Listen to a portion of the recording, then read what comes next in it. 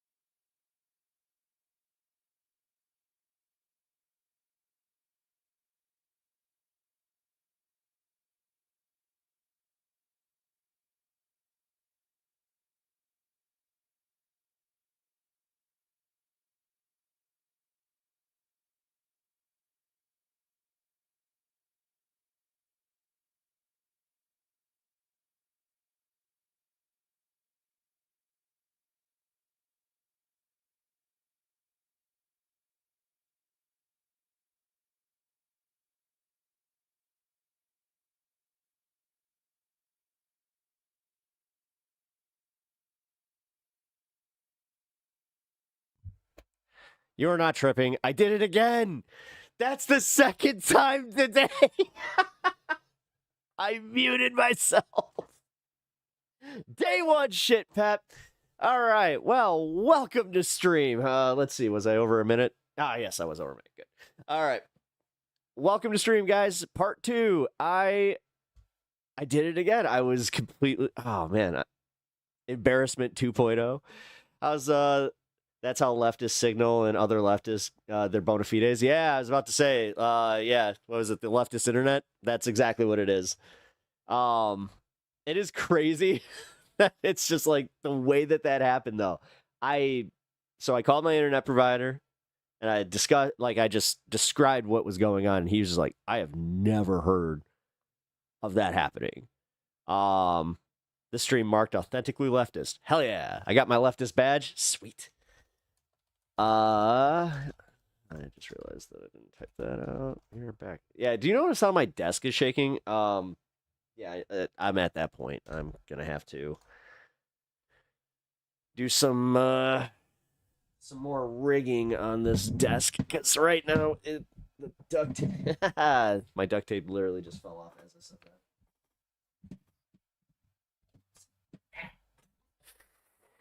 that.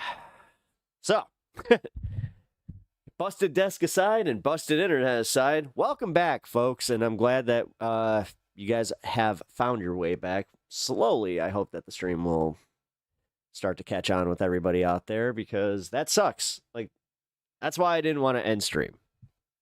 Realistically, if it wasn't so hard to like get the audience to just come back to the point where you were at, it's like, well, you know, I probably wouldn't care, but. Woo, we're back. Yes, we are. We are back. It was 100% an internet issue.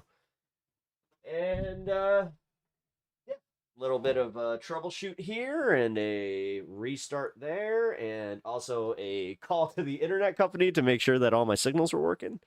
Yeah. We are back. Yeah, sorry for the awkward end of stream on the last one. I do appreciate you guys stopping by for the first half there, though. That was fun. But now, we're celebrating West Coast right off the bat, and then we're going to go into the CANDACE OWENS stuff. Technically, we're doing the fun half as it's like a free stream. Oh, shit.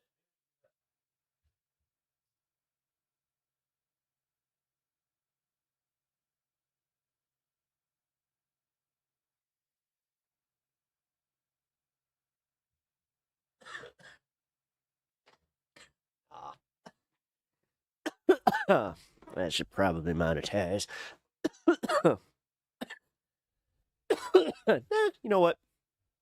Screw it. We're going to do a freebie. This is going to be fun. See who we pull in here. I have noticed that, like, I get a little bit more traction out there where, you know, the first thing that people see as an ad, immediately they're just like, nah. But yeah, when you're on the free version of YouTube that usually has the ads, and you find a live stream that's just like, ooh, no ads. I know this from experience. I used to do that. I wasn't always a premium member. God, I remember the day I did that though. I kind of did feel like I finally did it. Yeah. I remember the day that like I got rid of cable. That was a big one too. Getting rid of cable was just like, wow, it's freeing, but at the same time, like I had it. And I know I'm marking my privilege here, guys, but yeah, I had cable pretty much my entire life, and I was just like, this is weird, not being able to just surf channels. But then at the end there, it was impossible. Number one, the way that they would market their the packages was weird, because they would have like the sports package, right? But the sports package might come with like one or two news networks, and you'd occasionally get like free access to like Stars or some shit like that. It was weird, because I remember what did it, and this is gonna sound you know what, fucking. You only live once, right? I sat down and I saw that they had like the 90s Nickelodeon channel, and I was just like, oh yeah, you know what? Fuck it, I'll put that on as background noise. Yeah, they locked me out of that, even though I thought I had that plan. They're like, no, we moved that to another plan. I was like, that's it. That's what did it. I was so done. I was like, how dare you? How dare you take away my Nickelodeon? Which apparently was on Paramount Plus this entire time, and I didn't know that. I learned that, well, not recently, but I learned that after, because it was kind of funny. Like, I saw Nickelodeon Classics as I was kind of scrolling Paramount Plus. I was like, huh, oh shit, I wonder what they got. And they had everything. I was just like, well, never mind. I guess I don't have to be mad. Except for Doug. I didn't see Doug on there, and that's the show that I like Doug. Yeah, shout out for Doug. Rocko's Modern Life and Rugrats. I did like, but Rugrats had a cutoff point, I have to say. Like the first, I think 3 seasons, it was good, but then they changed the animation style. The stories were weird. Let's just be honest. Once Dill Pickles came into the picture, show went downhill. What can I say? Although Kimmy was a cool character, so yeah, I whatever. What's up, Hermit? Sitting here pontificating on old Nickelodeon cartoons. Real Monsters. That was a good one.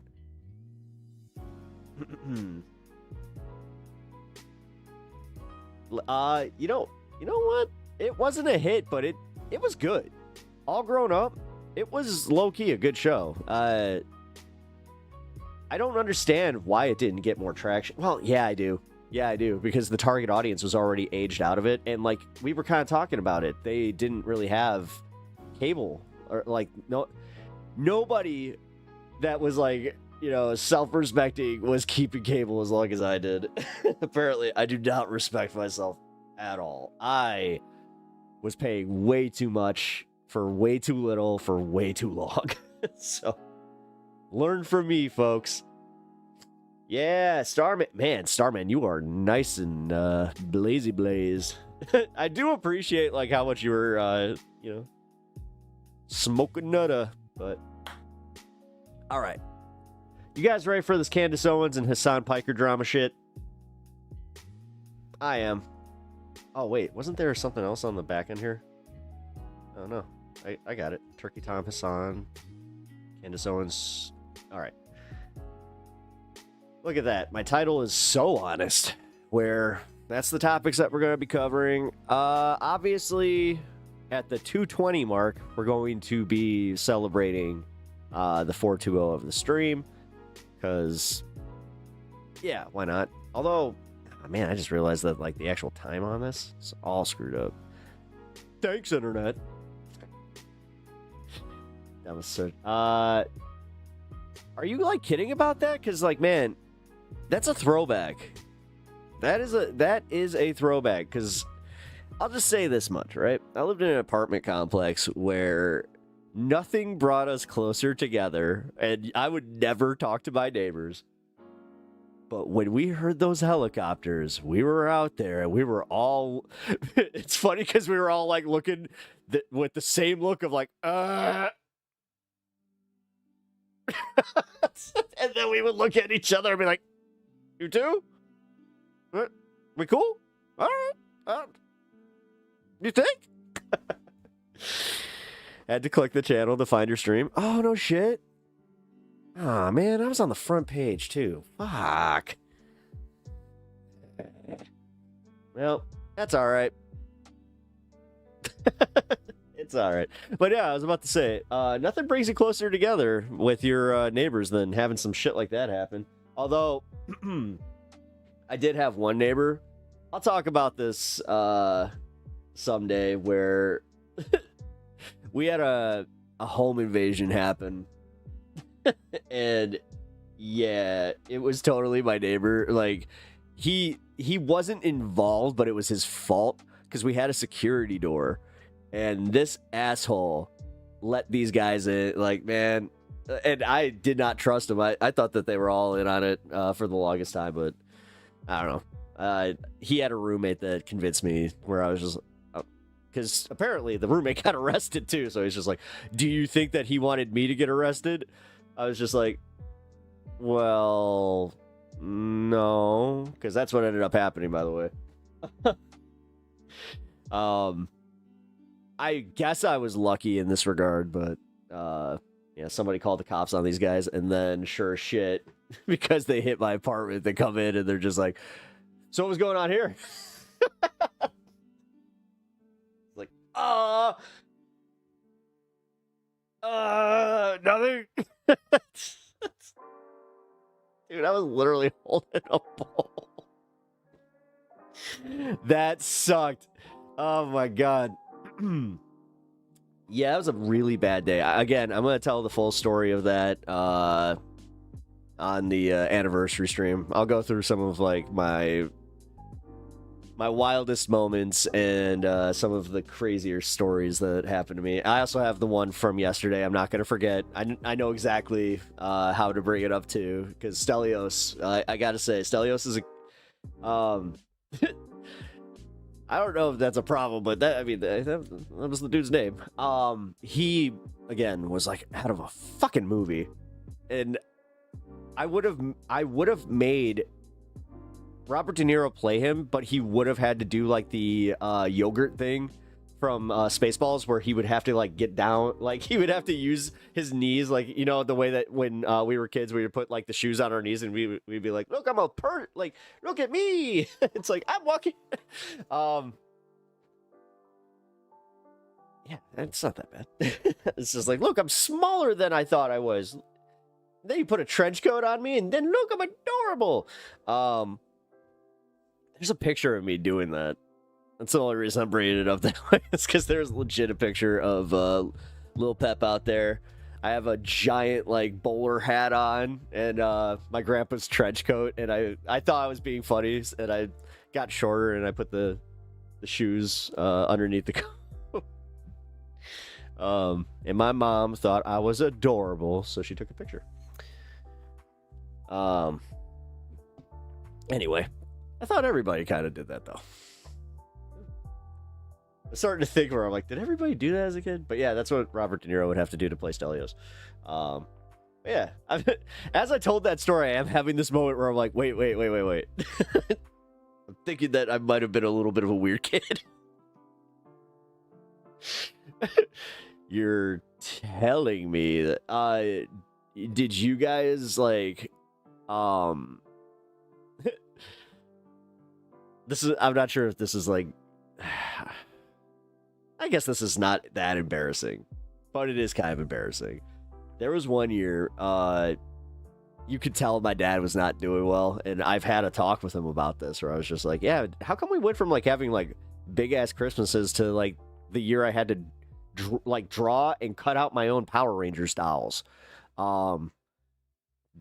my action figures. But yeah, I drew the White Ranger. I made removable armor and a helmet, which was cool, but he was just, flat paper. And then I was like, oh, I did a good job, so I made the whole Power Ranger squad. And yeah, that was I don't know why that was such a pivotal memory from that Christmas. But yeah, no, my dad did well by me on that one. The reason I drew the Power Rangers and made them was because he got me the Megazord, and it was the only figure. Well, it was the main course from, again, socks and. I think I got PJs that year. And yeah, that was it. But then he did really well the next year, and that's when I got Sega Genesis. It was weird to have a dad that might have, now that I look at it, I think he might have had a gambling problem. I'm not even kidding, because I've put it off for so long, thinking oh yeah, man, everybody's dad goes to the boat, right? We had a boat casino, and he'd be like, I'm going to the boat. And then we go to the OTB, and I would sit at the OTB with him with a bunch of dudes smoking cigarettes, and I'm just like a little kid just looking around, just like, all right.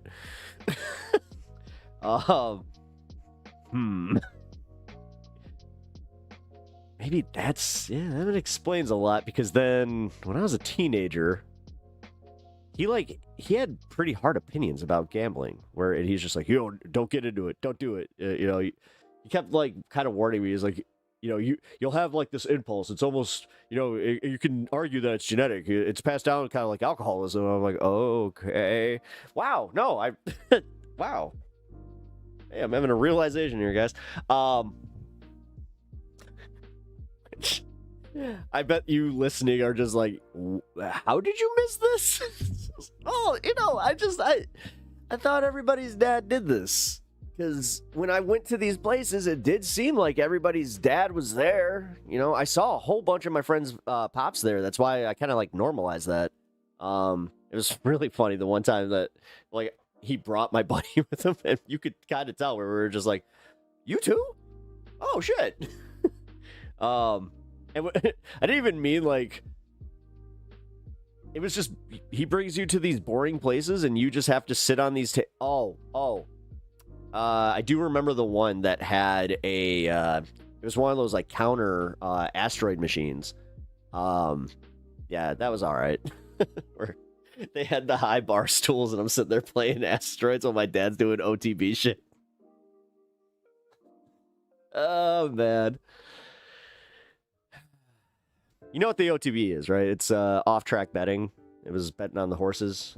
We used to have Arlington Horse Track, which they closed that down a few years ago. I think the Bears are moving there. I don't know.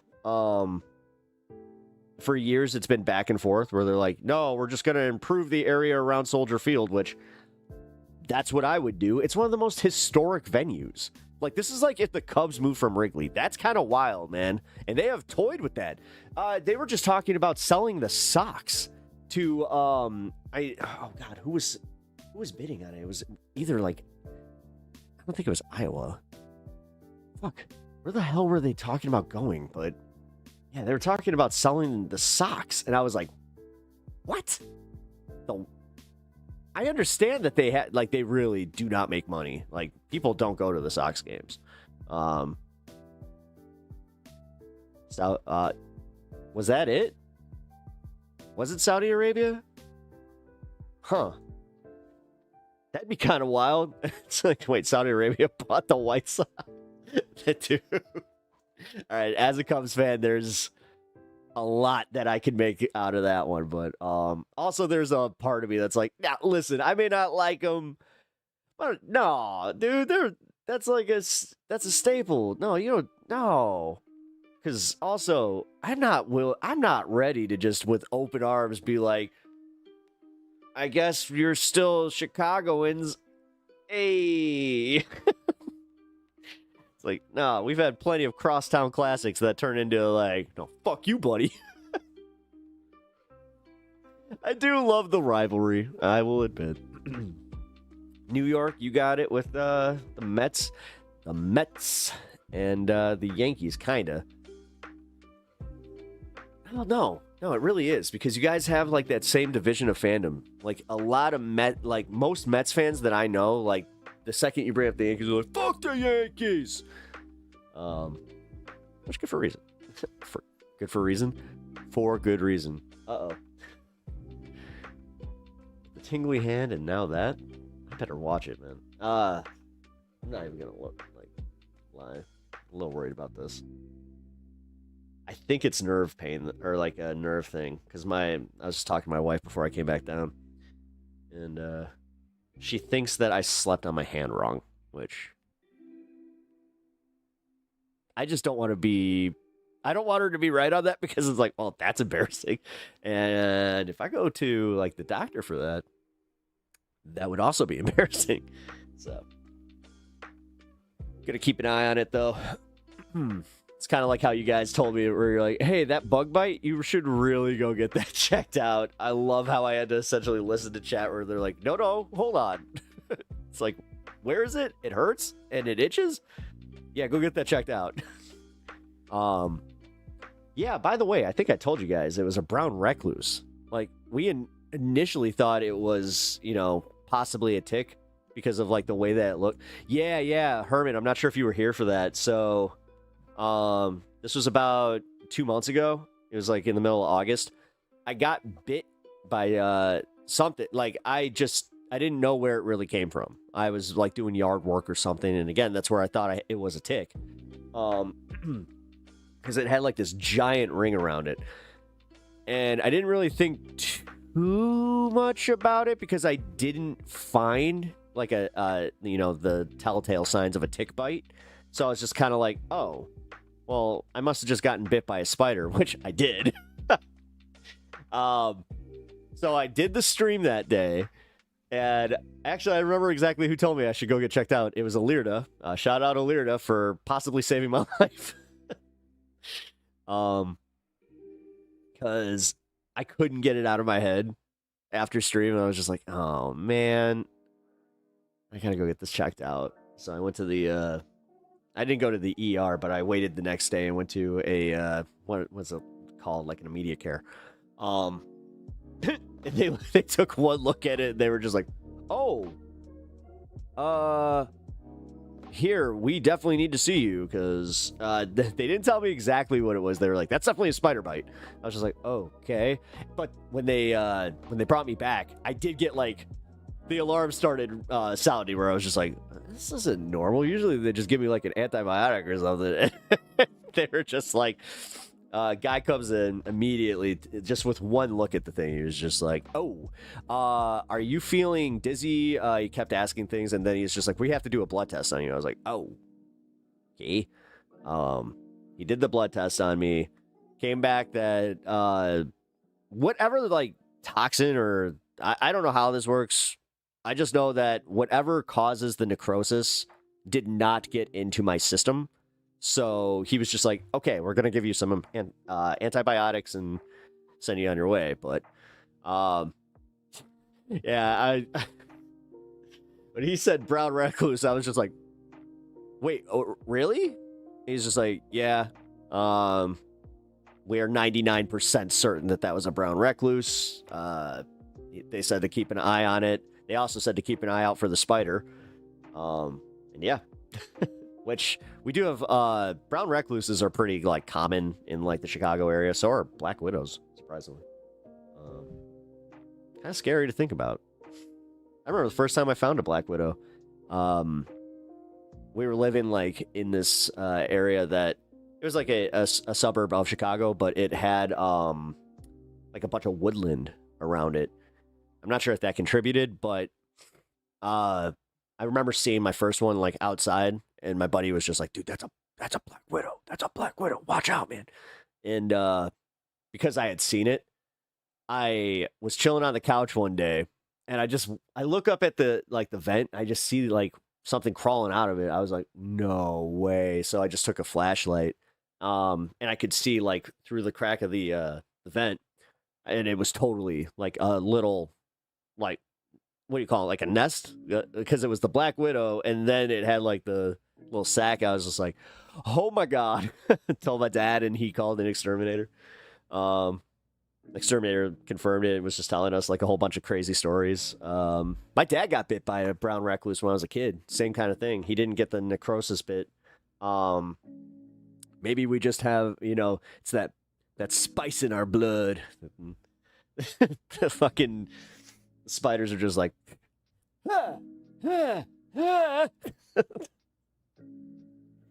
you'd like to think so.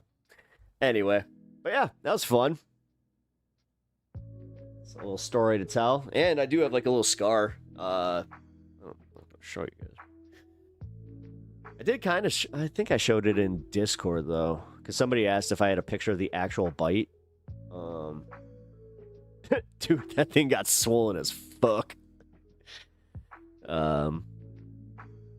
Lucky. Usually, if they are small, it doesn't get. It was probably a small one. Yeah. Because they said that the. So it looked like a zit. Like, I'm not gonna try and gross you guys out, but that's what but it looked like a big ass zit. Like the center of the zit was like that big. Ha. Wasn't trying to get you guys, but did by accident. But yes, it was literally about that big, and then all right, so it was about that big, and then the circle around it was about this big. And yeah. That's something to watch out for. Because then they're also like, is there a tick head? Because they were almost, it's bad when they're saying like, oh, I hoped it was a tick. Wait, what? It's like, oh, well, if it was a tick, then it's like, yeah, it's pretty easy. And we caught it early. No Lyme disease. They did say that, though. They were just like, yeah, if you do get a tick bite like that and the head's still in there and it looks like that, they're like, you will get, that's Lyme disease. It's like, oh, shit. Oh, Pinkerbell, I got bit by a brown recluse back in August, and without Chat's I hate to admit this, but without Chat's intervention, I would have gone to the doctor. Which, again, it wasn't, like, serious. They didn't, like, admit me or anything like that. They just confirmed what it was. They said it was a brown recluse bite. They said to keep an eye on it. If it got bigger, which it got smaller from the antibiotic. So, yeah, that was cool. And they did say to look, because that was the weird part. Like, the way that the bruise was not really healing, but, like, it left, like, a mark. It was weird. And he says, like, yeah, it's kind of like an internal scar that's going to happen. And I was like, oh, shit. So, yeah, those things are serious. I'm guessing you can't shoot. Yeah, no, trust me. God, my dad. I swear to God, my dad would make that same joke. Yeah, mine got about 6 inches around my calf, and he got me on my thigh. Oh, you got twice? Ew. Okay, because like the way I'll say this much, there was like a minor pain, like it was sore, but the itch, it was a different type of itch where it was just like, I cannot control this, and it was getting painful to like, to even like touch the thing. So you're just like, I don't know what to do. I remember taking an ice pack and using that to essentially itch, where I was just like, okay, this feels good, but also.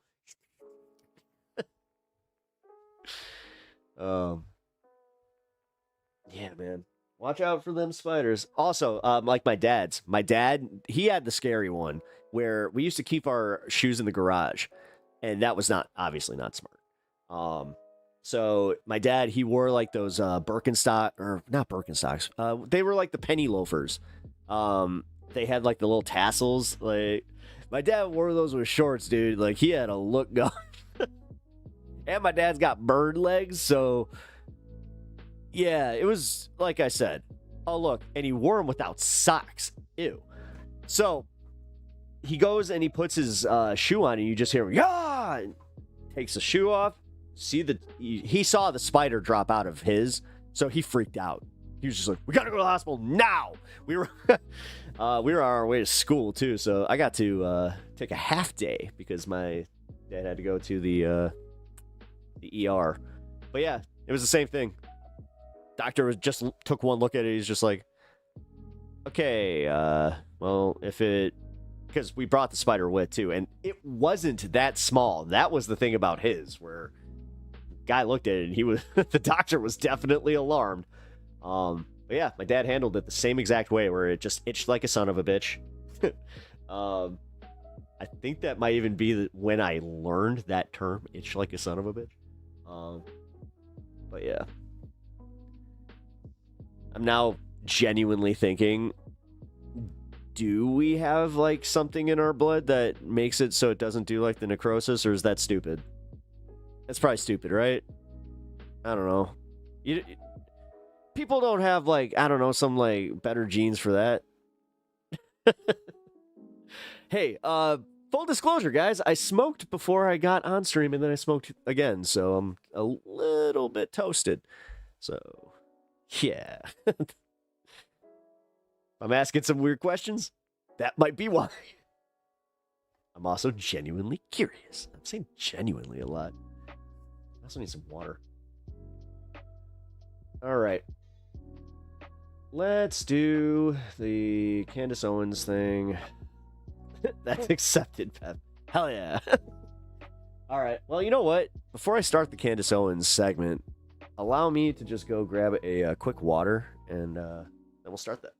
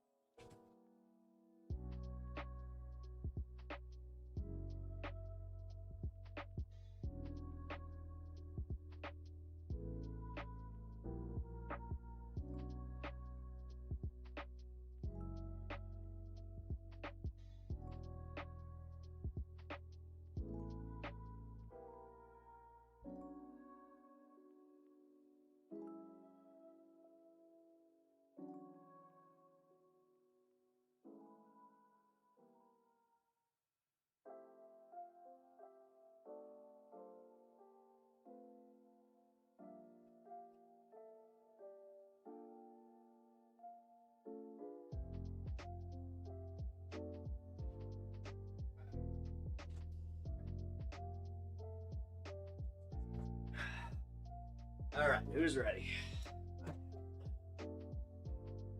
And look who I found. Yeah. He's just like, why are we back? Wait, I thought we were done for the day. Like, we heard the music twice.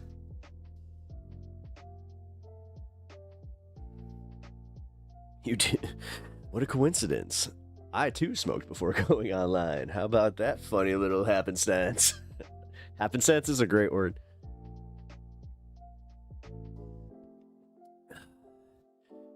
Funny little happenstances. That's like a Bob Rossism. We've been watching a lot of Bob Ross.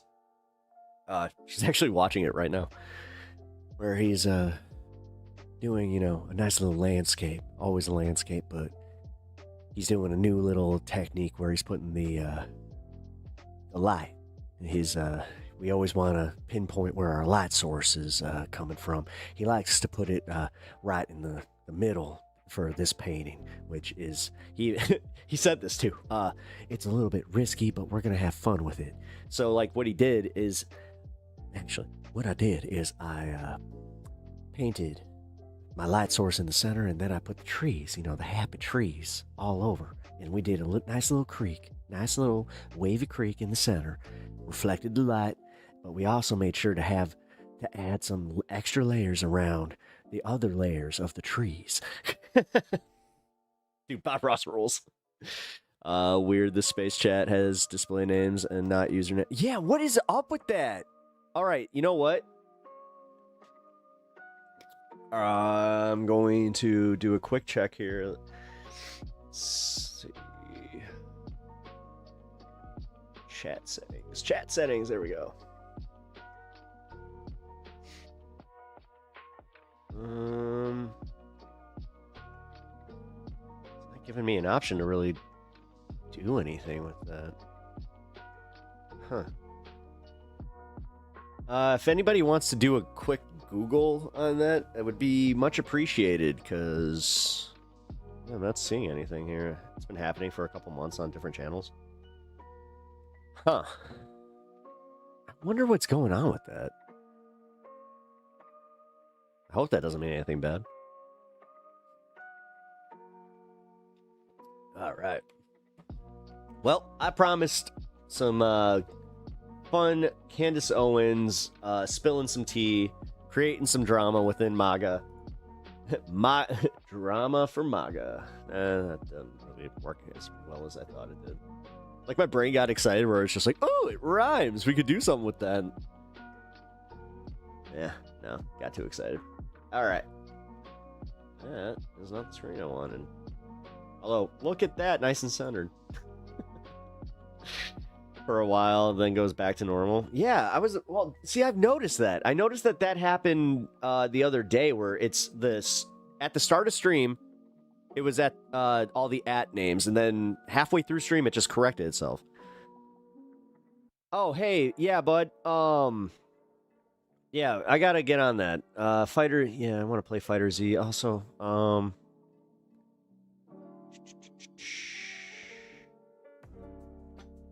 yeah. Sorry, man, I haven't had a lot of time, obviously. But no, I do. I owe you that. You and Legend of Sean. Yeah, anybody who has gotten the gaming tier, I do apologize with everything that happened. I have had very little time. Like, this weekend, I had one day to myself. I really needed to take that. I needed a mental health day, so apologies. I did kind of think about that. But yeah, I'm ready to go now. And yeah, I know that I promised you Dragon Ball FighterZ. I'm gonna suck so bad though. Like, Tenkaichi, I at least stand a chance. But FighterZ is fun. I've been watching Dragon Ball Z Abridged, so that's also just sit there and do a bunch of Dragon Ball Z Abridged quotes. What else did you want to play? There was another game that you said you wanted to tackle. But yes. And hey, with your membership, at least try to renew it at the lowest tier. Jackbox would be fun. I think I have that game. When I say I think, I have to check, because I don't know. I might either that, or I think I might. No. I know why I'm confused. Somebody gifted me that. I just have to do that thing where it's, like I said, dude, I haven't had time. I haven't, yeah, Jackbox, yeah. Oh, okay. So yeah, I didn't buy it. It was the free game. Well, that explains a lot. Am I starting to give the vibe of like, oh, free game? Click. Oh, boy. All right.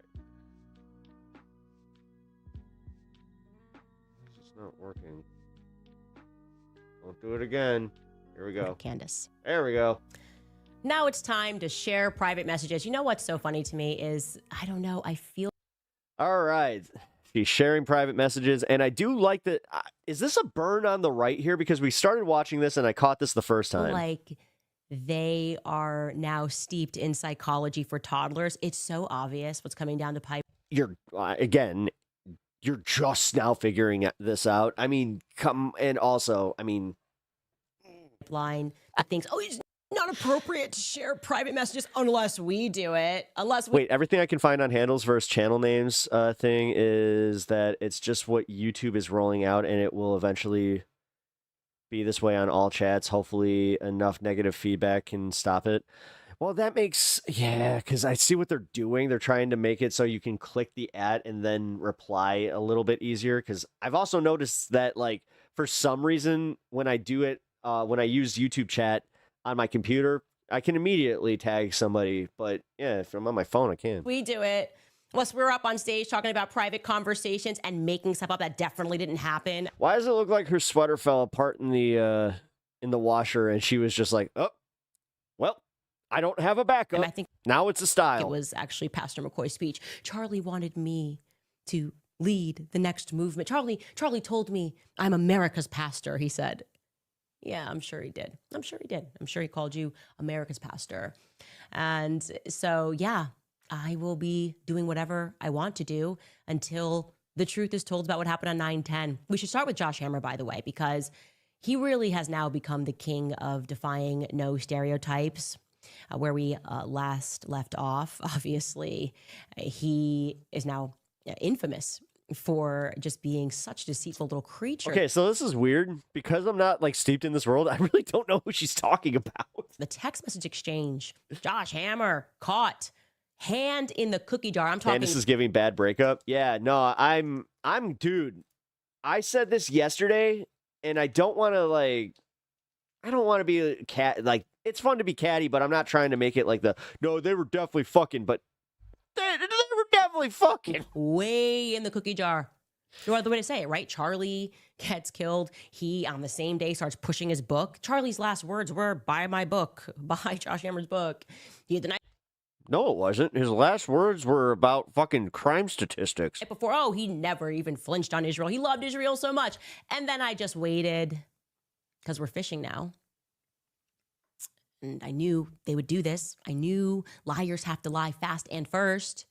And he did. He lied. He lied over and over and over again about his. She never misses an opportunity to be catty, so feel when he free. got caught, you would think that he would have a shred of decency. You would think he would have a shred of humility. You would think he would apologize for lying about Charlie's position on Israel. But he didn't. He just sort of doubled down. Oh, no, yeah. He sort of Israel. Yeah, she's totally lying about his last words. No, his last words were gang violence, and then it was boom. Down, if you will. And it sort of gave me an idea for a little miniseries, a little recurring miniseries that we'll probably have on this show. An HBO miniseries, by the way, executively produced by me. I want to show it to you guys now. It's a trailer that What the fuck? Oh my God, he does now. together. I sure hope you guys like it. Take a listen. How Charlie Kirk was actually feeling about the pressure he was receiving from pro-Israel Zionist donors to Turning Point USA. Charlie definitely was not someone who liked to be bullied by donors, as we saw in those text messages. Their Jewish donors to TPUSA played into the Man, she has a who's who of grifty grifts. worst stereotypes of Jewish people. Charlie writes, Jewish Holy donors shit. play into all of the stereotypes. I cannot and will not be bullied like this. A few moments later. I'm talking to lawyers. I think that I'm This is on This is an HBO a lawyer produced. with my background. I clerked for a federal appeals judge. Yo, you are using just meme after meme thing. I know a thing or two about United States constitutional law. I think that we have Oh, come on, damn it! All right, sorry guys, we got to kind of fast forward through this because I don't know how much more she's doing. Oh, she's just gonna go to the end. potentially serious case here for defamation, and I'm very much speaking with lawyers, and we'll see what happens. Wait, Wait, this is a bit? Well done, Joshy. Well done. Very good, Joshy. You're better. I took a chance by reacting to this whole clip. To curb your Zionism. I know it's hard, but do your best. Too funny. Also, I want to shout out John Miller on X. He made me laugh. I mean, I was really laughing when I saw his tweet Back video over the penny. about Josh Hammer threatening to sue me. He just wrote this, and it said it all. He said, "They really trying to make us believe this is the good guy." LMAO. I mean, come on. Yeah, I mean, he just looks like a Bond supervillain. That's just what he looks like. And by the way, that's a lot of words to say what I always say. Like, we don't know, but we know. And on Josh Hammer, yeah, we know. You're not the good guy, okay? You have to believe in your gut. I keep talking about you guys over and over again. Your gut matters more, right? Your subconscious picks up on things before your conscience does. Which brings me to dreams. Oh my God, she really is just like way because before I went on she's the dumb version of a smart person. break, many people were Or like that's how people. triggered Oh wow, because I discussed that's how people perceive her. I on a can't get previous this show out a today. dream that I had, a very vivid dream, I whereupon don't know what the hell is going on with me. Charlie told me All of a sudden, my brain's just like, that he nope. had been betrayed. And so he's been betrayed. That's it. That's there's a lot I could say here. If I had known that me discussing my dreams was going to trigger so many people, I would have started every other show This all stemmed from him coming to you in a dream. like Martin Luther King Jr. Oh my god! Wait a minute, this man. Oh my god, this bitch crazy. Like I had a dream. What the fuck?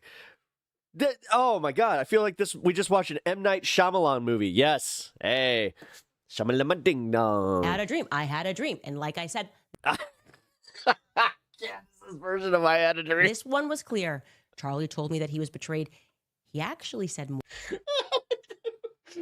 Oh my god, she's literally having an Ebenezer Scrooge moment, and Charlie Kirk is her Marley. More than that, No way. actually. But We're Marley and we're patient, Marley. right? So let's be patient. What I want you guys to know about Charlie is he also used to dream very vividly. Because we traveled together so much, he would They were wake fucking. Wow. up, we would text, and he would tell me about those vivid dreams. And we talked about a lot of things, as you do when you get to know somebody. We talked about the spiritual realm. We talked about religion, our faith, most importantly, what our life's purpose was. And there was this period in April where Charlie kept insisting to me over and over again that he was going to die young. In fact, he told me that Turning Point USA was going to be the death of him.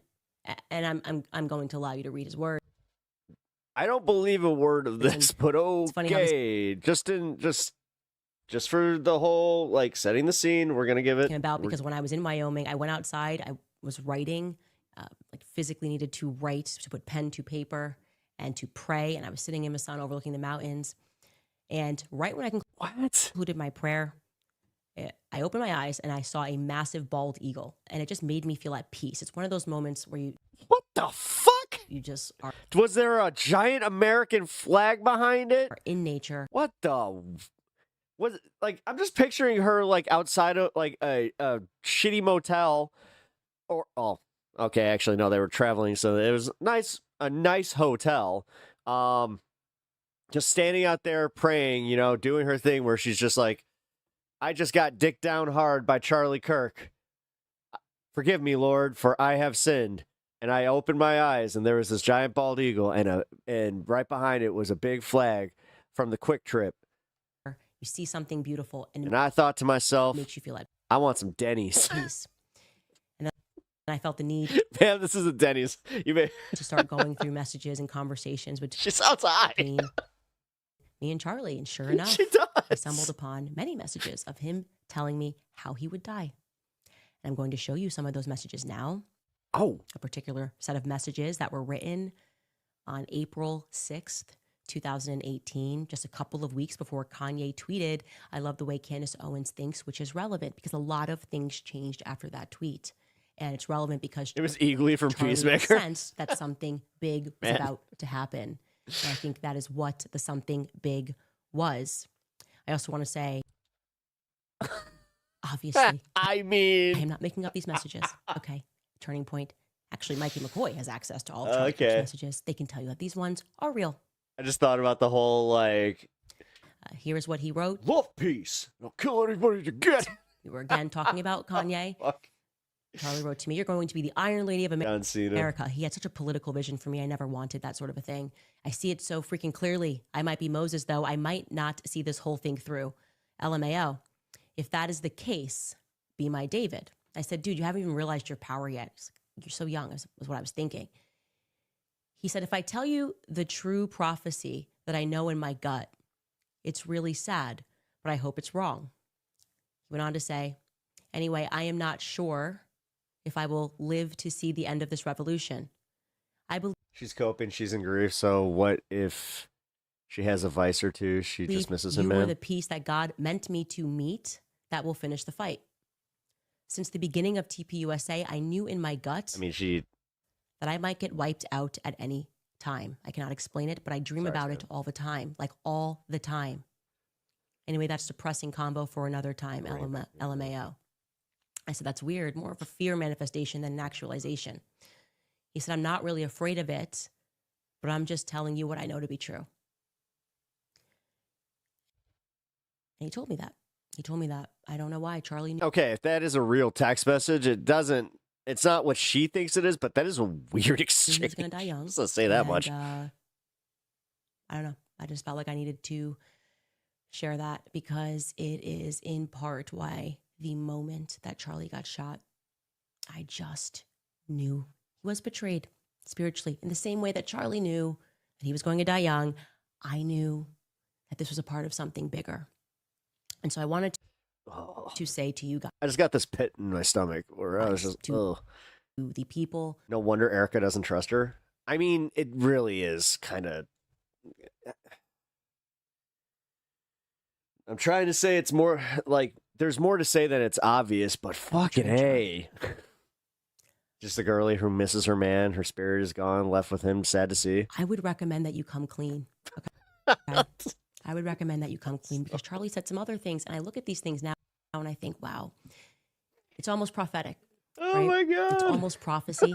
And I can tell you. The real loser here is her husband. This is a story that will have a happy ending, a tragedy that will have a happy ending. The world is going to learn the truth about this. They are.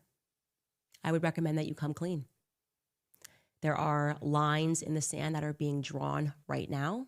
So does she think she has leverage because her proof is I dreamt of Charlie and he said, I need you to release these text messages that have absolutely nothing to do with what happened to me. Good and evil. Many of you have picked the evil side. To you, podcasters, people that make videos. Yeah, it's almost like CK had anxiety because, CK had anxiety because he knew he was making the world worse for money. Thus the dreams. Yeah. Taking money, tell people don't look over there. Oh my God. It's almost like, yeah, you kind of, she just talked about how she needs to listen to her tum-tum and her subconscious. Well, I would recommend you stop doing that. You don't have to listen to me. You probably won't listen to me. And to people that betrayed Charlie, you probably won't come clean. Likely because you're scared now. You should be scared, but you're the wrong kind of scared, okay? Prophecy equals guilty Fear conscience. of God is the beginning of wisdom. There is more. This is not it. I'm aware of that. That's why I've chosen to be on the side of goodness and truth, no matter what the cost is.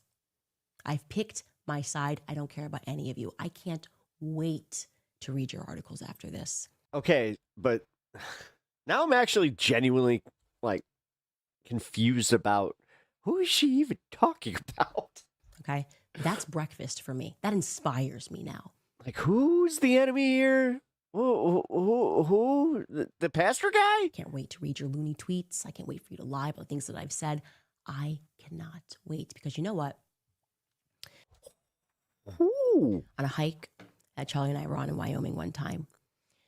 I think something happened on that hike. We were discussing the death penalty. Like he was asking, what's your position on the death penalty? And I told him I've always been against it. And typically that's a theological conversation. Christians go back and forth on it. Do you have a right to take a life? I'm on the side that no, we don't have a right to take a life. But my position on it isn't even entirely theological. I said to Charlie, the reason I'm against it is because death is easy. You're here and then you're not. It's like falling asleep, right? You're here 1 second and then you're not. Think about passing out or fainting. People that commit grave evil and we're giving them death, that's it. Yeah. I always say they deserve more than that.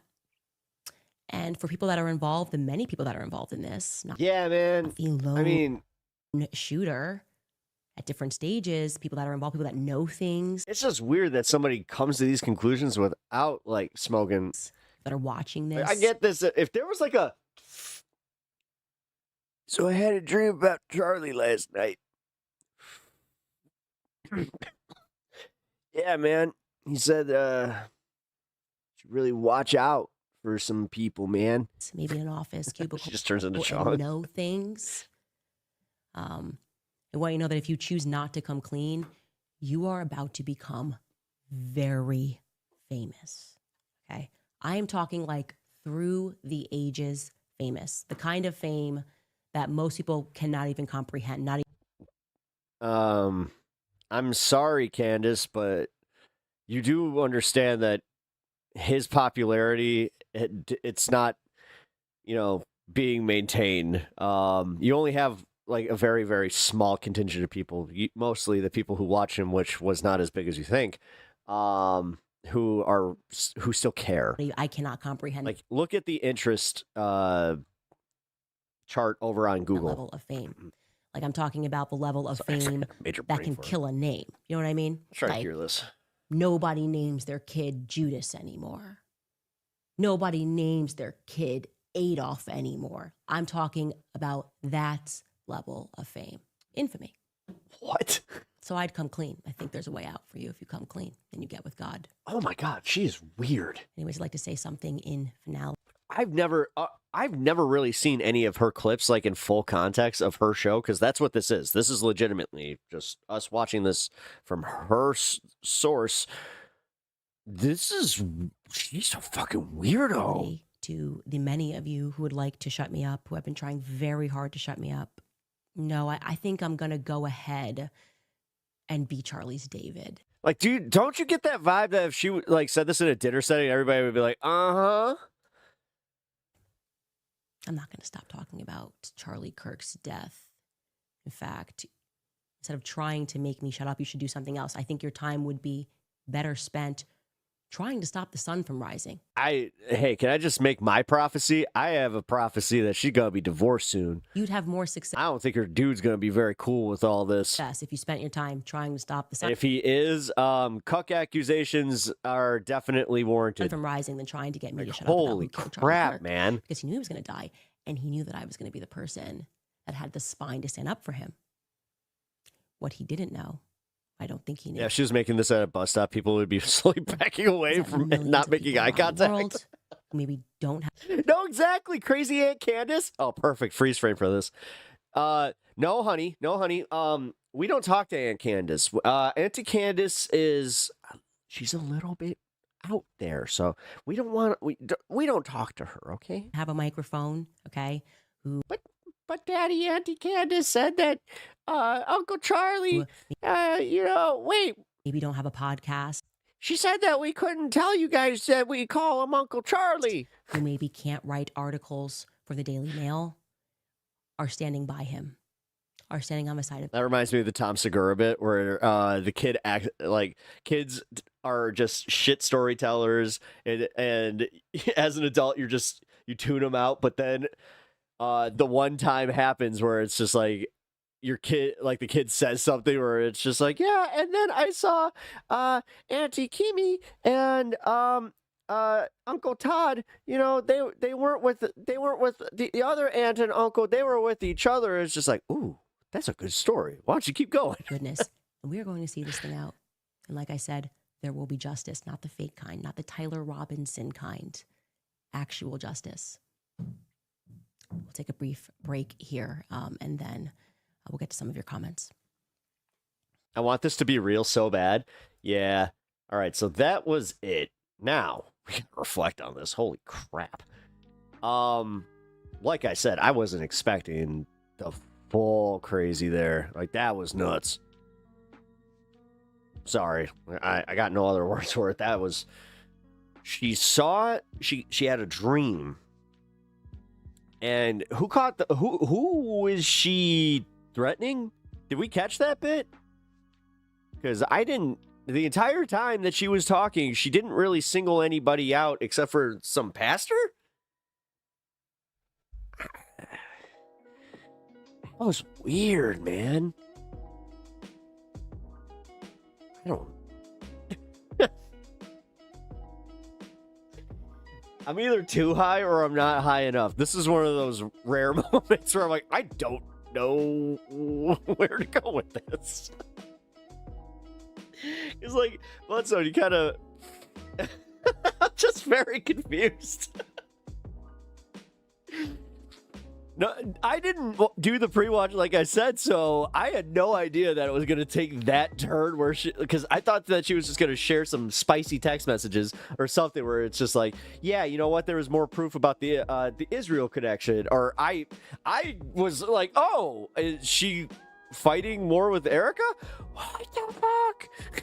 Since Charlie came to me in a dream and he said, I have to go after the dishonest actors in his death. What? Yeah, man. And she said that on a podcast. What? 2.7 million people watched that video, and 5.47 million people are subscribed. Jesus. Wow. I'm gonna say she's threatening the wifey. Final answer. I think she is. I think that is the case here. All right, Philip DeFranco just did a video on this. Welcome back. All right, Philly D. All right, give us your centrist milk toast take. Let's go. Yeah, milk toast. I gotta stop. To the Philip DeFranco Show, you daily dive into the news. Yeah, it we is get Tuesday, and there is a lot to talk she's about. catching up to you, Philly D. With this, you've got big Candace Owens, Brigitte Macron news. But also, I'll say it's bigger than Owens because right now you have 10 people in France on trial for harassing Brigitte Macron with debunked conspiracies that say she's transgender. Wait, we're back to what? She's the first lady of France. We've talked about these conspiracies before. And that's largely because Candace Owens just kind of exploded the reach of these claims recently. But even though Candace might be one of the most vocal personalities on this, like she's not the first person to spread this theory. And with that, back in 2024, Brigitte's lawyer filed complaints over cyberbullying, which eventually led to multiple arrests in 2025. Right, and then they so did now the you've thing got in nearly Delaware. a dozen people facing a 2-day trial over claims that they made kind regarding of- their gender yeah, I and forgot about that. sexuality, as well as 7. equating the age gap in a relationship with President Emmanuel Macron to pedophilia. Yeah, now all of a sudden age gaps are a problem. Can you do the math on Melania and Trump?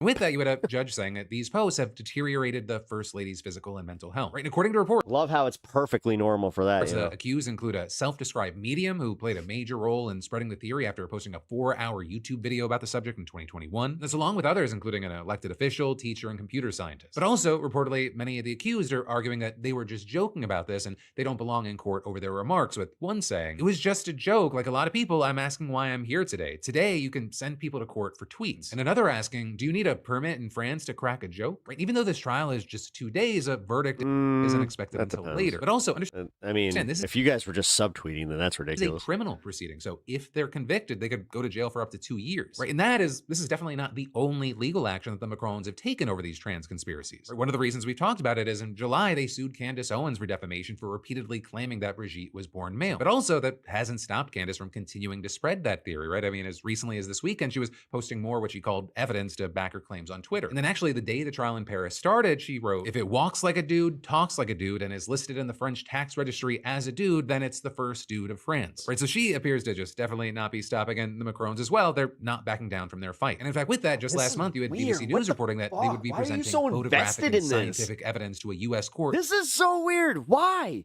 Just why? Why her? Who cares? Candace Owens doesn't even live in fucking France. What is with this fucking crowd?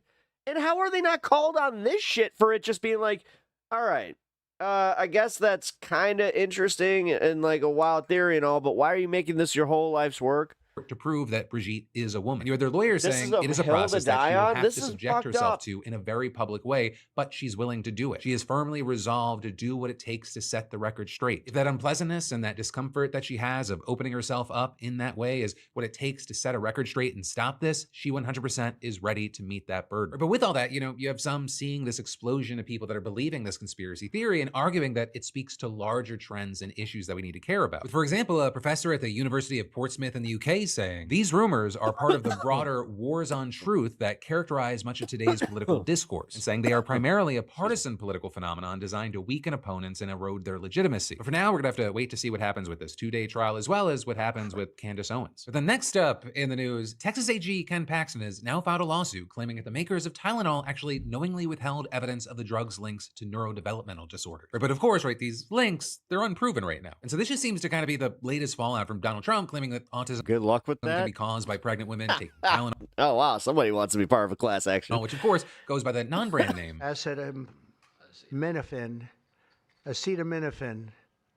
Is that okay? Right, and the companies named in Paxton's complaint are Johnson & Johnson, which sold Tylenol for decades, and Kenvue, which is a spin-off company that's sold the drug since 2023. And then with that, you had a spokesperson for Johnson & Johnson noting that the company divested its consumer health business years ago and added all rights and liabilities associated with the sale of its over-the-counter products, including Tylenol, are owned by Kenvue. So actually, with that, Paxton's lawsuit also claims that this is the real reason that This shit is so embarrassing, especially as Texas throws thousands off their Kenvue was healthcare. created. Well, again, I'm hoping that it's happening to the right people, though. Like, I know it sounds bad, Pinkerbell, but in this case, as long as it is also happening to right wingers, then this does have the possibility of changing the tides. To shield. I mean, Texas, did they forget that like Texas is a lot more purple than Johnson & Johnson from liability over Tylenol. Though I will say, Paxton has provided no evidence of that at the... And also, I'm pretty sure that,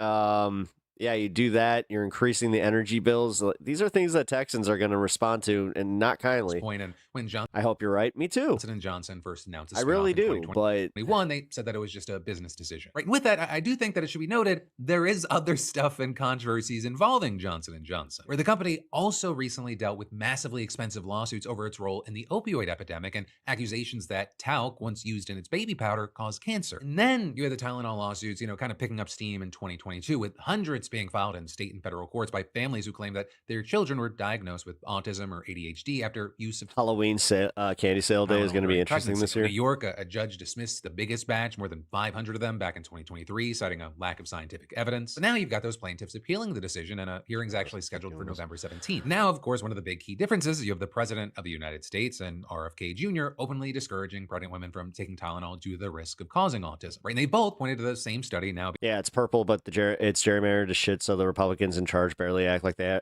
performance in the job matters. Cited in Paxton's lawsuit, a research review which looked at 46 studies and found evidence of a link. But also a very big thing is that even the researchers who conducted that review cautioned that their findings were not conclusive. And with that, they advised that Tylenol may still be used, but no more than necessary. And so that's what standard medical advice here is already anyway. And then also with that, another major study of nearly 2.5 million children born in Sweden found that any potential link disappears when accounting for genetics. And so with this, independent experts... It's almost like you have bad genes, assholes. Major medical groups have not stopped recommending Tylenol, noting that it's considered the love how every time they do one of these studies where it's like, oh, we gotta blame Tylenol and the vaccines, but when they cross-reference both of them, it turns out that it's always down to genetics. Pain reliever. Gee, what's the common thread there, RFK? Safe to use during pregnancy to treat high fevers. Right, and we know, without a doubt, if those high fevers are untreated, they can pose serious risks to the health of the baby and the mother. But still, you've had Trump doubling down on this, writing on it caused brain damage. What happens with... Social over the weekend. Pregnant women don't use Tylenol unless absolutely necessary. Don't give Tylenol to your young children for virtually any reason. But then next up in the news, Trump is trying to rig California's special election. Right, that is what top officials, including Governor Gavin Newsom, are saying just days before people head out to the polls to vote on Prop 50. Right, and Prop 50 would allow the state to redraw its congressional maps to give Democrats 5 more seats in the House and counter Trump's sweeping campaign to gerrymander more Republicans. Well, that's not part of the Candace stuff. We're going to continue with the Candace. No. All right, so Candace Owens has been... don't you fucking do it again! Aiming her sights at the right here for a little bit. And I think it all started with the KIRK assassination because, frankly put, she's just not buying the official story. And to be fair, the official story is total fucking bullshit. Now, where I disagree with Candace is I think she probably stretches and reaches... Okay, is he about to watch the exact same clip? Some conclusions I wouldn't necessarily reach about the story. I'm interested to see but where the he core starts of it, she's right on, which is, hey, this official story just literally doesn't add up. I think it's objectively true to say the official story doesn't add up. But now, she's also taking aim at Elon Musk, Peter Thiel, and Sam Altman. So this is fun. Let's see what she has to say. And I think the picture dude, she's losing her fucking mind. On screen right now gives you a little hint as to what direction she's going with this. Let's watch. I don't know what else to say, dude, but watching someone spiral this bad. I think people are human. Like I look at Elon Musk and Sam Altman and Peter Thiel, and if she was a better person, I actually might care. Pretty sure they're hybrid. You know what I mean? Like they just look like an Apple software that I should be able to download at night, you know? Bro. I don't know enough about this Sam Altman character. I've only seen him speak like maybe once. But on Elon Musk and on Peter Thiel, That's a bold choice of bottom image when she looks like it. Oh my God, she does. No. I mean, Elon is weird as fucking A, fuck, she bro. totally You does. could maybe you Look can at pawn that. it off to that fucking massive amount of that's ketamine that he hilarious. does. I didn't even put That's that why you together. saw him at the inauguration doing this. He would go like, Tinkerbell coming in with the win. he would like space out and start moving around in this weird way. So he takes like, Herculean amounts of fucking ketamine. Well said, too. So Awfully that could bold. explain why Elon is That's a bold really move there, fucking Con. weird. Also, I think he's probably severely autistic too. I also think his dad was genuinely and sincerely abusive. So that might explain it. But Peter Thiel, though, bro, why does Peter Thiel always look like, first of all, his face is always oily as a motherfucker for no reason whatsoever. He'll be sitting inside a 67-degree fucking air-conditioned studio, face just wet as all hell. Just looks like he He drenched actually Diddy. might have that condition where his sweat glands like overproduce. His baby oil I do know that's a thing. over his face, right? That's what Peter, and always looking like he just, injected the blood of a baby into his veins or something. He might be obsessed with his de-aging bullshit too, but Oh, now we're at the party of that, huh? Oof. on Elon What's our letter? Musk and Peter Thiel, I mean, they do barely seem human if they're human, right? And that's the thing. Wait, you're entertaining this? Whoa! 2 swerves tonight. With the billionaires in general, bro, keep it hope he's real. joking. That's the thing with these billionaires. You're joking, right? They're so evil and they're so selfish and greedy and piggy that you start to wonder, like, how are they not? Like, if I had the amount of money Elon fucking Musk, he's half a trillionaire with a T. If you have that much money and you're not fucking ending homelessness in America and ending all hunger in America or whatever, then you're just a massive piece of shit. Never mind the fact that he took that wealth and that money and that power, and what did he do? He cut pediatric cancer research and Meals on Wheels. The most evil shit anybody can imagine ever. All right, but let's keep going. Because she's going to, to this point, I'm sort of vibing with it, but she's going to drive it into a ditch relatively quickly. Here we go. My phone's getting an update or something. It's something in the eyes. Like, I don't know. I'm like, I know I'm human, but I don't know if I stabbed you if you bleed, I'm not going to stab them. Fine with this. But I don't know if they bleed all the way. I think a battery would fall out. You know what I mean? And I just get that sense. I've always known it was demonic. And people just get on board because, as we talk about in this book, they are using science and this idea of technology and this idea of transforming society for the better. Is this just this is attention? This is all just for the attention, man. Indoctrinate us into accepting this. No, they got on board because they're Republicans. Is she actually doing the Alex Jones pivot? Like, this is weird. And so, I don't know how. Like, I left. I have been confused, and now I'm just genuine. Like, I don't know. Other Republicans, I'm speechless. Hop on board, and they have a shitload of money and a shitload of power, and they're corrupt, and they bought Trump, and they bought MAGA, and they bought the government. It's the corruption. That's why they got on board.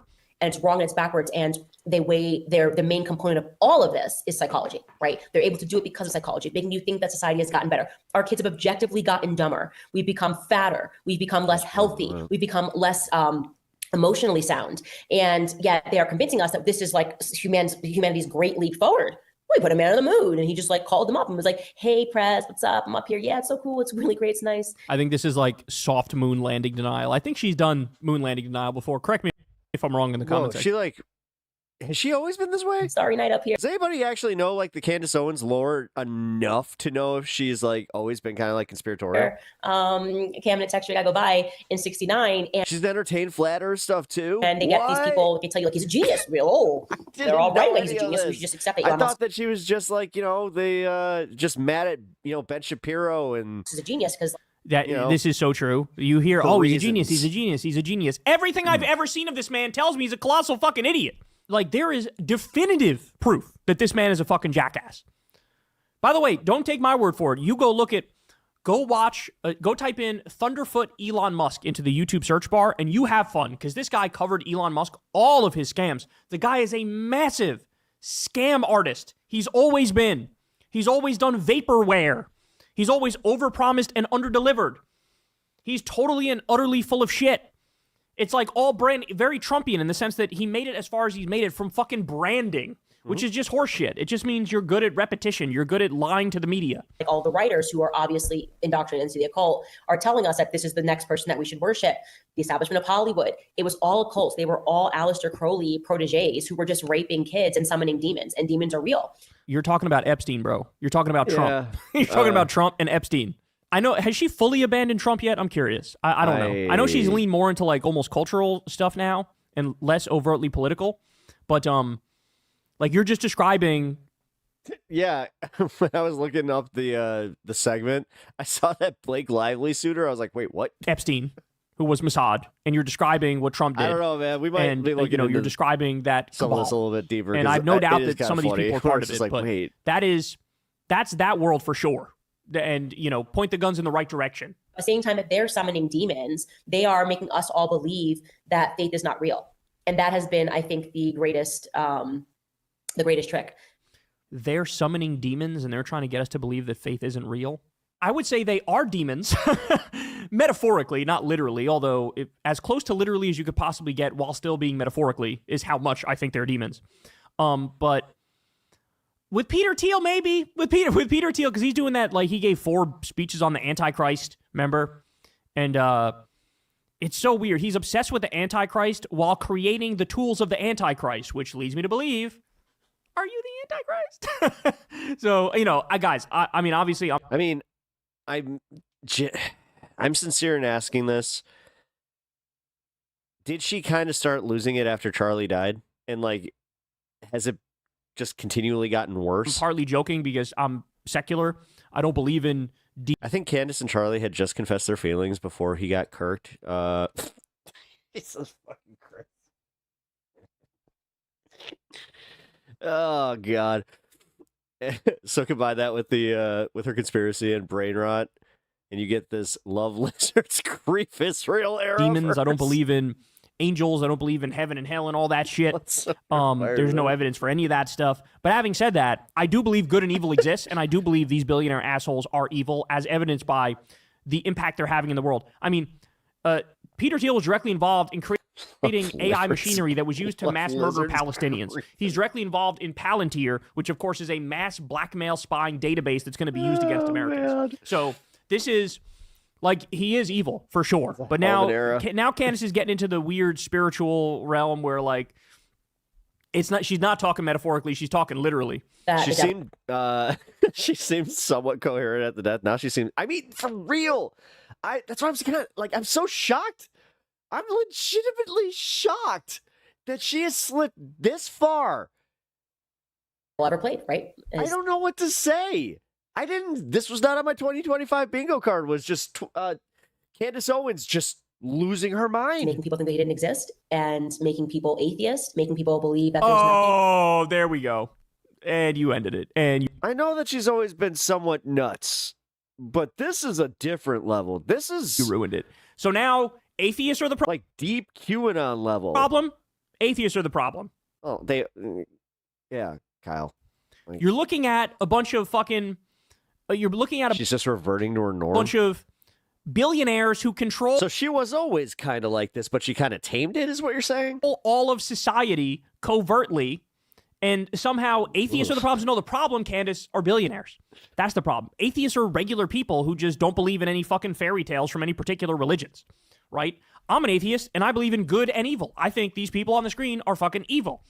But she had to fucking do it. She had to find a way to besmirch like fucking 30% of the population who are like the most intelligent and the most correct. And that has been, I think, the greatest trick that the devil ever played, right? Is making people think they didn't exist and making people atheist, making people believe that there's nothing, like you're here for a moment in time, because then it allows them to further tether us to their reality and to their God, which is money. Wait, but then wouldn't that mean that God would need to kind of prove himself to be there to kind of be like, hey, not a trick, I'm not like the devil. Right? Well, Whoa. Pretending like atheist morality is worshiping money, literally nothing could be further from the truth. When you look at the polling data on the beliefs of atheists are more Christ-like than Christians. Yeah, it's a lot atheists of us who came support from like reading the Bible. Universal health care and free college and helping the hungry and the homeless and shit like that. Don't fucking put this on us. The problem are fucking billionaires and fascists, not fucking atheists. Truly knew and believed, like I do. I actually know that this is not it. Like I know this is not it. But if you truly believed that, you wouldn't sell your soul. People think that that's just like an expression. Oh, he sold his soul. No, you are literally selling your soul. Like when you tell lies and you go down a path of lying because you're so afraid of not having the security of a paycheck, or you're willing to do something terrible to maintain that job, or keeping your mouth shut to maintain that job. We're seeing it right now with the Charlie Kirk case, right? You're selling your soul. Like there's a life after this. They have made you pledge your allegiance to their dollar because they know life is going on. They know that. They want you to literally sell them your soul. She's literally describing like evil Republican billionaires, but she's made it seem like it's about atheists. I don't know, man. Right-wingers frustrate me so much. Like they just can't see the plain, obvious truth. Well, yeah, because I'm starting to see that there's a level of like, I think that she might be a little bit. Just ruining this country. Billionaires are ruining this country. Right-wingers are ruining this country. She just can't bring herself to admit that because she is a right-winger. She's a very right-wing person. My personal belief. It's why I am religious. It's why I speak about, my faith openly, because I just know this is not it. And I just know these people are demons. Like, I don't know. They just like, they breathe. Like, you know what I mean? Same thing. I look at Sam Altman. I'm like, look, I don't know. Are you insinuating that you're not able to talk about your religion freely?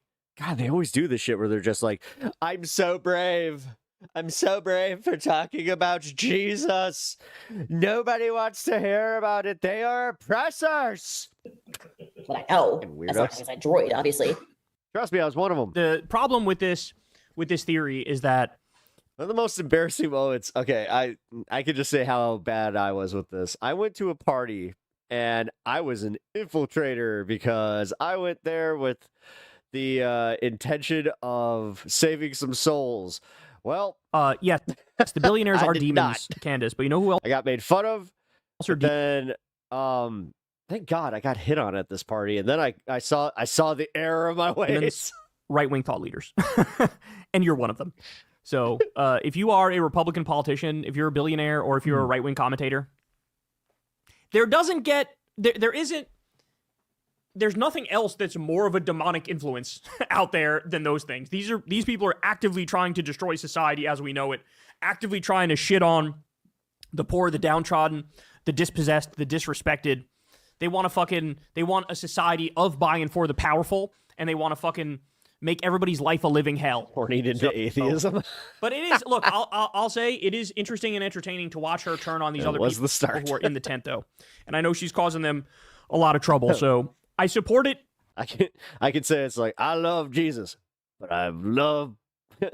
Insofar as Candace is leading to more... But I love pussy more. MAGA infighting. But I also love pussy. Like, the more those assholes are shooting at each other, the less they're shooting at the left. So by all means, proceed.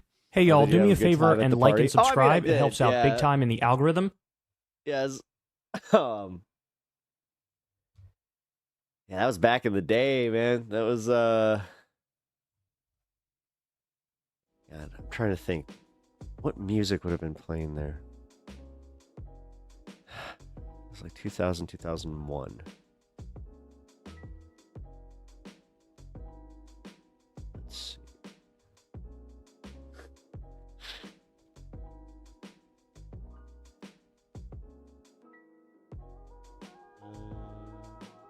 Oh, yeah. Yeah, Eve with Gwen Stefani. Get your freak on. Yeah, okay. That was pretty much Shakira. Yeah.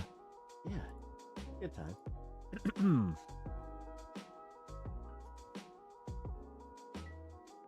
That was just kind of funny, though. I did think I was going to get, like... I don't know. I was preparing to leave the party, and... Yeah, to this girl's credit, she kind of followed me out to the front. She's like, "You do not have to leave." I was just like, I don't feel like I'm welcome here, and I feel like I made it. And I did say, like, I feel like everybody's gonna make fun of me now. They're like, she's like, "No, just come inside and smoke." I was just like, oh. I was already kind of in tune with, some devil. That was the part that kind of sucked. Like, I wasn't a big drinker, but nobody there smoked like herb, and I was like, oh. I love Jesus, but I also love weed. Weed and pussy. I need to stop saying it like that. Anyway, yeah, I legitimately did not know. I'm saying all this shit like legitimately and a few other words I just keep repeating. Sorry. Need to lay off. We need repentant man in chat. You know, for anybody that remembers him, he's gone. I don't know where the hell he went. Also, did I not tell you guys? I think that Honeybee got banned from Twitch. She either got banned or she like straight up deleted her channel, which that's weird. We had I can just say what was going on. We had a collab set up where we were gonna watch a bunch of conspiracy videos. I swore that I wasn't gonna like bait her into a heated debate. I was gonna let her explain herself and just kind of bury herself. She was very good at that. For the few of you that got to interact with her in chat, she was kind of dumb. The way that she interacted with certain things, I was just like, oh, come on. You're going for like the overtly like mean way of trying to be like, no, you R word, blah blah blah. So there was that small part of me that kind of was like, maybe I shouldn't. Like, I kind of had that like, I don't need to make content out of this, so I kind of put it off and just kind of fell off and just disappeared. So don't know what happened. I am kind of curious though. I'm not gonna lie. All right, so we're gonna watch this Turkey Tom HASAN bit here. Just give me one moment. Reset. Okay. There we go. Come on.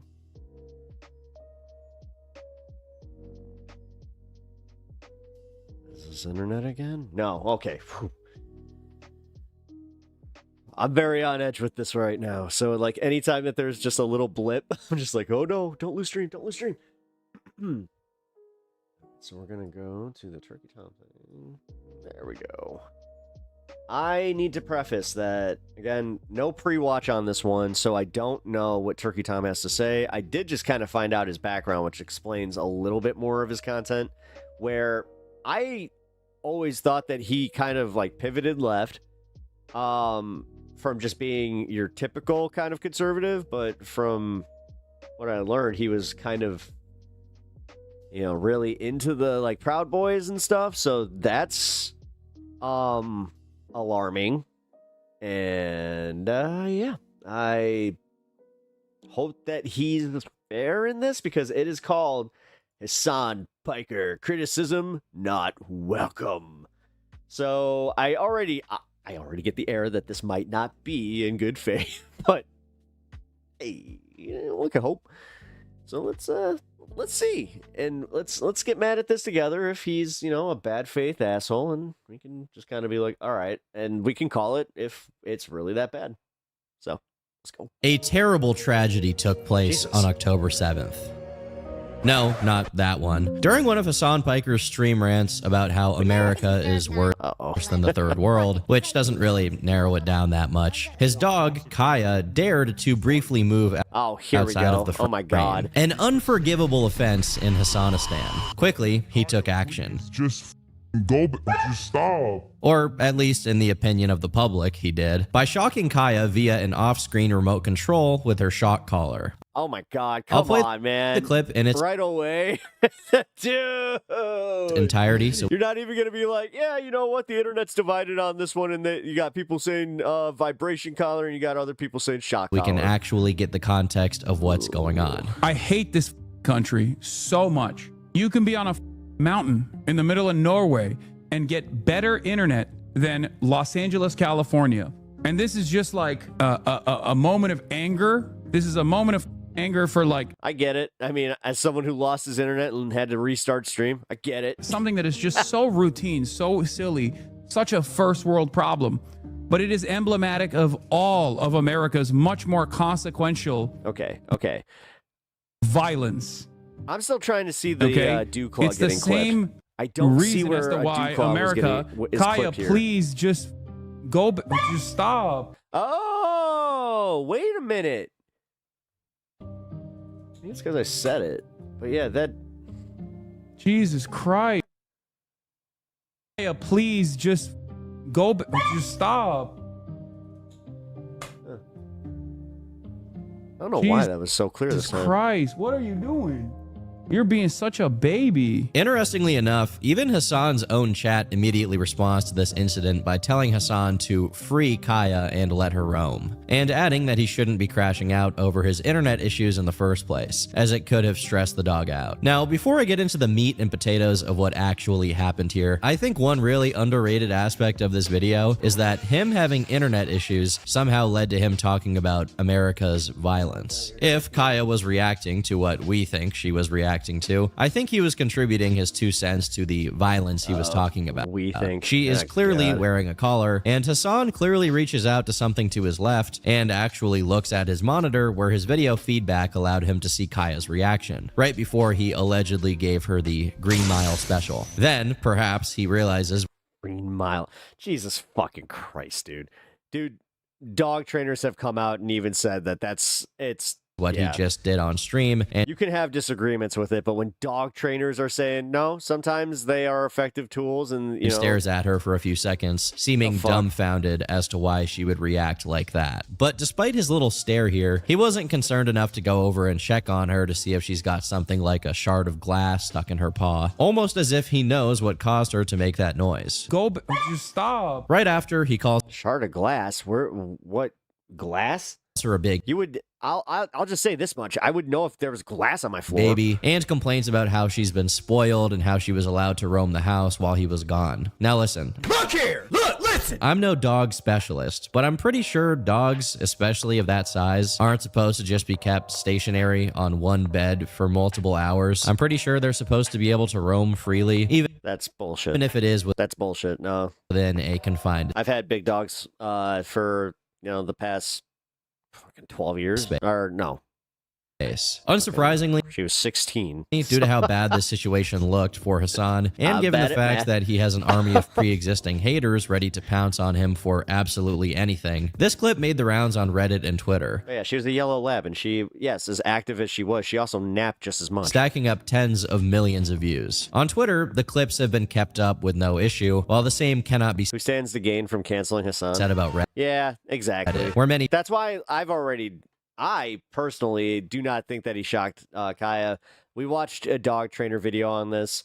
Yeah, I mean, if this is the majority of the video, then prominent posts about the incident have since been taken down. Now, before I get into the specific reactions from members of the community, I think it's important to present further information so that you're as informed as possible. Yeah, that's usually how people do like really good, informative, journalistic content before coming to a conclusion. Although I'm sure for many of you that first clip is more than enough for I mean, when you're doing long form like this, you would think that is part of your process. You to make up your mind. Is research. Stop. On the same stream, but before the incident happened, this prelude took place. Commemorative mug I got from England. Commemorative mug I got from England. As we can see here, Kaya is not even trying to leave. She's just laying down. When, for reasons that I can't really understand, Hasan once again reaches to his left while staring intently at his monitor. And she instantly gets up and settles herself on the bed, and he resumes talking. It's also worth remembering that after reaching to this unknown object, he doesn't pull anything out. So it's not like he's picking up his drink or his...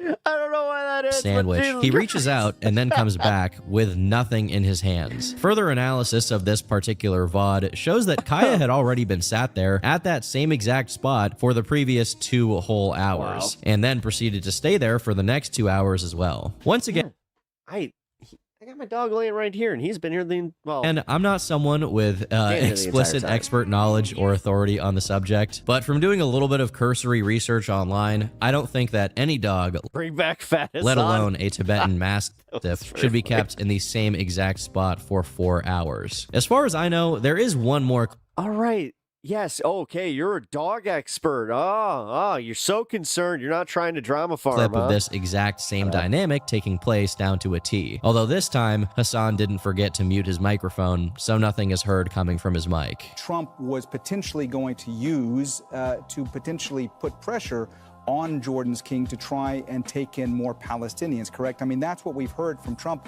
over the course of the past few weeks. For those of you who are familiar, Hasan's dog is a female Tibetan Mastiff, which happens to be one of the most expensive dog breeds in the world, which Hasan happened to organically adopt with I thought Kaya was a boy. no idea that that was the case. And then it just naturally got reported on by Dexerto. Now, the thing about this breed is they can grow to such a large size that they can, as some people on Reddit put it, rival the size of some bears. The average weight for an adult female Tibetan Mastiff is anywhere between 70 to 120 pounds. As a matter of fact, the video about Tibetan Mastiffs that led Hasan to find out for the first time how expensive they are literally had a guy talk about how gigantic these little guys can get. One good look at these majorly imposing dogs makes it easy to understand why they are the most expensive dog breed in the world. Unsurprisingly, there are multiple documented instances of Kaya trying to leave her dungeon.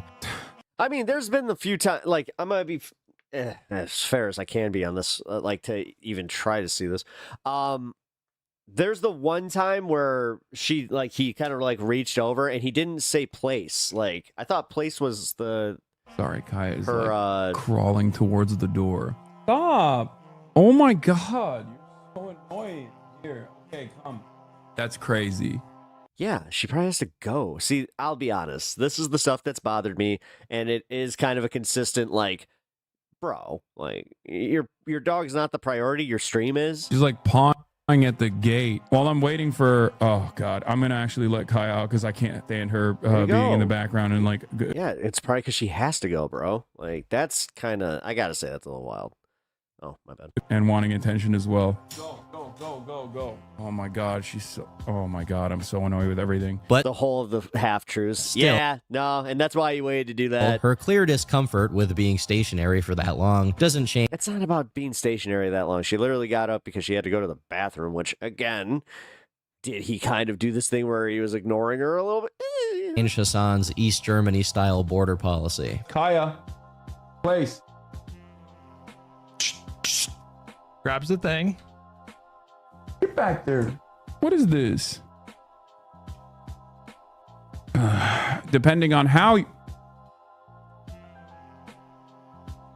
But we can go well beyond He's a just the good clips dog, of though. Kaya being uncomfortable and trying to leave, as there's some clips in which Hasan himself is acknowledging her circumstances and describing it as if it were a good thing. She has a leash on right now on the elevated bed, so she can't like really get off of it. She now knows to sit in place for hours and hours on end. There's even one video in which Hasan is talking to some other people who are talking about his dog training, where Kaya's name is brought up in the same breath as training that involves the use of shock collars. I have the best trainer in San Diego. Oh, yeah. His name is Pat. Do you send him for You train my dog, too. And my dog. Oh, Brian. You send him for 2 weeks? 2 or 3 weeks. You have to, bro. What does he get trained to do? To everything. Shock on.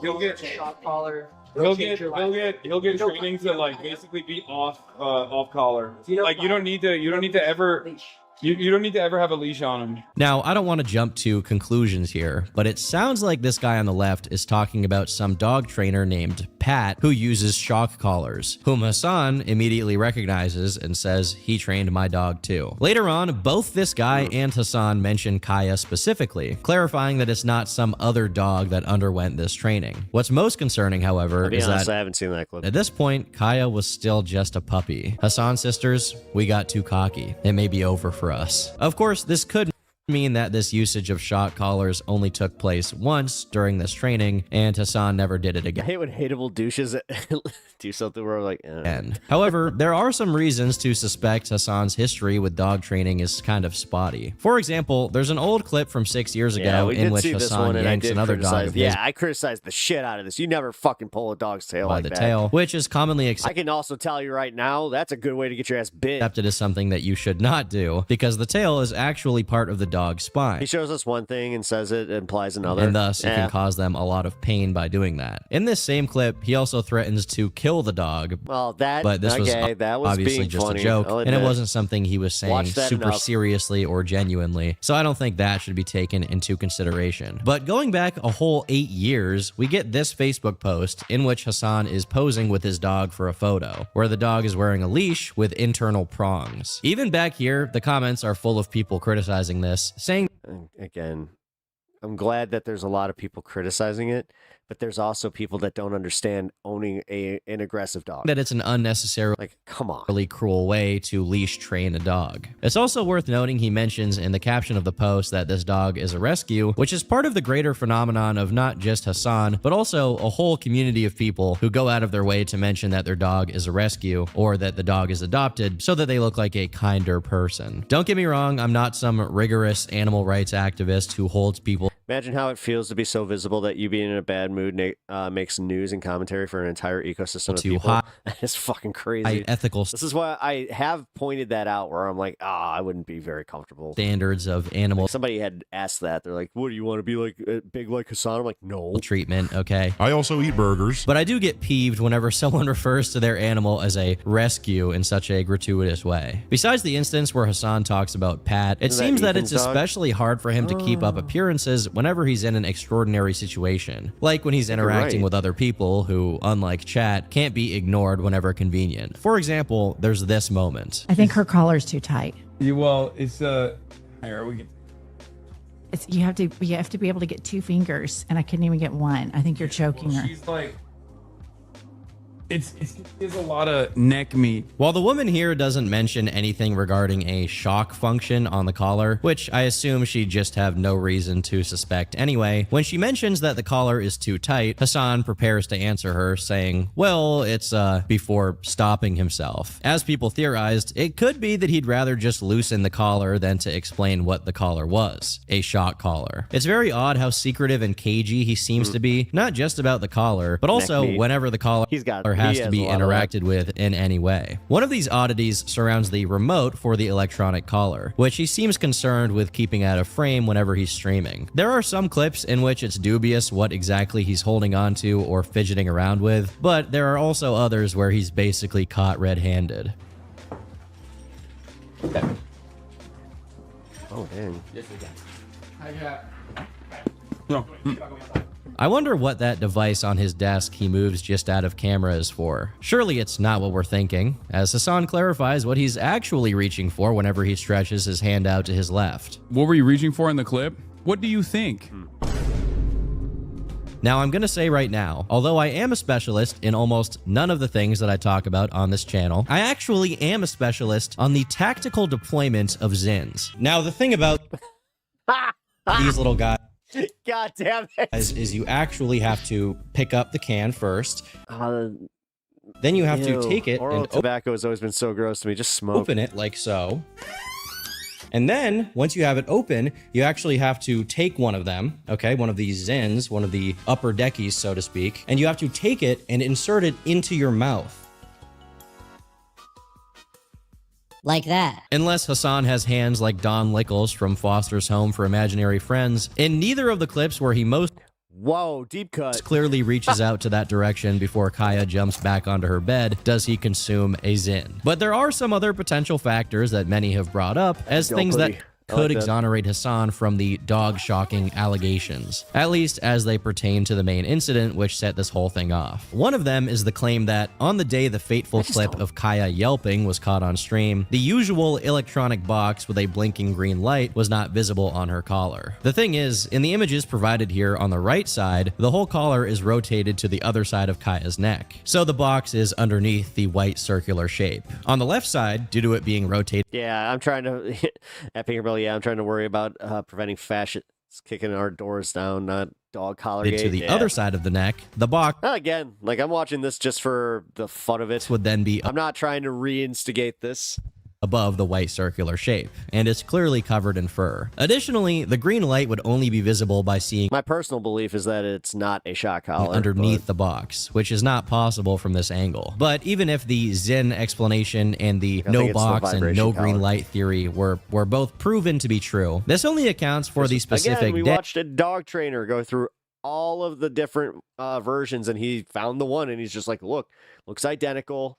It has a vibration day motion. in which the main incident happened. But the problem is, as I showed earlier, there were multiple. I will say this. I do think that the trainer that trained Kaya did use a shock collar. Clips of Hasan doing this. And that's why he can use a vibration collar, because she associates the beep and like the whole thing with the shock collar. Did this specific sequence of movements just coincidentally take place in every single bizarre. instance? Or could it be Well, this is literally his thing. He's not a political commentator. He's a drama tuber. that there's a pattern that the public is noticing? A pattern of negligent or even sadistic treatment of Kaya under the guise of training. At the very least, even if none of these things turn out to be true, people do have a reason to be concerned, as Hasan is on record saying some pretty questionable things about Kaya while on stream. And I'm actually gonna get a little bit more serious for a moment here. If you're very sensitive to situations involving animals, no joke, this is a trigger warning, as it's actually a little bit disturbing. I don't know if putting them in a confined space like this together is a good idea, but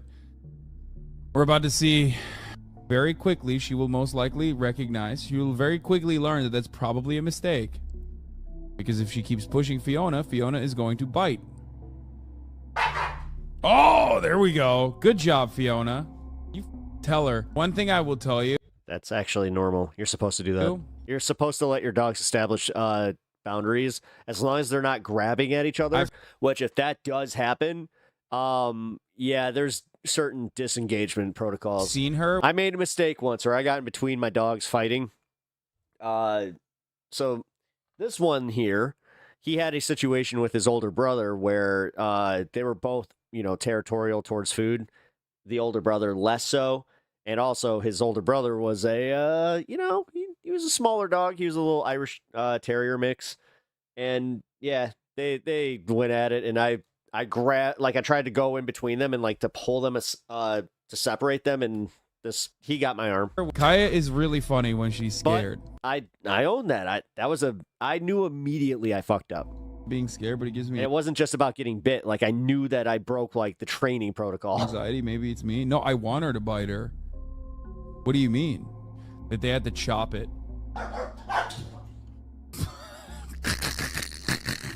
She needs to learn. See? I mean, it's not funny. Jesus Christ. I mean, See? It's a little bit much. She wants out. The wind, children. Did you see that? I want you guys to see what happens when she actually gets scared. It's so funny. Now remember, all of these clips organically erupted in the wake of the first incident, and none of them were the product of a concerted effort to selectively edit and Mossad, Destiny, Ethan Klein, Elon, or Chorus? decontextualize Wait, I think Chorus did this footage to make Hasan I could see Ethan Klein promoting it. look bad. There were and are still fans of Hasan who have also taken him to task for this. So this is no gratuitous witch hunt for political reasons or some kind of personal thing against Hasan. Even I can't deny, many of the people who latched onto this already didn't like him. Within one There we go. day of it, streamer XQC took on the mantle of Detective Toenail to analyze Hasan's VOD frame by frame, coming to much of the same conclusions I've already gone over. A day later, Moist Critical joined in and signal boosted awareness of this situation to the masses, as if this wasn't enough of a hot topic already. He kind of downplayed it and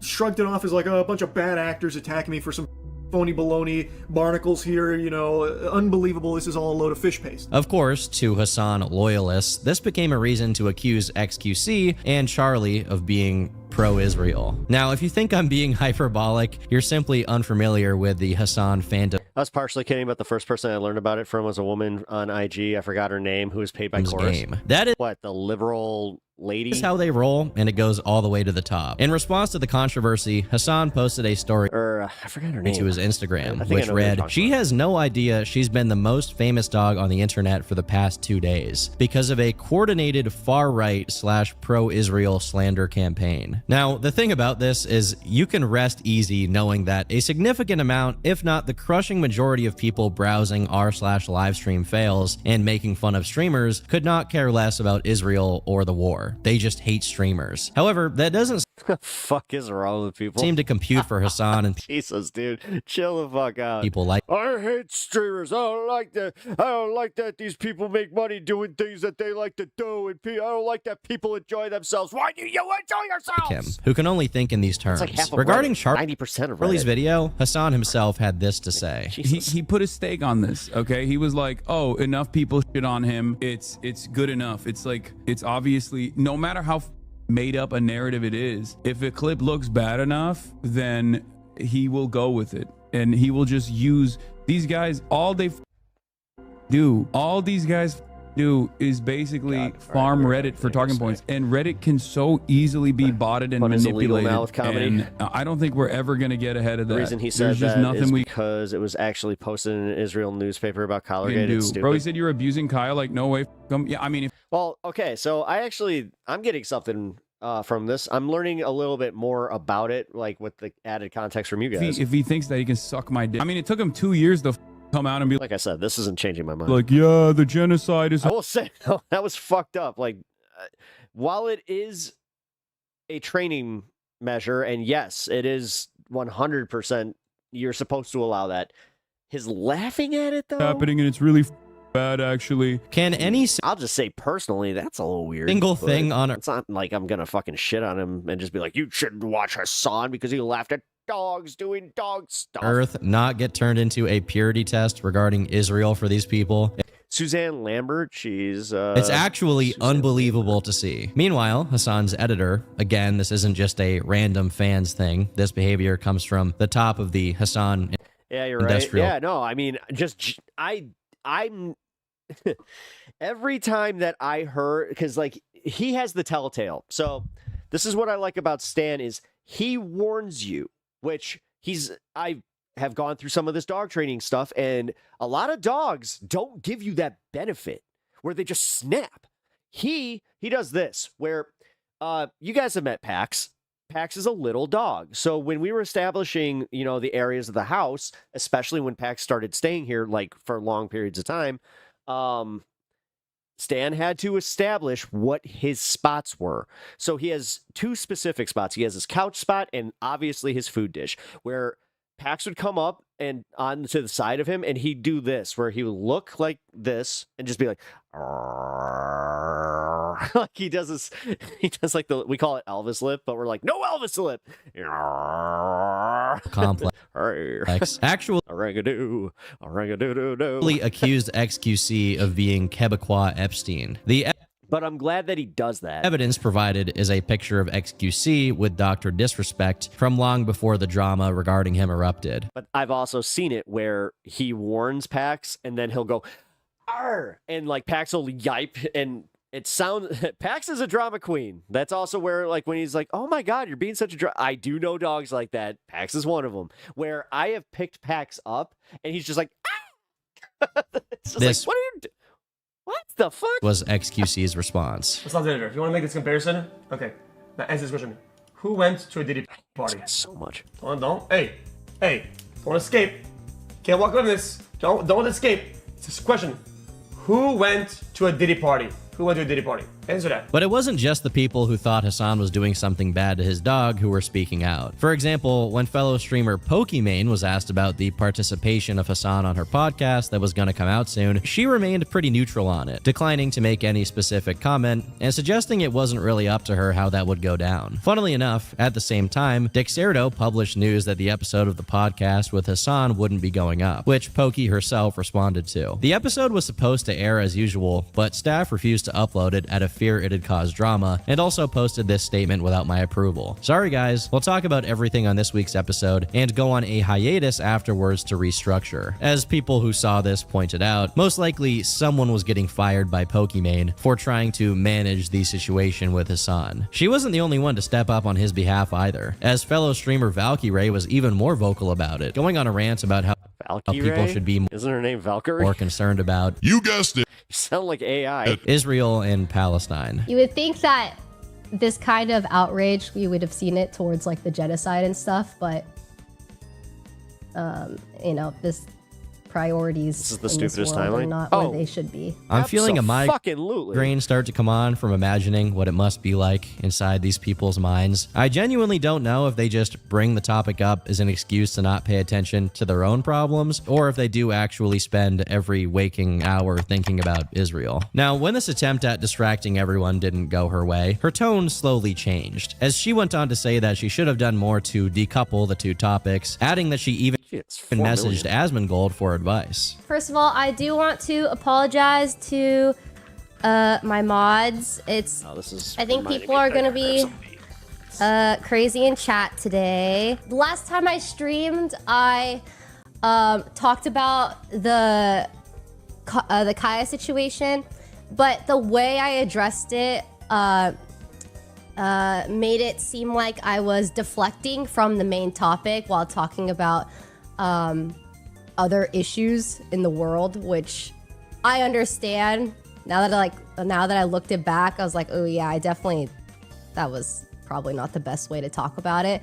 So I think criticism is valid. Listen, I'm not perfect. I do think that I could have maybe separated those two topics a bit more, because it's all in one clip and it just, I get it. Like, I understand She has swords? why people are I being thought she was a gaming streamer. so mean to me. It surprised me that she's a little But nerdy.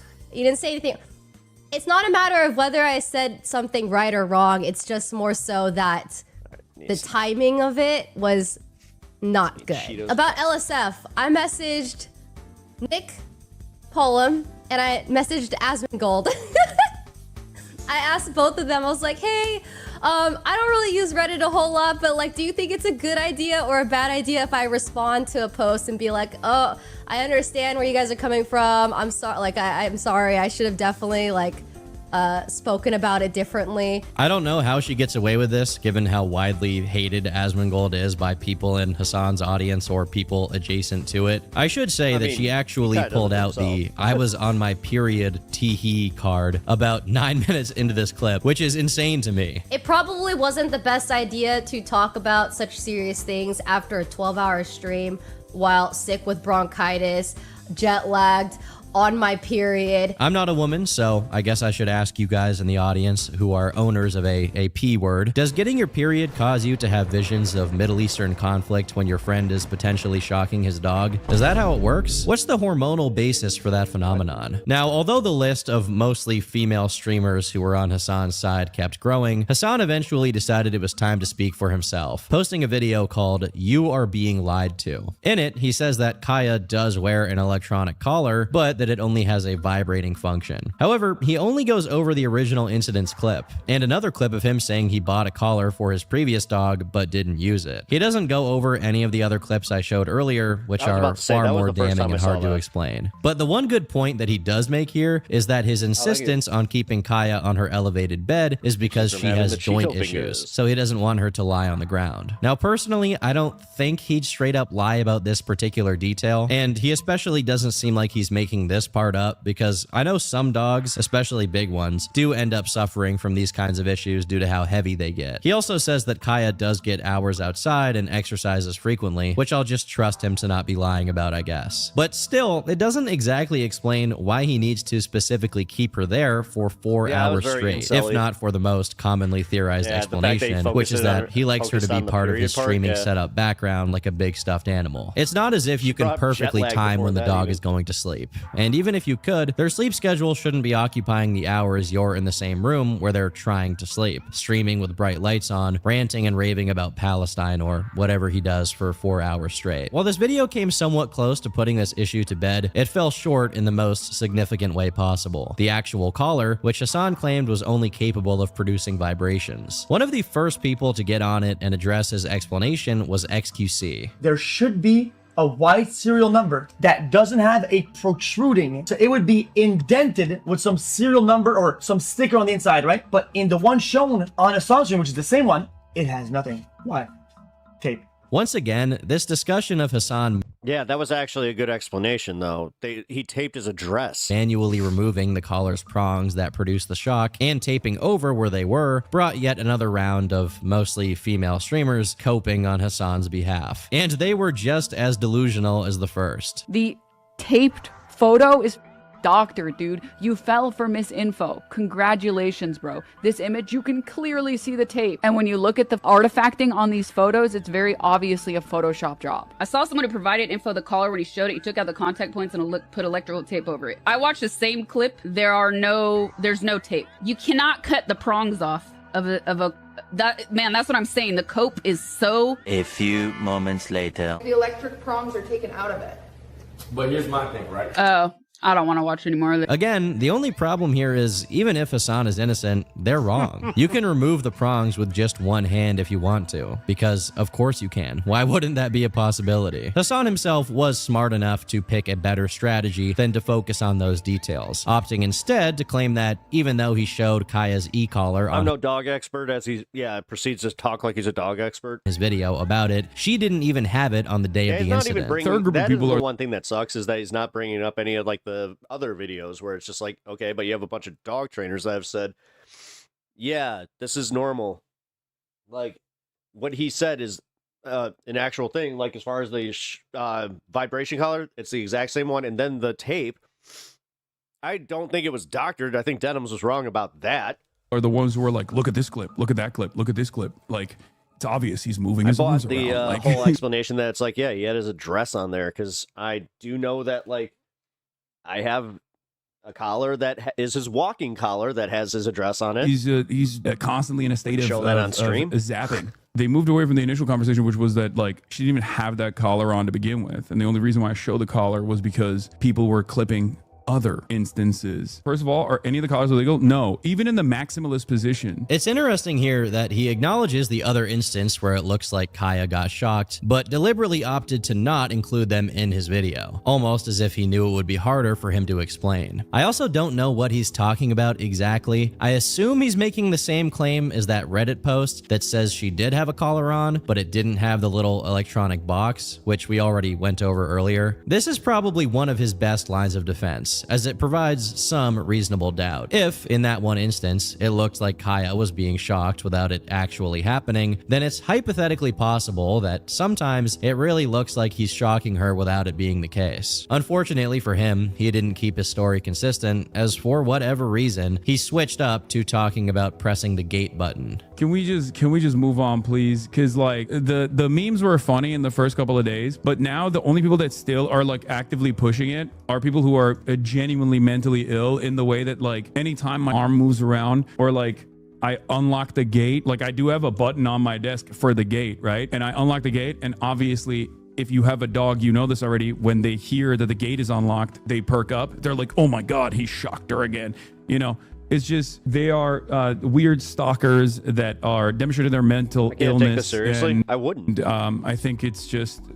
Take it for what it is. Drama slop tube. You know, it is what it is. I have no idea why he thought it was smart. Trust me, this isn't moving anybody on or off Hasan's roles here. So he's fine. Obfuscate this much and in this way. When he points at the gate button, it is literally in the opposite direction of where he looks every time it looks like Kaya gets shocked. While researching this video, I didn't see anyone claim that that's where the remote for the e-collar was. So this just makes him look even more guilty and more desperate. For weeks following the incident, speculation ran wild as to what exactly the model of the e-collar was and what that remote we saw on stream corresponded to. And even I'm gonna admit it got a little bit schizo, as people were having to extrapolate from very little information. With that being said, eventually one specific brand and model came out on top. the Educator RX90. Now, why was this one selected as the culprit behind Kaya's Yelps over all of the other ones? Well, that's because the actual company who makes them recognized it from the pictures of Hasan's stream. And they actually said, that looks like the low to medium power RX90 receiver that comes with most of our units out of the box. It looks like someone cut off the contact points and put tape over it to maybe cover up any rough edges left for cutting, instead of just replacing the contact points with a comfort pad. If you want to be sure exactly which receiver it is, you will need to remove the tape.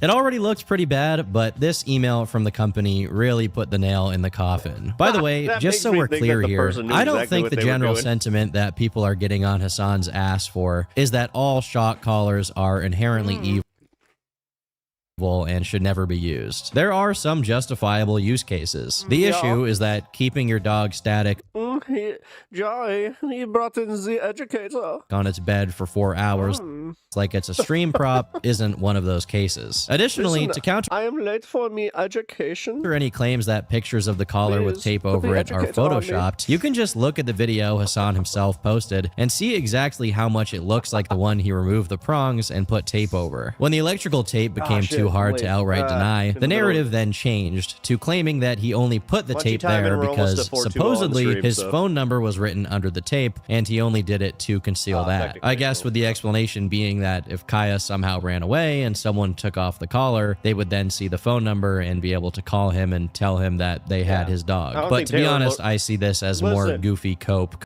I have made my peace on the whole Taylor Lorenz thing.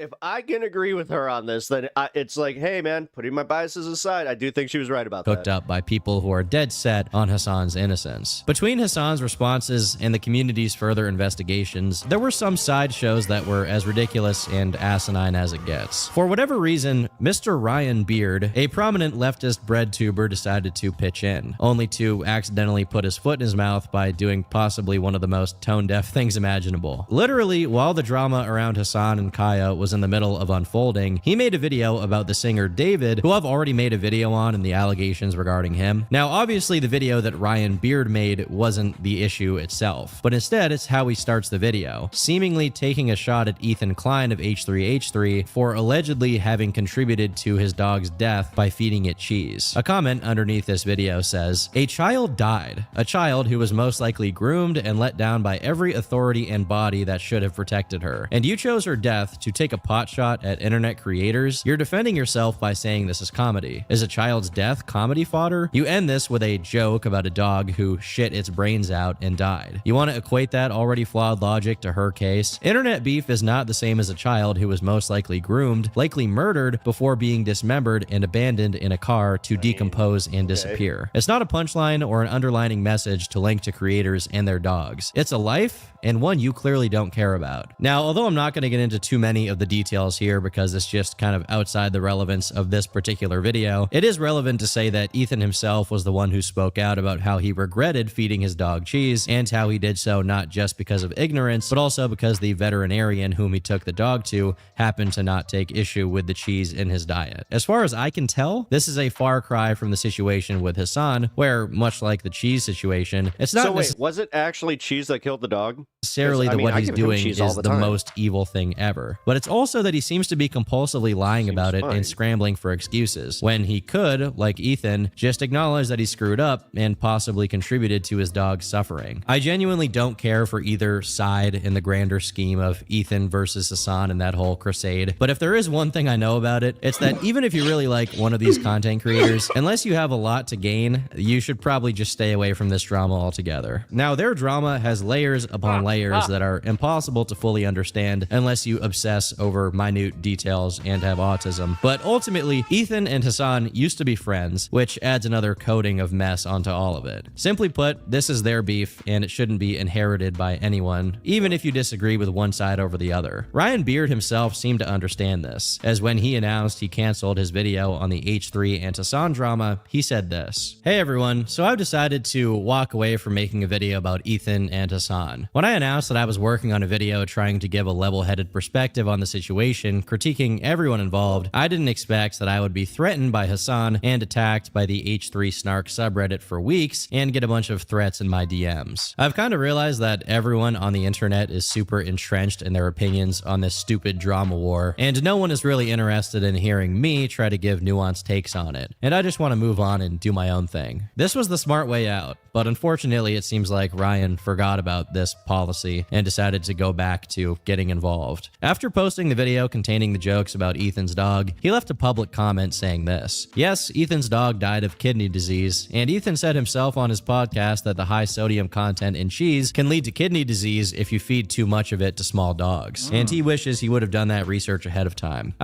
I didn't know that. I didn't claim with 100% certainty that feeding the cheese is definitely what killed his dog. Maybe the kidney disease was unrelated to the cheese. I made a subtle jab at Ethan because I do think he deserves to be made fun of for his negligent treatment of his dog. It's your responsibility as a pet owner to properly research what is and isn't healthy to feed your dog. You all need to take the L and back down. Yeah, but I've asked my vet about cheese and they said it's fine. Because it is obviously bad that Ethan didn't do the proper research in crafting his dog's diet.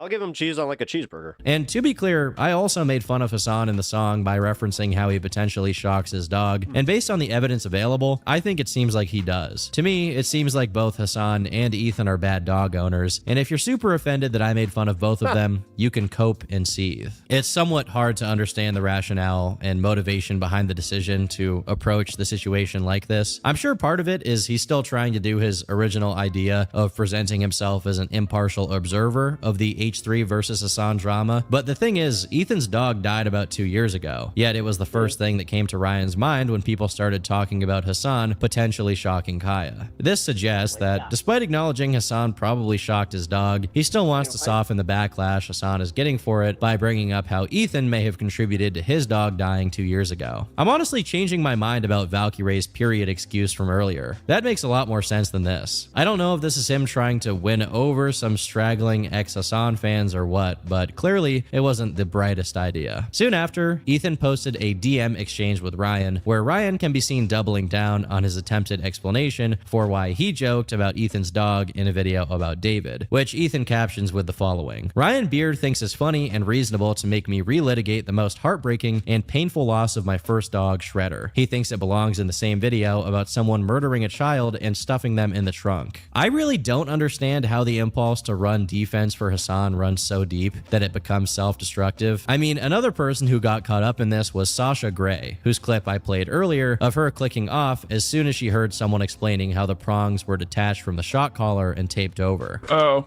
I don't want to watch any more of this. According to Dan Saltman, she began handing out DMCA notices to whoever posted clips of her stream, highlighting how willfully blind she was to any evidence that Hasan may have shocked Kaya. However, more concerning than individual people sweeping for Hasan are the claims that the platform of Twitch itself was also running defense for him, with the main claims being that they ban or time out people for bringing up the situation. We're going to get back to the Twitch staff pretty soon, because after a brief reprieve from the Kaya situation, Hasan went right back to reacting to it in ways that only made it far worse for him. Granted, he started very small, by simply showing Kaya sleeping in his office as if it were proof that everything he said up until this point was true. I genuinely think that if he just kept up this strategy of downplaying it and just moving away from it, most people would eventually let it go. But then he made the mistake of reigniting the situation by giving an interview to TMZ. I honestly don't think it's worth going over the specific contents of the interview, because it's mostly just more of what he'd already said in the first video about it, which makes it that much more pointless for him to go back to talking about the incident. At this point though, I think he was just irrationally maulding about it, and it was even showing up in his regular streams. There's a reason why there aren't that many like left figures out there, because when there are left figures out there, they get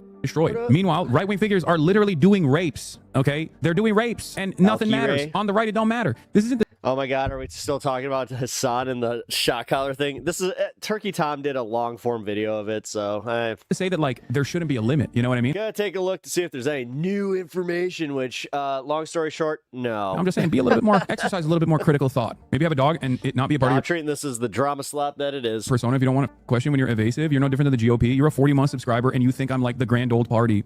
because I won't just sit there and be like, you guys are right. I'm actually abusive to my dog. This is unironically what I was talking about. Like, please exercise a little bit of critical thinking. And I think you will realize that maybe you're not behaving correctly about this. For one thing, he really shouldn't be engaging with his subs like that for his own sanity's sake. That's just really bad streaming form in general. Secondly, what is he even saying when he says right-wing figures are doing rapes? That's such a stilted and out of nowhere thing to say, especially given the context being about something else entirely. Once again, it looks like he's attempting to politicize the situation and make it about something else besides the dog-shocking allegations. But this wasn't even the worst moment. As he continued, all right, even if that's not your intention, you did admit that the other people who really like farmed this to the point that you covered it, they were bad faith actors. They were totally doing it because they hated Hasan. Crashing out regularly since then, giving his audience a pretty good impression of Deller. Please shut the up about Grant Plattner right now, okay? You can be as annoying as you want to when we get to it, okay? Please shut the up about Grant Plattner. I want to Brian kill me. I can't stand any of you dumb. I hate the left. I hate liberalism. I hate everything that's going on. I hate my life. I am black-pilled. Nothing will ever get better. We are never going to make it out. We can't even have a normal Oh my God. Are you trying to use this as like a, look, he's crashing out, guys. He's crashing. Fuck off. Hostile goddamn conversation on any of these issues. These essayists. Yeah, this is a classic Hasan crash. Could you imagine people using my spicy moments and just being like, look, this guy Pep, he's unhinged. I just want half of the shit that I say is legit, like either I'm finally pushed to my limit, or I gotta have similar crash outs where it's just like, fuck this, fuck the left, fuck the virtue signaling, fuck. Go away. If I wasn't so goddamn stubborn, I would have a long time ago. Oh my lord, dude. The most annoying people are literally like the 40-month subscribers. The people that actually brick me, the people that actually cause me to spiral out of control are always the people that have been in this community for years, who never shut the What he fails to realize is that he built this audience brick by brick, and like Dr. Frankenstein, he's in fear of the monster he's created. Ironically, this is something Come on, really? that happened This comes off as a guy who doesn't exactly do live interaction with his audience, so it's a lot easier for him to kind of just ignore those comments. to his current arch nemesis, Ethan Klein, who cozied up to the BreadTube audience only to get eaten alive once the tides turned. Now, it's Hasan's turn to face the music from his audience of scrutinous zealots who will pick at him until he goes insane. Around the same time this was going on, he made some tweet talking about how the Department of Homeland Security and cops kill a lot of dogs. Again, I have no clue as to what this is supposed to. I mean, they do. So, oh, that's convenient how you can just ignore the actual context to this and just be like, yeah, that's kind of fucked up. I thought that you cared about animal abuse. I thought that's what this whole thing was you like, well, I'm no dog expert, but I care about animals. Or what he's trying to say. He ends LeMayo, he unironically quoted Jordan Peterson. his tweet with, they don't care about animals, which makes me think he's talking about his political opponents, which doesn't really add up with what he was. No, he was talking about Border Patrol and the people who come in and literally shoot dogs because they don't ask questions. They literally burst into a person's house, then have shocked Pikachu face that, you know, they have a dog that's freaking out at them, then they shoot it. Saying on stream. It's the same as, like, you know, about how his longtime subs were the what could possibly happen with the whole warrantless entry type of shit. Ones giving him the most grief about the Kaya situation. The reality is, whether Hasan shocked Kaya or not has nothing to do with politics. And the same people chewing Hasan alive would be chewing Asmongold alive too if he was the one electrocuting his dog. Also, I don't no. You're completely wrong. I don't know why he did this next thing, but he did a stream where he was attending a protest with what looked to be a bulletproof vest with Kaya. I know that everyone was asking him to stop keeping her inside and take her on walks, but is a protest really the right place to do that while wearing a bulletproof vest, which clearly suggests that it's some kind of dangerous thing to do? Fortunately, nothing bad happened there, but I'm almost frustrated with how easily he makes it for people to dunk on him. One of the late adopters of the Hasan pylon was none other than his former associate Ludwig, who went on to address the situation. Do I think Hasan shocks his dog? I have no clue. I think he lied about having a shock collar. I think he 100% had a shock collar. You want to talk about somebody that started doing some coke and like just completely like spiraled downhill? Ludwig. Based off what's on my For You page, maybe allegedly, maybe I'm getting psyoped. Isn't Ludwig a creep? Yeah.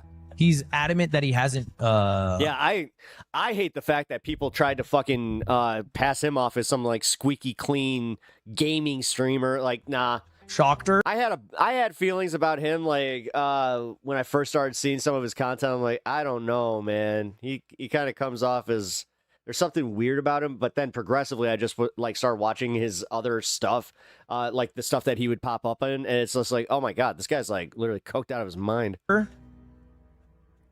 that 100% is a shot call, as a fact. I feel like it is 100% a shot call. Oh my god, it's a press vest. Do research, dumbass. Oh yeah.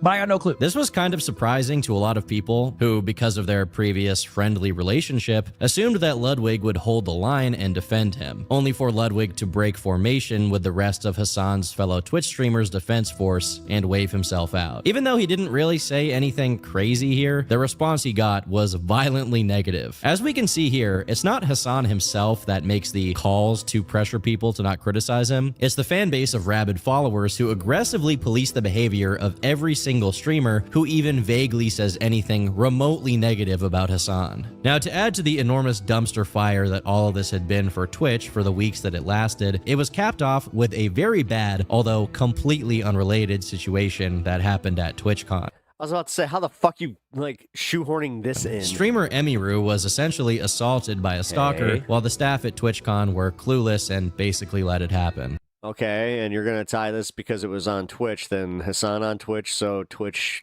Hasan did it? The general public has picked up on the sense that Twitch only really takes care of the few streamers it's partial to, who are made immune to everything, while everyone else has to fend for themselves. You mean like Asmon?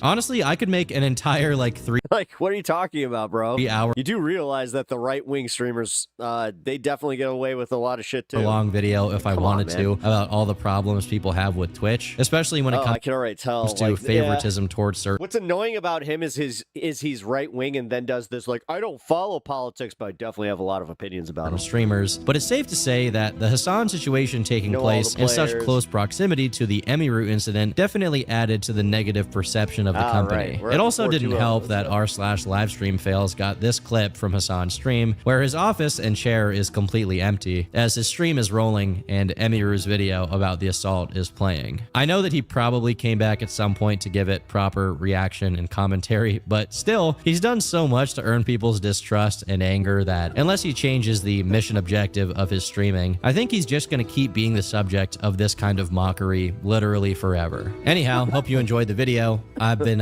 Tom. Thanks for watching. Yeah, I didn't like that one. So I did not actually like the video. We did make it all the way through, though. Look at that.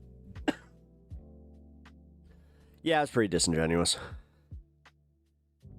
I don't have political opinions. This video is so bad. It really is. No, that was bad. But I wanted to form my own opinion about it, and I did. And yeah, my opinion is that I just sucked. wanted to have a quick little words with Audrey.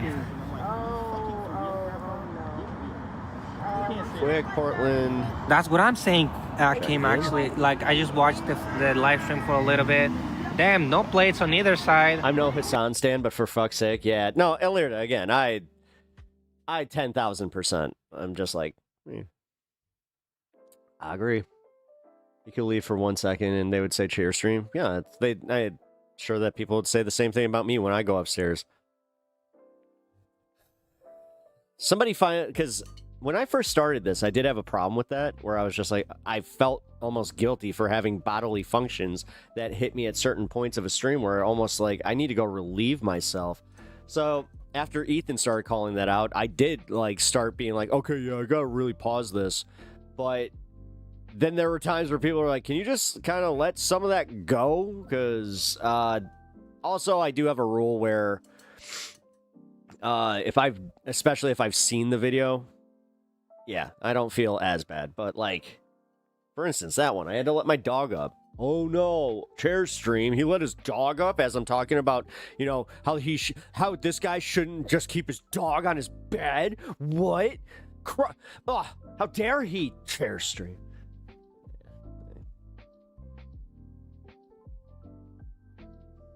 Now I kind of remember like Turkey Tom was annoying,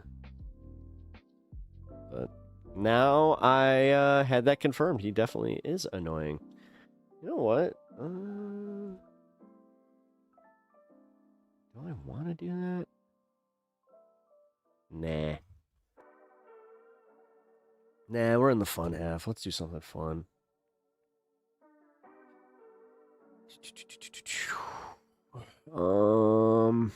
Reagan's daughter comments on the demolition of the East Wing. Don't care. Not enough is... Honestly, not enough people are freaking out. So...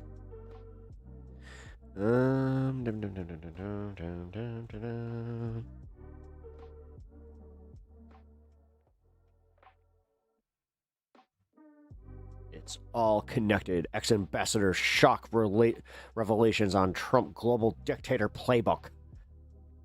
Really? Anna Kasparian defends Trump and ICE abductions with Megyn Kelly in anti-immigration segment. Really? Now,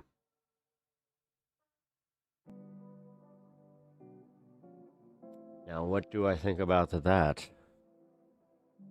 Cancel chairs. I forgot to link, but I can still link you that criticism I found that was valid. Yeah, definitely do that. I'll take a look. We're kind of playing roulette right now. Let's see what the topic I want to talk about is. I don't know, this Anna Kasparian on Megyn Kelly with the Vanguard. That's interesting.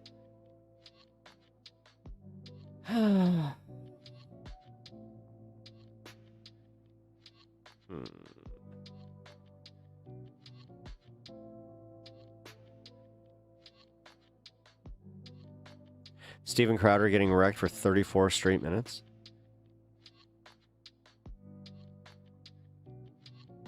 That we both agreed upon, the collective means seizing of distribution, production, is immoral. I mean, the argument is absurd because if you say that it's immoral, then you also have to say that government funding of police is immoral, government funding of the military is immoral. Anything the government does is immoral, and that's ridiculous because you have to have some state that's going to socialize certain things. And so the question is not, do we have socialization? It's how much. Sure. I would disagree with that. Now, would you know where I disagree with that? Guess what I'm going to say. I assume you're going to try to argue that government funding of the military and police is not socialism. Why would I say that? Well, because if you don't argue that, then you're going to have to give some ground on socialism. No, absolutely. I think you're right. If I have to concede that police force, as he's saying, police force, military, roads is socialism, the same as healthcare, education, and I'm assuming that's why you're referring to Denmark and Sweden. They're not socialist economies, but they have more of a social safety net. That's kind of what you're talking about. Those titles never sound safe for work. Right? Yeah, they're social democracies. They're market economies with higher emphasis on a social safety net. That's how they describe it. That's what a social democracy is. So okay, we agree on the term. Let's go with social democracy. I just want to make sure we don't get confused like democratic socialism as though that changes anything. But we just talked Canadian about this. spotted. I mean, that is a Cubs jacket with a Trump hat. The military and the police force in the blue there. Where's the Canadian? I mean, Crowder? Socialized healthcare school. Why not? Wow, Crowder is gonna go try to go on campus tours. I mean, he's like, I originated the idea, and now they're trying to say that Charlie Kirk was the change my mind guy. I don't think so. Sorry, because we only have one mic. That's what I thought. Yeah, I thought you were I talking appreciate about you Crowder. working with me. Well, I mean, why not? Why not was your question? Our definition was that. So why not? Yeah. Okay, so I want to make sure you don't. Why not? Because there's a difference between a public good and a commodity. Can you explain to me the difference between public goods and a commodity? Well, in economics, a public good is a good that is, I believe, non-excludable and non-rivalrous. So exactly. Yeah. So that would include things like the police, the military. You'd be hard-pressed to even find hardcore libertarians to say that we don't need those. So there's this is a fucked up format. Why doesn't he have two mics? a big difference. There's a fun. It's almost like he has this technique where he's just like, I control when you get to speak. Fundamental difference between that. I mean, you can see why his wife hates him. And something like or ex-wife, healthcare or school. Or it goes to free internet, as Sven Computer talked about in Germany now. High-speed internet is a right. The second you declare any commodity to be a right, or to be a fundamental role of government, that means the government can now remove that right depending on who's in power, and that's the problem. That's why I think it's fundamentally immoral for someone to take something they haven't earned, regardless of who's in power. I think it's immoral for Donald Trump's administration to take it from you, just as you probably think it's immoral for Barack Obama's administration to take it from me. So the difference there would be, first, public goods versus commodity. And I think that's an important distinction for everyone here to make, because it's a common argument we hear from the left. By the way, this is only 13 days old. If you support any role of government at all, that means that this is socialism. But it's not according to the definition that we agreed upon. Something else, I think it also matters the constitutional parameters of government, right? What the Constitution defines what our government is and what fundamental human rights are. Well, I want to get back to your earlier point where you said that because the military is a public good, that therefore it's not socialism. In your definition, you never made any distinction between different types of goods. You just said a socialist economy is one that takes wealth from some people and gives it to others, and that's what financing a public good is. Well, no, it's not. You talked about redistributing. The redistribution, the common means of production or distribution. So if we want to frame that in, I certainly wouldn't say that that's the police. Oh, someone's yelling. Hopefully we're good. So I would not agree with you that the military or police would be socialist. But to move... Crowder has strong "please take me seriously" vibes. Again, let's go to the Danes, Denmark, Norway, Sweden. You pointed to them as successful examples of socialism, because that would be different from your definition of socialism. So now I moved on from the idea that taking something you haven't earned to give to someone else is morally reprehensible, regardless of the reason, because socialism can only be enacted through the threat of violence. That's really what taxes are. At the end of the day, we all agree on that. Violence is part of life. Okay, well, I don't believe there should be a part of life for someone with guns to come in if I don't pay for Timmy's health care. I just disagree with that. If you don't pay taxes, you're going to have other forms of violence that arise spontaneously. This sort of autistic libertarian idea of, oh, you can have a non-aggression... Stop it. He's been watching Matt Damon videos. Continue. This idea of a non-aggression principle is just fantasy. Okay, you have to have. Describe to me. You just said autistic, and this was very civil until you brought that up. Define autistic here. Well, it tends to be characterized by an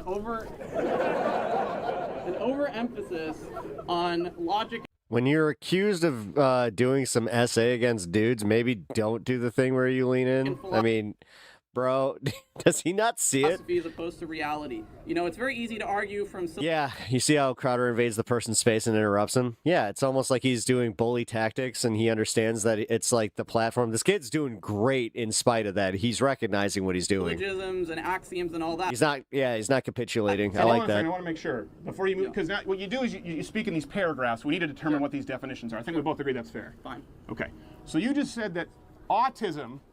I mean, again, if this was... Why is it so hard to have two mics? If I'm not mistaken... If the whole thing is literally to have a debate with another person, wouldn't the other person have a mic? At least Charlie Kirk's, they had a mic in the crowd. And I would love for you to bring this up. Or like the one where he got kirked.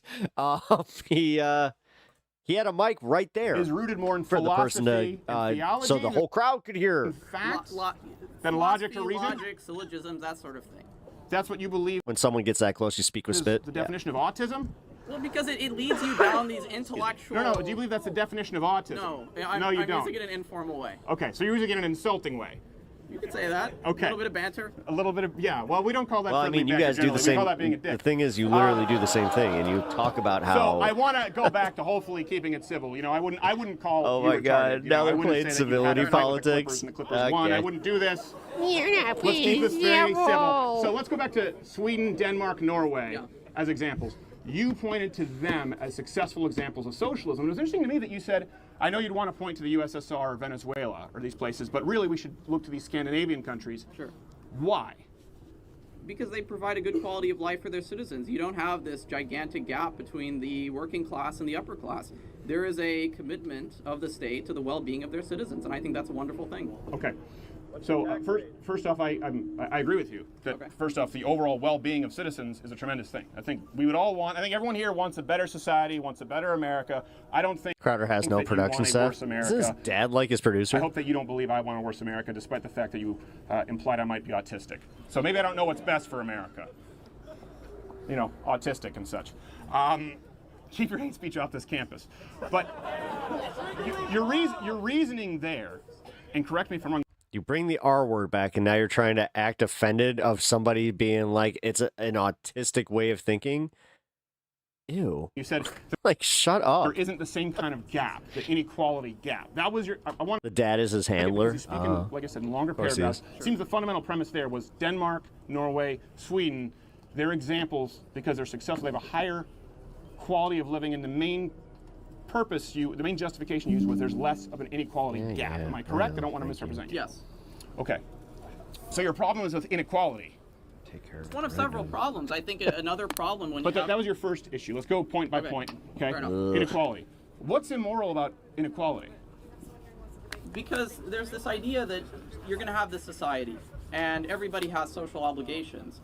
But if you have a situation where people are being crushed, or where people's wages are going You down, could let him hold you the lose mic the for a social second. cohesiveness You of know, that society. weird you lose control the freak. commitment that everybody has to advancing that Hold on a society. second. I want to, because now you're getting into potential results. The hypothetical, almost autistic, one could say.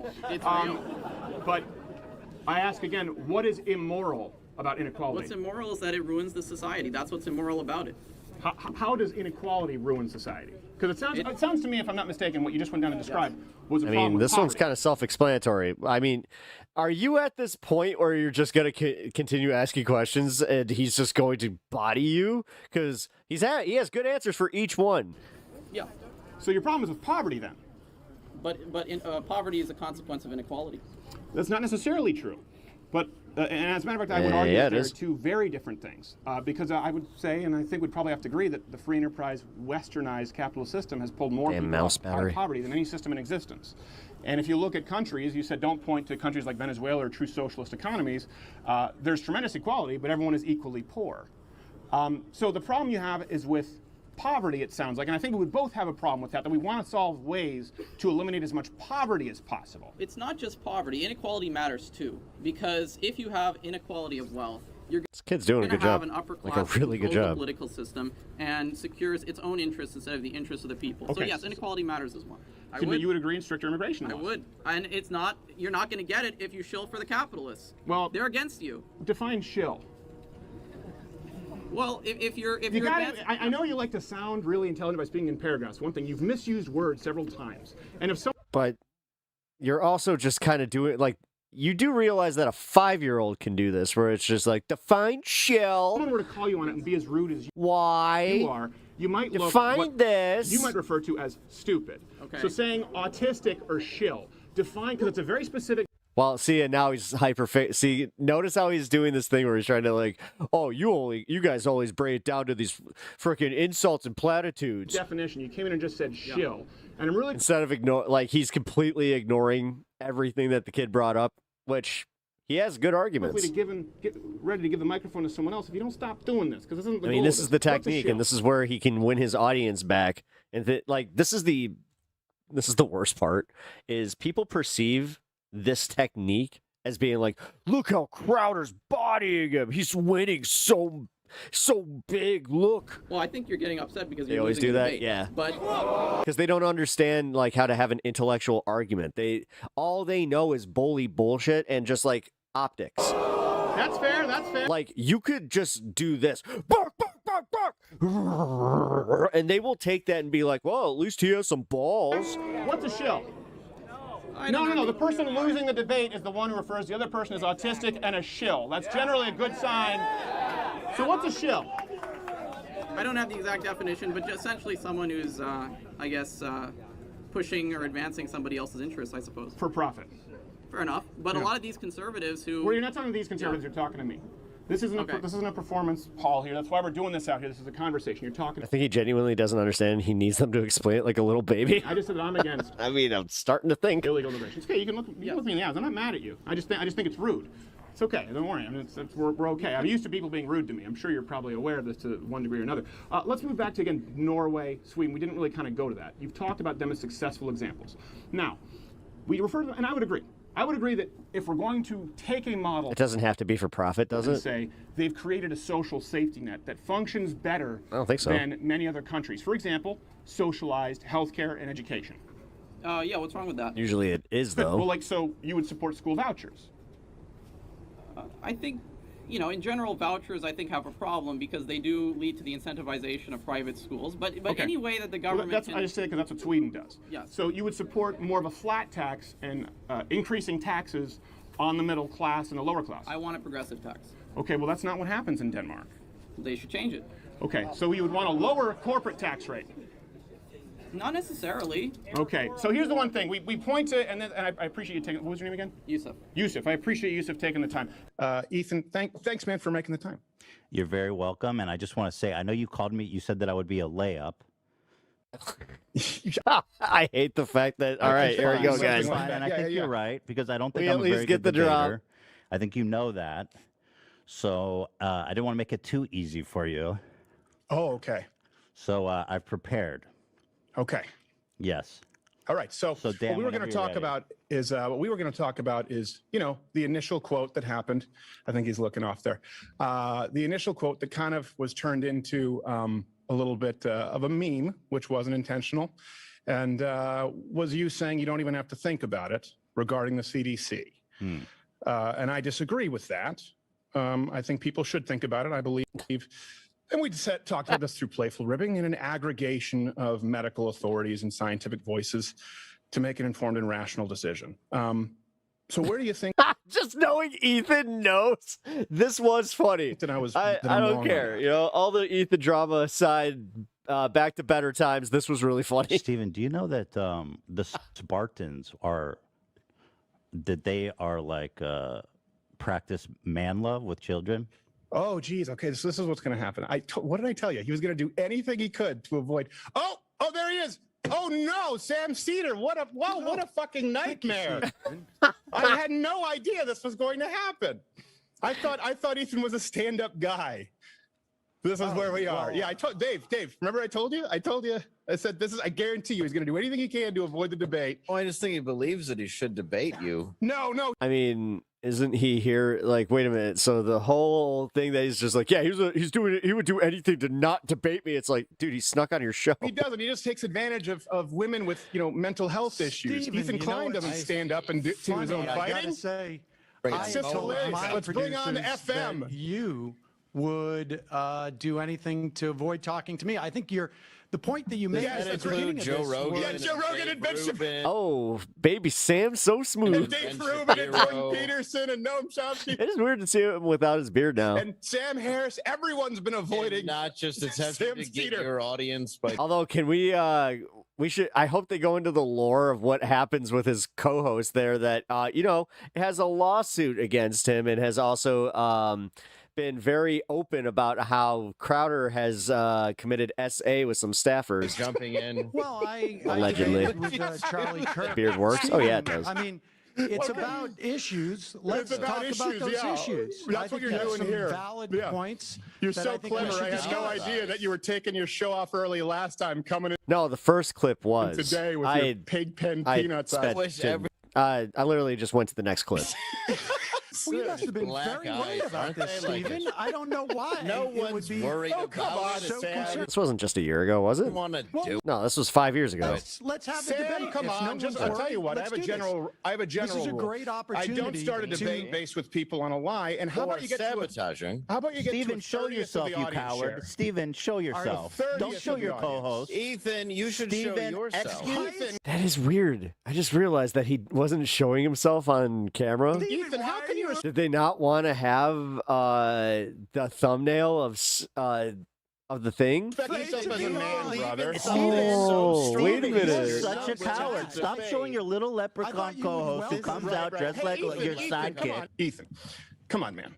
Look. Yeah, they won't have him on the screen at the same time. That's the same weird. reason that I haven't ever had a conversation with Sam Cedars. The same reason that Joe Rogan, Simpler Sam times. Harris, Brett Fuck yeah, it Weinstein, was. Dave Rubin, Ben Shapiro don't own anything. It's based on a lie, Ethan. Just What's like the you lie? claiming my Ethan. What's the You lie? claiming my What's the booker lie, reached Steven? out to you, Ethan, when you know Steven, that's what's the not true. lie? There's no What's one the ducking lie? you, Why Sam. are you I've so never afraid? Sam, Yeah, Sam, listen, Sam, I Sam, think Sam, you're a Sam. smart I can guy. call out Mike I don't Tyson. understand why I thought that you wanted to debate him. He's here. Debate him. It doesn't mean that I'm you ducking are so him. worried about this. Why do you I feel that? honestly Why do you don't. feel that anyone, Sam? Why do you feel that anyone owes you airtime when you have a 40th of the audience and you've been doing I the show? don't think any. That's not a Every criticism. time I think that Ethan has just given it Even Andrew Wilson doesn't do that to shit. me. I Jesus. didn't ask him for it, and Right. so No, you've been begging the for real it for a long question time is, with everyone Stephen, bigger than why yourself. Are you so I worried wonder what about Andrew thinks about Crowder. Build an audience, and so what happens is he uploads. He's such a child. Yeah. Have you seen the way he argues with his wife? More. I don't want you to go. You can pick up the dog poo. Has less than a I need the car. We only have one car because I want to control you. See, it's the audience. Well, that's why he wants to Your debate you, is so he can build his. Whiny little Do you baby. think Come on, your boys. audience cares And he does have that cadence, by the way. Like, I'm exaggerating it, but not by much. that I only have 1 million subscribers and you have what, 6 or 7 million I think. subscribers? Let me answer. Can I don't answer your think question? they Can I do. answer your question? Can I answer your question? Sure. You want me Whose crash out was better, his or Mel Gibson's? Because I got to say, Mel Gibson's was to legendary. answer your question? My audience would say Sam. Blowjob before jacuzzi. Sam who?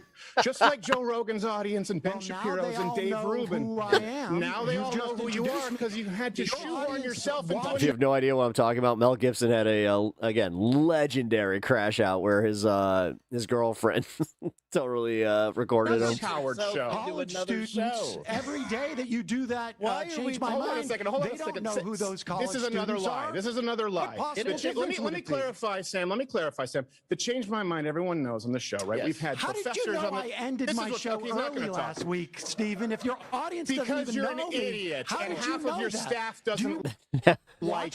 I remember that now. Because I'm Because what? Yeah, he was gonna diehard try to fan. do it Yes, the it's week because before. he's a diehard Well, fan. if you're a I've heard diehard of you, fan, but I just why- met you. why not have Congratulations, me Sam Cedars fan. and Stephen I'm just have a huge conversation? fan. I will Well, talk right now, about every the time I issues try and that talk, you you're want to talk interrupting, about, Sam. Stephen. Right now, I'm trying to talk with you. You're interrupting, Sam. bombarded the show. Okay, You go ahead. bombarded my show under a false pretense. You claimed that Bombarded? just like you claimed that I ducked the Bombarded. debate with you under a false That's, pretense. I love Sam's genuine like, huh? Have I ever? That is what the Politicon people told me. I Oh, is played that what they the told you? audio Well, of so it. you're just lazy Yeah. with your research? And if No, big tech what is You research continue with do the I need? lie. They You need said to were research and say, booked. did Stephen ever accept? They said you were Let me booked. explain to you. Let me explain They to you. said Let me you were explain. booked, Hey, and that you whoa, dropped Sam, out and you literally Sam, had cold sweetheart, feet. Sam, fake stand-up comic who we can't find any footage about online. Let I'm me not finish. a stand-up comic. Oh, you're not. Okay, that makes sense Can't find. That makes sense. because everything that I've seen is incredibly unfunny and unentertaining, Well, which may I'm explain the not a audience. stand-up Ironic, comic. irony alert, Stephen. Comedian, How much have you watched of my stuff, The Stephen, that irony you of- think that your Sam, audience can I answer your wouldn't question? appreciate our discussing things? Samuel, can I And the answer time that Sam did comedy, yeah, your question? I don't know. Smaller So comedians you've really gone didn't on, get you've their done stuff the same thing with videotaped. other- And if, like, there were certain times that, like, a club would do, they did this with me too, where they would tell you, they're like, hey, we're recording your set. And then they would try to get you to sign and just be like, hey, if we ever do anything with this, would you want to be part of it? Or other comments. Everyone was a bigger audience than you. Especially when you were just working your material out. You're like, no. Because you said, I want to speak with Steven Crowder. You believe that at some point, Especially if you did this before, like having your phone be able to record everything. That was a different time. there was some Like, you legit had to carry around a separate camcorder. acceptance. You had to have your own camcorder. They were like this big. They were so small, but still. When have I ever done a Politicon? Ever? I When don't have as a know. matter of fact, I in the haven't last followed your decade, career like in you the seem to have last followed decade, mine, in Stephen. the last decade, I haven't done a single political. Well, to be fair, there's not a lot of Air America clips either because he just didn't get the archives. I hosted CPAC for 4 years and stopped because they suck. When he talks about like some of his big regrets, he does bring that up every single time. He's just like, I really regret not getting the archives from Air America. Okay, and they're full of losers. What about and you've been Gavin McInnes's clamoring show? for it, and it's a Gavin told me lie. that you dropped out of doing How his can you show say because that This you- is I just was going hearsay to and go. gossip. But how can I he have say I've the never email. met more of a your woman. career when he wants Well, to I keep don't even need to- debating? I don't need to talk It's about any of bizarre. this. Then. All right. The days of the Okay. BlackBerry and iPod. issue. So, Yep. Ethan, do you want to have a conversation? I had that combo. Let's talk About about the big vaccine. tech. I had a BlackBerry. Because Ethan, do you I want to have loved my a BlackBerry. conversation? You're going to hide. I legitimately got sad when I had to get a touch screen because I was just like, no, I like the keyboard. So Strongly strongly about big tech. So why are you hiding This is behind the one that had the little ball mouse in the middle. That was a good model. And it also it was a Nextel You're one. just a liar. So you're a liar. Because remember we said, hold on a second. I mean, it sort of feels like It's you guys are the ones ridiculous. who are hiding. Really? You can Really? be No, this is completely actually open about it. Who snuck in on you? I miss buttons. Yeah.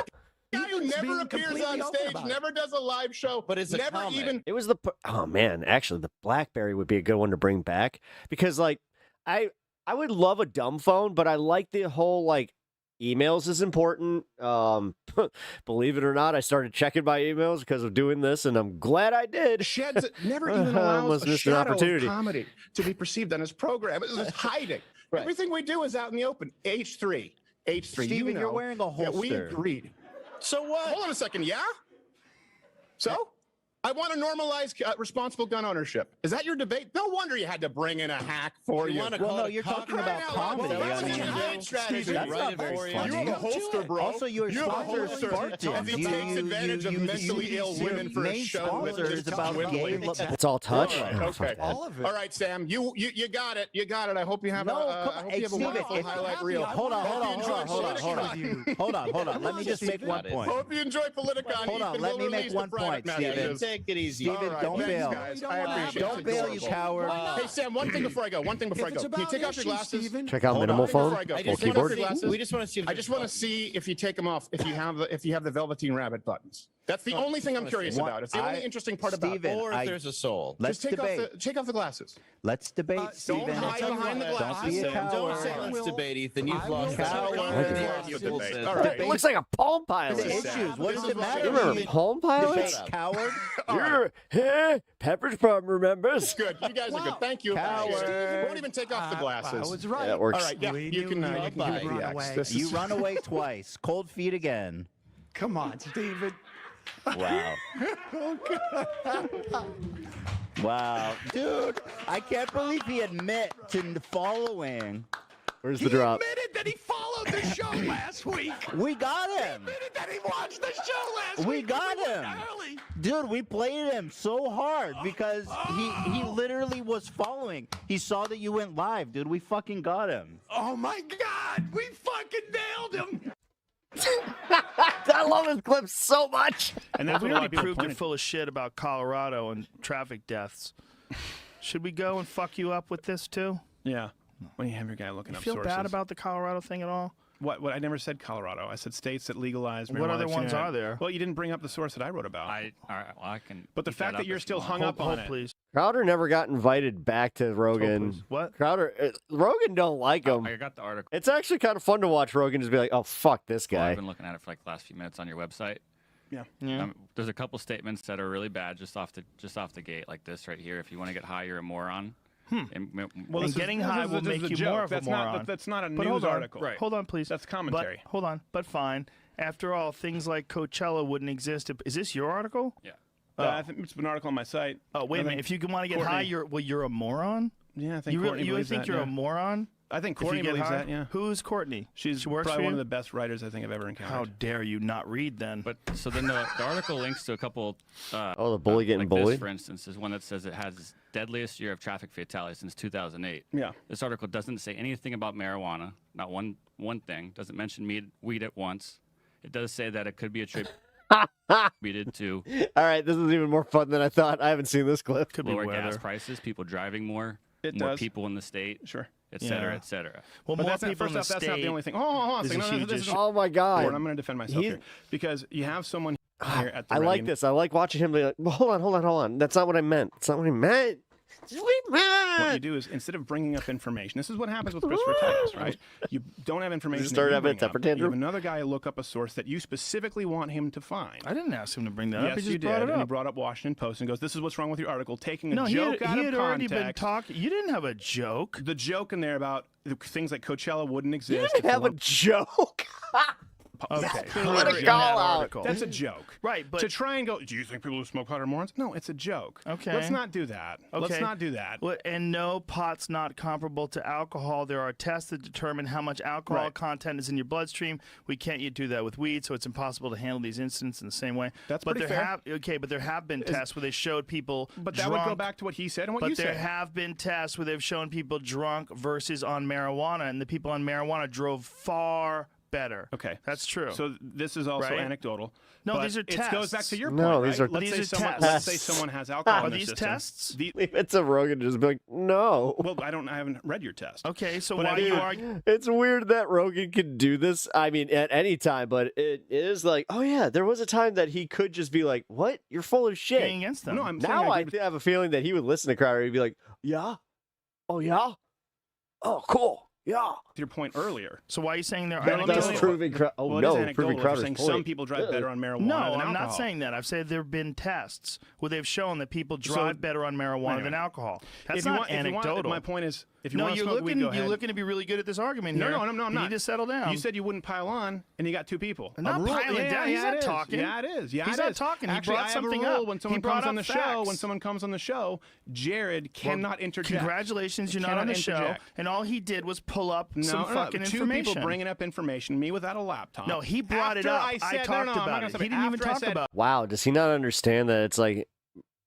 you might want to just not have like try to die on this hill? You said, what would be the one thing that you've changed your mind on that Is you there would a look problem back? when two people are correct and you're incorrect? Does that bother you? I don't agree that you're correct. What are you talking about? You just pulled up some statistics that show that Colorado has less traffic fatalities No, I didn't. since I didn't pull up 2000. any statistics. No, he did. You had, you well, you saw just said them. you. You just Okay, said well, you. I will So, give no, you that's my not laptop. correct. I'll turn my laptop That's your not way, correct. and you can pull up some shit that shows you contrary said, what is evidence. the issue that you would care about the least that you've changed your mind? And I said, probably wouldn't even talk about pot. That's a long version of what you said. And what then you you said, well, why? was there have been more fatalities since marijuana has been legal in those In states. all the things we've discussed, It's not true. Why are you so obsessed with the pot Because issue? you're not right, and it doesn't matter if we've talked about it for 4 So hours. In this instance, you yeah. are incorrect. You know you're no, incorrect. I'm not incorrect in that instance. That traffic fatalities have increased in areas where pot have increased. We did the same study in Michigan where pot was legalized and people were actually Wait a minute. selling more When- marijuana to underage kids. I don't care Okay, if they that do doesn't it. have anything to do with traffic It does fatalities. have to do with it. It doesn't have anything to do with traffic fatalities unless you can prove there's more traffic fatalities in underage kids since marijuana has been legal. Yeah, there have been several articles that have made that claim, made that assertion. Let's and find We've them. written about it. Let's find them. They all come from one article mostly, and it's from these AAA stats, and this is the stats that they said. And it's almost all the articles you're talking about come from this one I article. like how Crowder is just like, "Oh, well, if you try, then you're not gonna find him because I know I'm full of shit." Okay. Okay, so it says the percentage of drivers involved in fatal crashes who recently used marijuana more than doubled from 8 to 17% from 2013 to 2014. Yeah. 1 in 6 drivers involved in fatal crashes from 2014 had recently used marijuana, which is the most recent data available. Now, do you The understand that significant increase in causation fatal does not crashes equal involving marijuana correlation? is alarming. Yeah, says who? That's an opinion. It's an opinion. President and CEO of AAA Foundation. Yeah, for he says Traffic it's Safety. alarming. Well, is that a matter of more people smoking marijuana because it's legal, or is it a matter of the marijuana causing these accidents? Is this you know not an what else? Oh, hold on. Damn it! I'm gonna have to edit this. I just watched enough Rogan for it to be like, no, you need to stop. We don't like it when you use the Rogan. Actually, it's weird. Rogan will let you use up to 6 minutes of his stuff. So that must have been 6 minutes. It is such a weird rule, but dang it. We were having fun watching him get bodied by Rogan of all of all people. When Joe Rogan is making you like he's the intellectual powerhouse in that room. Oh boy. Oh yeah, definitely. Actually, let's see. And start. Okay, so it's 23. 18. 6 minutes. Get the fuck out of here, dude. Oh, 5. Fuck. Alright, never mind. I think it was off by a minute. Yeah, because it starts at 18. And yeah, he lets you use 5 minutes of it.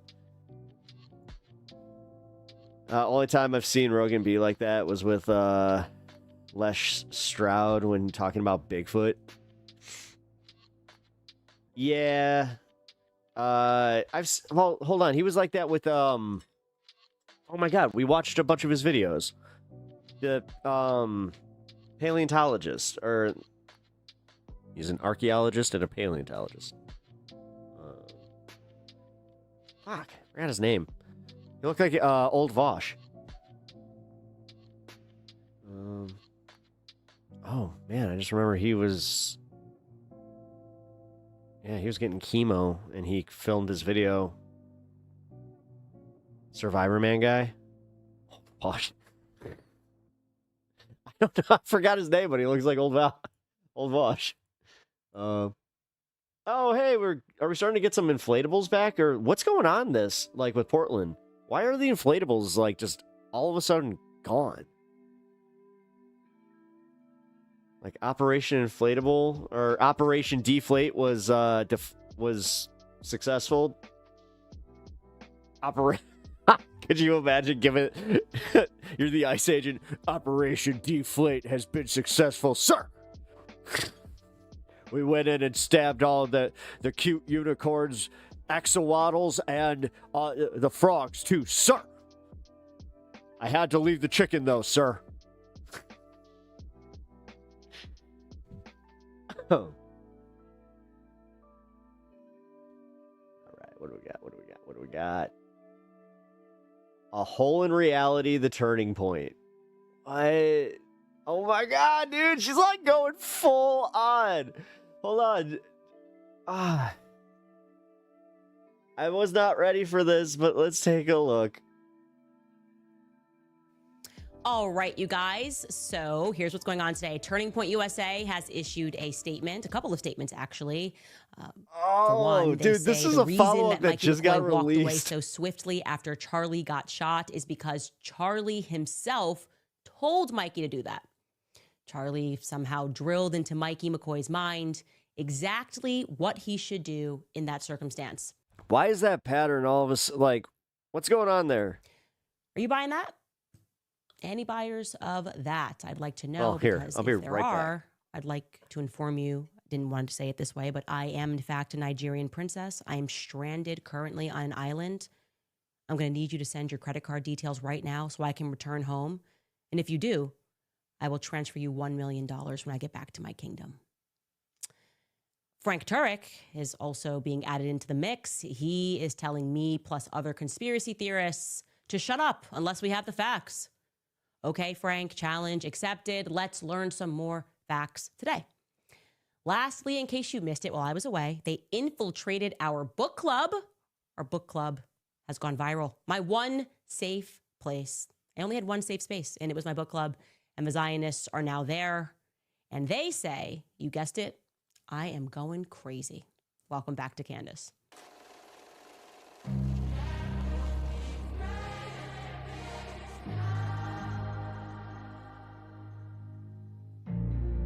Hey, look, I'm popular. Today is actually a really important episode. I want you to pay attention, very close attention to what I'm about to share with you. A lot of this is gut instinct. That's what we do here. It's my grandfather's croquet hat.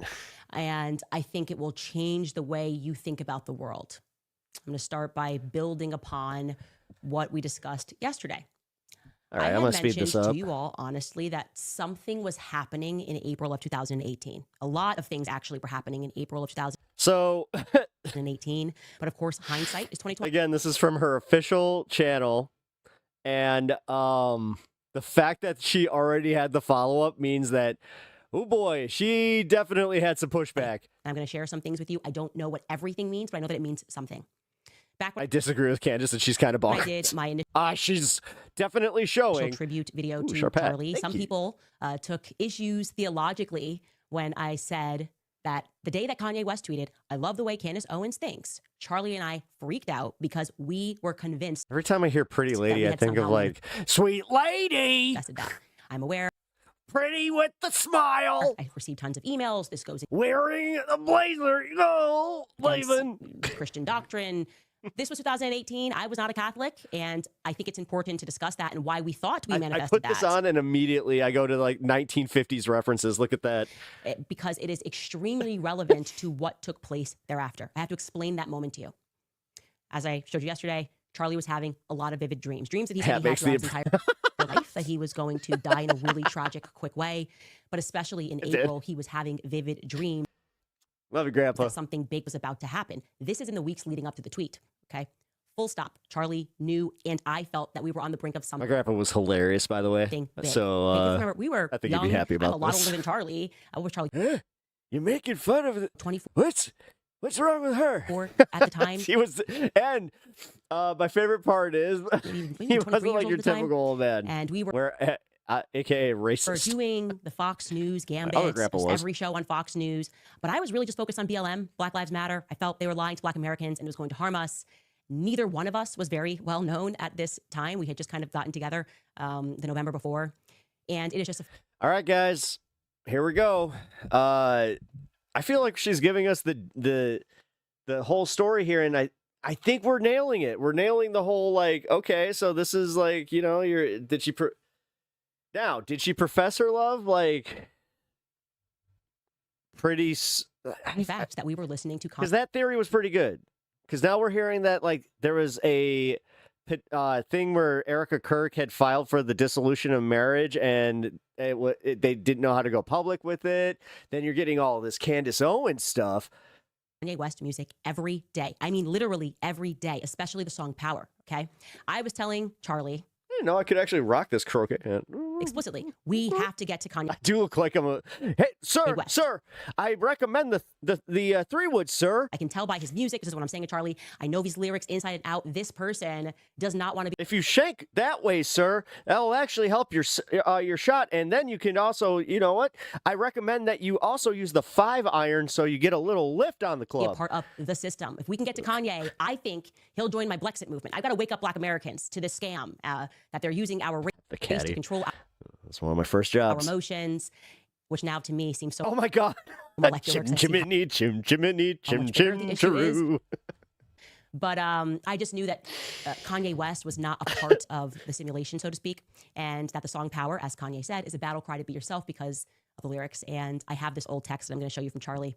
This is April 13th, 2018. This is what I said to him, just so you can kind of get the vibe of what was going on. I said, yo. Oh no, Mary Poopins. Kanye West writing a philosophy book called Break the Simulation. Yep. We need him, Charlie. He is Blexit AF.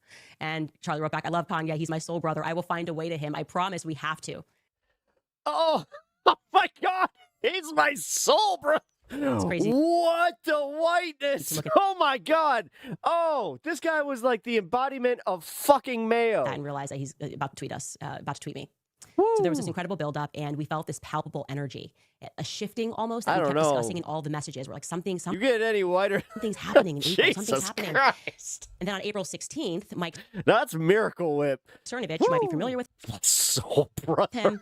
He does this. My grandpa would just be like, what the fuck did he just say? Series of tweets, having not spoken to me or Charlie about how we were feeling, saying that he was speaking to a lot of his friends who could feel that there was some sort of an energy shift happening. So you imagine, we're like, what? There is something definitely happening here. How could Mike Cernovich randomly be tweeting this series of tweets? It shocked me. So I sent those tweets to Charlie. I'm going to show you that now. These are hello, governor. From Mike Cernovich. Oh my God. He has since deleted these tweets. Oi, you want to meet me down by the bloody... So you can ask him. Oh, let's see. He wrote a change in energy. This is Mike Cernovich. We need a good change in energy which Barney. stuns high consciousness. People does not mean bad. It simply means that it's cosmic. A paradigm is shifting. Dirty Something is always is happening, and that people get angry at me shows the dirty turtle. The shift. You want to meet me down by the dirty turtle? We'll get a point. I care. The energy manifests itself in different ways. He goes on to say several high consciousness people I've spoken to independently told me about feeling a shift. Yeah, what kind of feelings, Candace? What kind of feelings? Shift in energy. Something is going on. It happened 2 to 3 weeks ago. I'm not talking politics or elections. It's much bigger. Energy shift. I saw this and I obviously screenshot it. I sent to the tweets to, not screenshot, I just sent the tweets to Charlie. And I said, Charlie, what the F? I had a bad potty mouth in 2018. Going through these tweets, I realized that. I don't swear nearly as much or at all anymore. And then Charlie said, yup, we felt it too. Remember, I told you, the dreams got darker. Again, I'm painting a picture here of what was going on. We're going to get deeper here on what transpired. On the eve before Kanye West tweeted us, again, we are still in April. This is April 20th, the evening before Kanye West tweets me. Charlie messages me. Yeah. He says, I'm on a run and I'm blasting Kanye It took a second. That's why I'm giggling. West, and we're on the brink of something big. Like April the Like, this is our time. Hey. I'll show you that tweet. Night before. I'm listening to Kanye and just running my streets. Are you ready for the war that's coming? We're going to fight. We're going to. I'm listening to Kanye and just running. Jesus fucking. Oh my God. These are so. Oh, if I was Charlie Kirk in the grave, I'd just be like, stop. No. No. Win, they will lose. Stop, I please. said, so These were exciting. private. It's our time. He said yes. And then the next morning, as you can see, I woke up to news of the tweets and I said, please pick up because I was shaking. And then Charlie wrote back and said, I am freaking the F out. When I said to you guys, you had to be there, we were certain we had manifested. It was. I'll keep this hat down here because anytime that I see this pattern now, it'll be like, yep, got my pattern on. It was kind of freaky. That's the right word. We were freaking out, going, how is this real? How did we know what is happening right now in the world? And yeah, Kanye sent this now infamous tweet. I love the way Candace Owens thinks. I want you to know this. Everything for Charlie and I changed in a blink of an eye. This is so weird. In that moment. I mean, so the other one was like professing love - witchcraft. This one's more like, no, I'm going to give you all the facts. Since they want to go out and smear my name, I'm about to give the real dirt. And apparently she goes after Turning Point in and this. Retrospectively, it would never be the same again. It says Charlie ripped a hole in reality. I mentioned to you guys yesterday that I remember that we both watched. And at the beginning, she said that she's getting smeared by Turning Point, so she needs to clear the record. I'm not an overtly political person, so I didn't know who Scott Adams was, but I remember vividly watching him draw on a board and explain to his very many followers that something much bigger had. Actually, to your point, Anna, I will say that yes, while she is conventionally pretty, she's a perfect example of when you have hate in your heart, that it really does make you uglier. Taken place, and that people needed to pay attention to this tweet for almost cosmic reasons. Let's take a listen to what Scott Adams said on that day. What did he tweet? He tweeted, I like the way Candace Owens. Oh, the Dilbert guy. Oh, this dipshit. 7 words. And he ripped a hole in reality with 7 words. Because Kanye is supposed to be over here. And Candace is supposed to be over here. And they're not ever supposed to say the other one said something, right? All right? That's not supposed to happen. But Kanye did it anyway. Kanye knows history doesn't repeat. He's not a prisoner of the mind. He knows that the problem is not the solution. Whatever you want to say about Kanye's politics, and I don't even know what his preferred politics would be. I'm not even sure what party he would run for it if he ran for president at this point. Whatever else you want to say about him, and I don't know enough about his actual, management skills or political ability, but he did something that you could rarely see. He actually just altered reality. He just made the entire conservative Twitter sphere just go something like this. It's like your head just went. What the fuck? How come they can apply this to Kanye West but not Zoran Mandani? What did I just see? Did I really see this? Now forget about, which of these views you like the best. That's not even the story. Forget about whether you think Candace has. I mean, obviously it's because they have bias, but for real, you'd think everything right like, or everything wrong. He's showing it is like, this is how my brain works. Is that you just replace this name and this name. Shouldn't be it would almost in make the sense, same right? Conversation in 7 words. Kanye just changed that, and he just. Jesus Christ! How long is this video? Freed a lot of people from a mental prison. Kanye. Is she like really interested in this because she's starting to feel like she might be on the same path? In 7 words. I mean, we did say at the end of the last video that it's like, oh man, she's giving me big she's kind of going a little cuckoo for Cocoa Puffs. Words unlocked a mental prison and is bringing you to the golden age.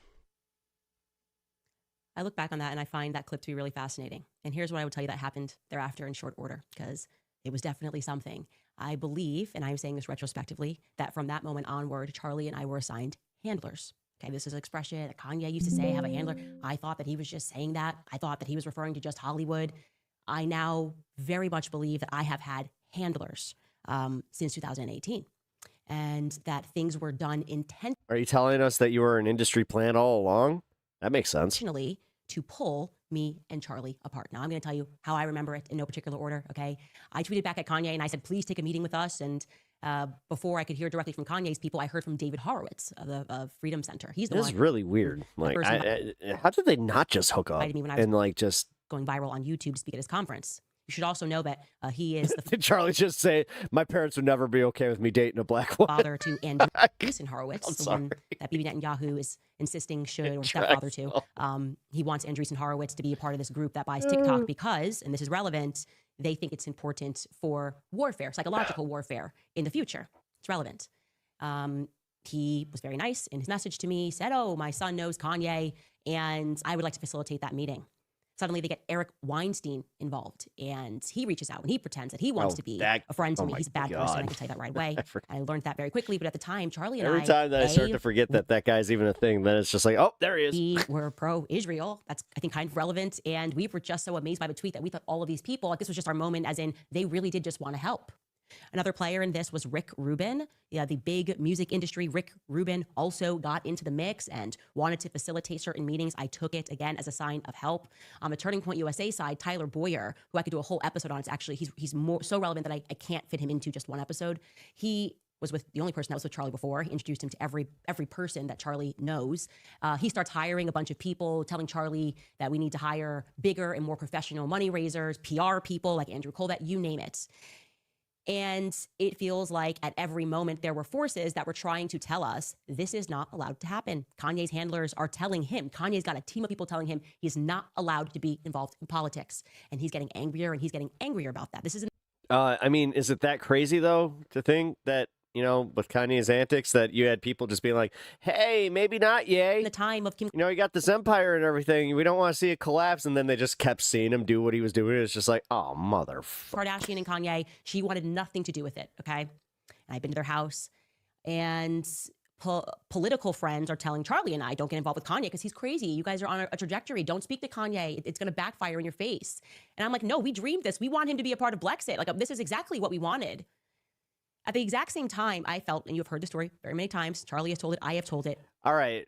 As somebody who's seen it, her eyes, they got a little bit of that out of nowhere. I got this distance to them, you know? That I needed to go to the UK.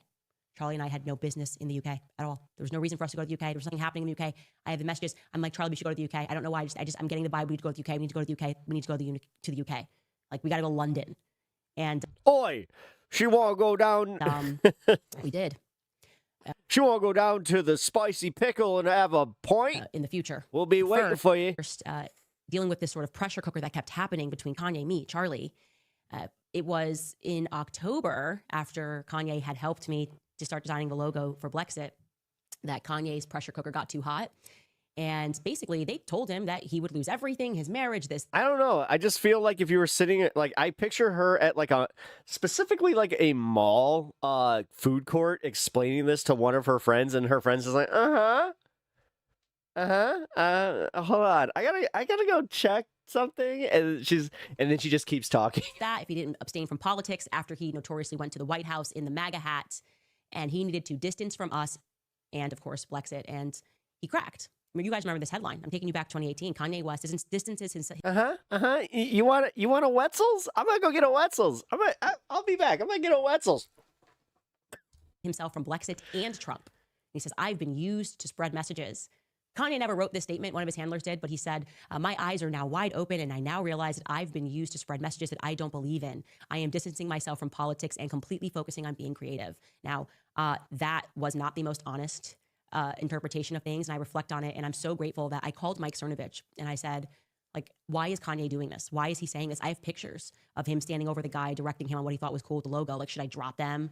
And Cernovich gave me really sound advice and said, don't. You have no idea what he's going. She's disguising their weekend getaway as whatever crazy shit this is. She wants to tell their story so bad, but has to be low-key, but she's crazy, so her low-key isn't so low-key. Yeah, she's kind of telling on herself where it's like, I didn't want to go to London, but he wanted to go to London. His wife wasn't there. It's just like, go on. And I'm grateful to Cernovich for that, because I now know what Kanye was going through and what that pressure is like, and when they come for your family and come for everything. Again, just Charlie's just like, shut the fuck up. And it's like, all you have to do is disavow this. I had another dream about Charlie. He kept saying just like, too fucking much, Candace. Too fucking much. Disavow that, and everything will go back to normal. So, yeah. I guess he's dealing with too much. He's under stress in heaven. I totally understand it. It makes perfect sense to me why you had to say that. Anyways, I think I was saved. Oh, Look back, man. I think I was saved by this weird pull that I had to go to the UK. It was, now I realize, an unexpected anomaly. My husband, how I met him, this unplanned trip on nobody's calendar. Nobody was setting it up. I just like, Charlie, get a meeting with whoever, make anything happen. I need to be in the UK. I just think that like something good will happen if we go to the UK.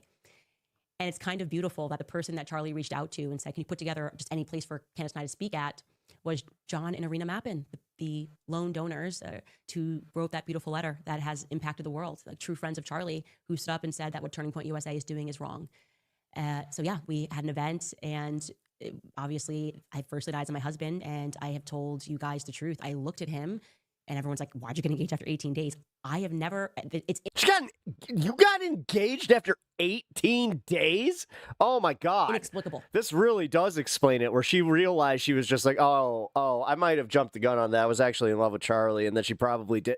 Wow, this is a better story. So in a fictional world, it really does kind of seem like it's, yeah, she got to that point, and then all of a sudden, he got kirked, and then just, she's just like, my true love. Sometimes love is true. I looked at him and I felt like I had already known him, and it felt exactly like seeing a sigh That's of relief. fucking crazy. Like, it felt like a sigh of relief. I was like, I need to go with him. 2 months later, and with that event in London, I'll far get behind Charlie us, that was Angle in better. December, that I met my husband, that I convinced Charlie, took his credit card and booked She his flight. she saw Frozen and just thought, yes. John and Marina made the event happen. 2 months later in February, something really strange happened. Oh, God. Someone, and I believe it was someone at BuzzFeed, cut a clip of a video from the Q&A portion of that UK event. This is, again, over 2 months later. And they stripped the question that was asked of me. You'll remember the scandal, what I'm about to tell you about. Dude, the way she talks about her husband is the way I talk about, or I feel about my partner. This is crazy. Oh.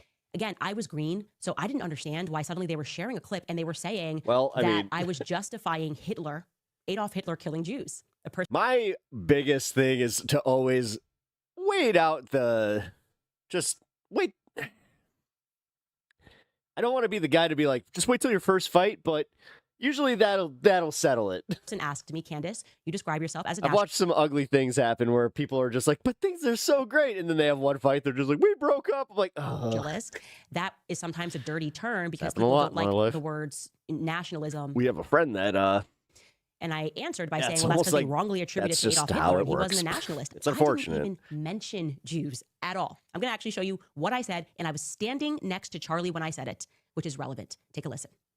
Yeah, I agree. I actually don't have any problems at all with the word nationalism. I think that it gets, the definition gets poisoned by elitists that actually want globalism. Globalism is what I don't want. So when you think about, whenever we say nationalism, the first thing people think about, at least in America, is Hitler. You know, he was a National Socialist. But if Hitler just wanted to make Germany great and have things run well, okay, fine. The problem is that he had dreams outside of Germany. He wanted to globalize. He wanted everybody to be German, everybody to be speaking German, everybody to look a different way. That's not, to me, that's not nationalism. In thinking about how it could go bad down the line, I don't really have an issue with nationalism. I really don't. I think that it's okay. It's important to retain your country's identity and to make sure that what's happening here, which I think is incredibly worrisome in terms of the decrease in the birth rate that we're seeing in the UK, is what you kind of want to avoid. So I don't have anything problem. I have no problems with nationalism. It's globalism that I try to avoid. Now I know that these online campaigns are inorganic and that what actually happened was this was a hit. This was a hit. They pulled the clip, and then a bunch of people wrote articles saying that I supported Adolf Hitler, and that I said if Hitler had just wanted to make Germany great again, then okay, fine, that's fine. No context again. And it was like a severe cancel culture attack saying that I mean, it was a pretty stupid thing to say. I supported Jews being killed in the Holocaust. It was insane. Again, Charlie and I... Wait, you still don't see a problem with it? We're very new, and this was very scary. We were kind of coming upon a high point and going, why do people want to destroy us? We don't know what this is. And at the same time, the Simon Wiesenthal Center, and this is, again, another interesting piece of this, issued a statement against my comments. Is that Charlie's face on that cup? Simon Wiesenthal Center, we're like the official Holocaust people. And this girl is obviously supporting Hitler. It was heavy. It was it was so heavy, and I laughed. I was about to say, what context? The clip didn't help. If we have ears and we could just go, that's still pretty bad. In retrospect, because I thought it was all real. I didn't realize this was a matrix of people who wanted to pull me and Charlie apart. That's what they wanted to do. They wanted to put pressure on him. So donors would pressure him and be like, hey, she's supporting Hitler. It's such a bad look. And then they would find me broken and scared and upset and going, I don't know how Jewish people could think that I would support Hitler. And that's what I was saying. And this amazing thing happened that despite this, that the hand that came out to me and offered me a job was PragerU. PragerU offered me a job. This is early 2019. And it was like, hey, like, we know that you don't believe these things. And at the time, I thought they were just being friends. I don't know what to think anymore. Marissa Straight, the CEO, has never shied from telling people that she is, in the IDF. She worked intelligence in the IDF, right, in Israel. And I took the job with them, and Charlie and I'm just going to ask it, were they fucking? Sure seems like they were. Climbed together, but we were also Wait, have I not made working apart at the same time. You're telling me that I've been a little coy. Tours, but I was officially working for PragerU. Okay. And one of the first things that happened, almost the way it feels to me, was like, we can save you, but here's what you have to do. Was Marissa took me it certainly seems like to the Simon Wiesenthal Center. And again, I was so grateful. I was like, who do I have to say sorry to so that they know that I don't hate Jews? This is what happened. I'm telling you, this is what happened in 2019. And there was like some chief rabbi looking character. Don't say shit like that. Wait a minute. And him and her spoke in Hebrew. I didn't understand a word. She said more than one of these. Like, when you have, what's his face? Dennis Prager, and then Ben Shapiro both being like, yeah, but you are kind of, anti-Jewish. Of what was said in front of me. And then we left, and everything. I mean, there's a reason they call you CANDACE. Was restored temporarily. Not them specifically, but throughout that time frame thereafter, I'm doing my show. I think my first episode with PragerU was in March. Charlie's still climbing. Turning Point USA, as you know, became a behemoth. I remember speaking at their conferences and saying that they were now running like a military operation. It was so efficient, on time, it was tactical. And I did not realize at that time how prescient that thought would become. Because as you guys know, in my old age, I have grown increasingly interested in genealogy. Because you really start to recognize certain patterns when you look into who people's fathers are, who their grandfathers were, she was married to a white guy. Grandfathers were. And the one thing that has shocked me about Charlie and Turning Point USA is just how many military characters. It's like that meme, that face. We're surrounding him. And then you just see Charlie Kirk's gums. Even in September 10th, people that were in the hospital, right? Let's just take a look at the chart that we have put together. And this is in an early phase, but it's interesting. He did have an unfortunately large head. At the very least, okay? We've got Frank Turek. And Frank Turek, if we want to go through this, we got Andrew Colvett, Rob McCoy, Mikey McCoy, Tyler Boyer. Let's start with Frank Turek, if we have that card. And Frank Turek, again, has been honest, former officer in the U.S. Navy. And then he turned to Christian apologetics. He has 2 sons that are in the military, fly planes, as well as one of his son's spouses that's in the military. I don't even know what a Christian apologetics is. Again, he's never lied about this. What the fuck? Andrew Colvett, by the way, if you don't know, I didn't know. I don't think Charlie knew. Certainly not when Tyler brought him or when he got hired. His brother, Captain Kurt Colvett, is in the military. His cousin, Captain Robert Colvett, is high up in the military. So that's interesting. Very interesting to me. That's how military families generally work. At least because I just am like, oh, that's kind of something I was not aware of. I thought he was just. Wow, they actually have one of those things where if you were in some kind of, heated thing, it's like, my father served, my grandfather served, my brother served. That means I had to serve my country. I was working PR and was found and things, went forward. And then obviously, Rob McCoy. Got the one brother. Pastor, but I wanted to be a dancer. With a they're all just like, military background. Pastor Rob McCoy, his father was a naval captain. Roy Edgar McCoy. Unfortunately, too many of those situations was true. But also, and this is kind of shocking, his father was also the assistant chief of staff for psychological. And then they have it's the famous Godfather. What's it? The brother syndrome. They did a whole thing on that where what's his fucking name? Warfare. God damn it, I haven't watched those movies in so long. Psychological warfare. This is the name of the game. And that what was the younger brother's name in Godfather? Trajectory is increasingly interesting to me. I think we have this clip from an investigative journalist named George Webb, who speaks a little bit further about Rob. And obviously, this is Mikey McCoy's family. Take a listen. McCoy does have this strange military background. He does have this Fredo. Fucking yeah, Fredo. Strange. Thank you. Seemingly putting his son in there and guiding. Yeah, it's Fredo syndrome. for this new Yeah. apostolic revival. Alfred. He is a Well, NAR I mean, yeah, person. they He call is him kind of Fredo, the though. NAR push for Charlie. Charlie was meeting with NAR. NAR were the $25 million and above donors from the Christian right. The Ziklag was the name of the organization. So all that's correct. That's correct information. And what happened in my life after that was I went from PragerU, and you got a pastor, you know, Chris Cuomo almost fought a guy for calling him that. from the military, 2 pastors from the military there. I'm telling you, Marissa, straight yeah? military. I then went to, obviously, the Daily Wire, and the president at the time of the Daily Wire That's got was funny. also a naval intelligence officer who decided to become a pastor. That was John Lewis. And I'm like, actually, in retrospect, what are the chances that we just have so many military people that are in media?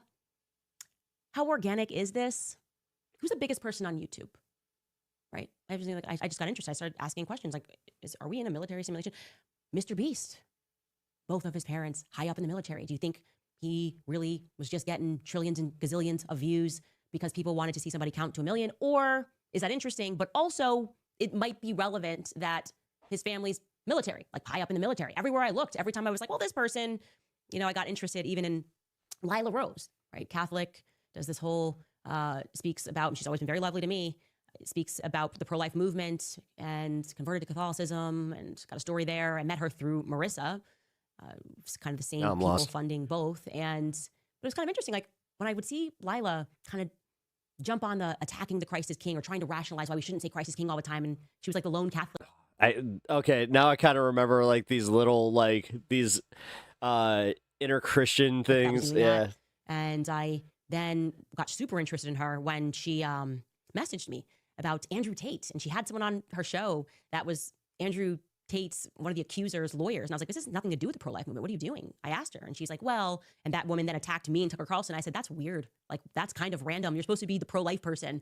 And you're talking about, and you're talking to Andrew Colvet's, the party to that lawsuit. You're talking to her lawyer. Why on your show? Why are you the first show she would pick? Why doesn't she go on like CNN or Fox News? And I looked, of course, yeah, you got military all over that background. And I'm going, is anything not military? I'm looking at Barry Weiss and I'm looking into her grandfather, and there's a story that's just incredible. A bomb thrown on. So now it's a military coup through nepotism? Is that what she's getting at? His house, and I think it's in Philly or somewhere, maybe it's Pittsburgh, and that's related to the casinos. I mean, the whole thing. This isn't for us to truly understand. She knows he's watching. Love starts getting never truly really dies. crazy when you realize everyone's somehow attached to Raytheon, right? Mr. Beast, they're all attached to Raytheon in one way or the other. And I find that to be interesting. And there's more, by the way. I'm in the early days of research here, and there's a lot more I'm going to present to you guys. But I think we can all acknowledge that we were lied to about the 30-06, right? I know for a fact Charlie's neck was not destroyed. Certainly was not destroyed. And if I'm lying, sue me for defamation, and you'll learn exactly how I know that.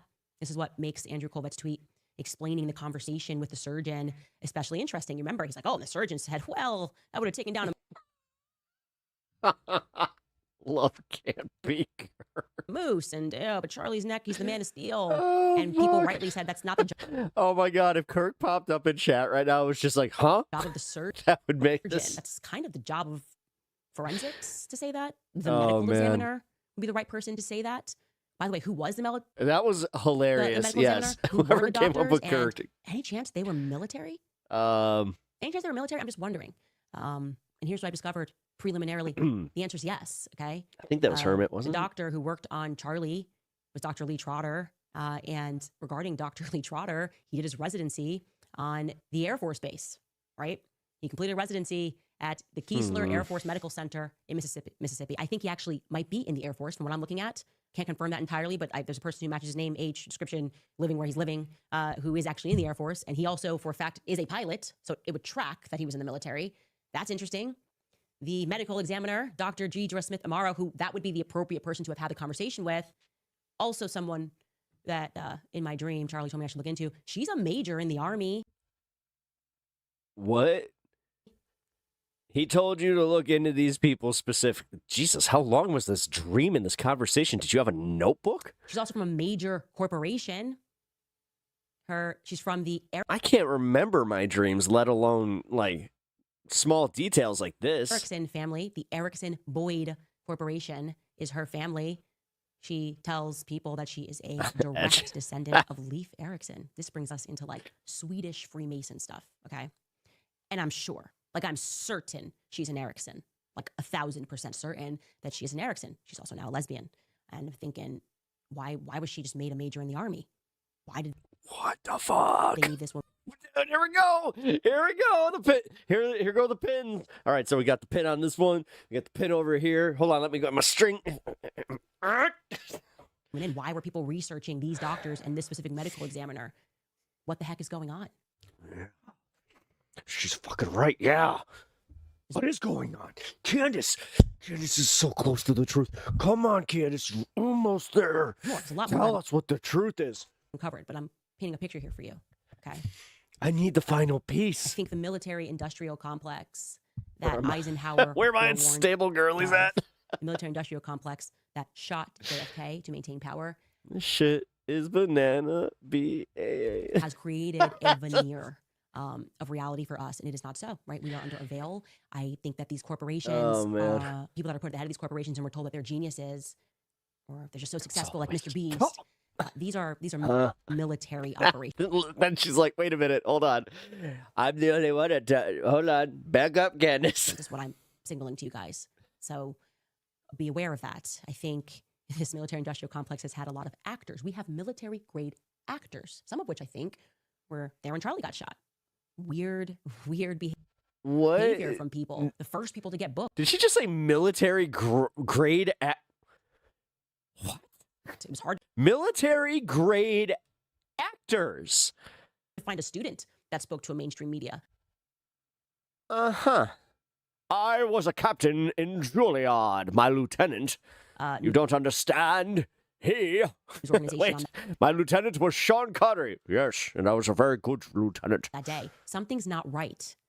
There are too many military. I happen to also practice in Berkeley. Players that were surrounding Charlie, and they weren't there before 2018. They weren't there until now. If you'd excuse me, the hills are alive with the sound of music. Forces were trying to pull me and Charlie apart. And I had it on my heart to share this with you because I think it will help you when you start to look at things and assess people and they tell you he's a genius. Then you learn that they have, I don't know, a contract with the Department of Defense.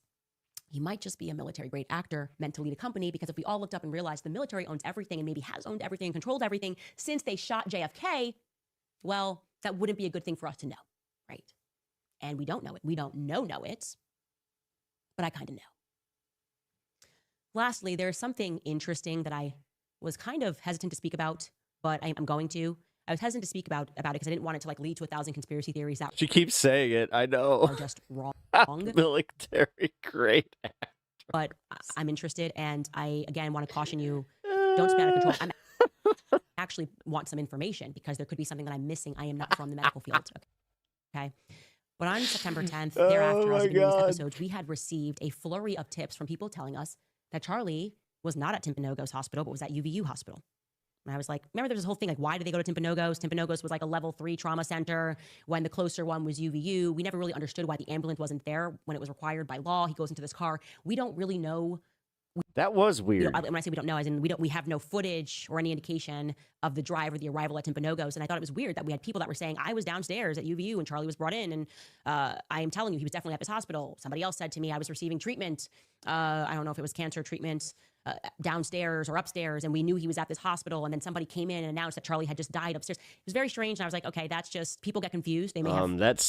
That wouldn't work out. If he was in a trauma ward, usually cancer wards are even like they're always on a different level of the hospital. That doesn't make any sense. From maybe a nurse texted a nurse. There's a lot of ways it could have happened. But then we received an email from somebody in the medical staff at UVU saying, I'm certain that he was here. And I have a medical file that we, and the text that we received at 2:08 p.m. saying that we're not allowed to touch the medical file. And here is the entry in the UVU system for Charlie Kirk. What happened to that guitar bass in Idaho is Had my birthday, had his age. Yeah. It's still a thing, but they're trying to be like, it's not a big deal. You know, we've always had these types of deals. It's like, no, we haven't. It had an MRN number. And then this individual shared the internal message that went out telling them that they're not allowed to touch the file. Here it is. Hi, all. There was a media event that took place today that led to a trauma patient. Due to the nature of the situation, the only individuals who will be allowed in the chart will be Deborah and myself. No one else is allowed to hover or open the chart.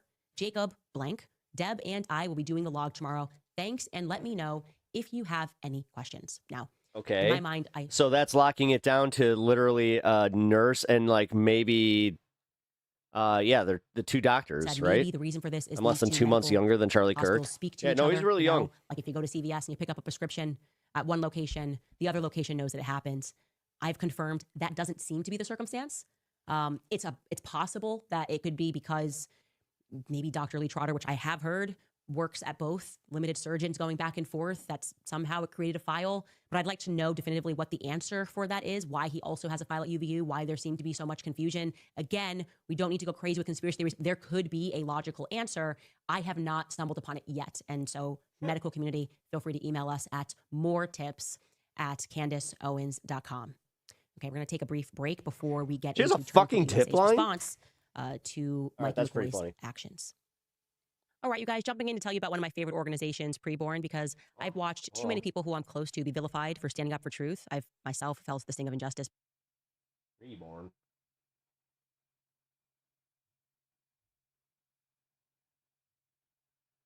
And find the best option for you right now at pdsdebt.com/Candace. Again, that's pdsdebt.com/Candace. pdsdebt.com/Candace.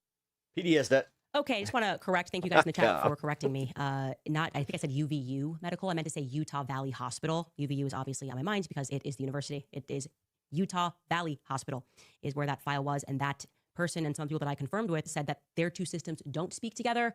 So, but there could be another logical explanation. Maybe someone called ahead and then they made a decision because of Has she never dealt with an out-of-network hospital? And they don't communicate. traffic to go somewhere else. But I would like to get to the bottom of that.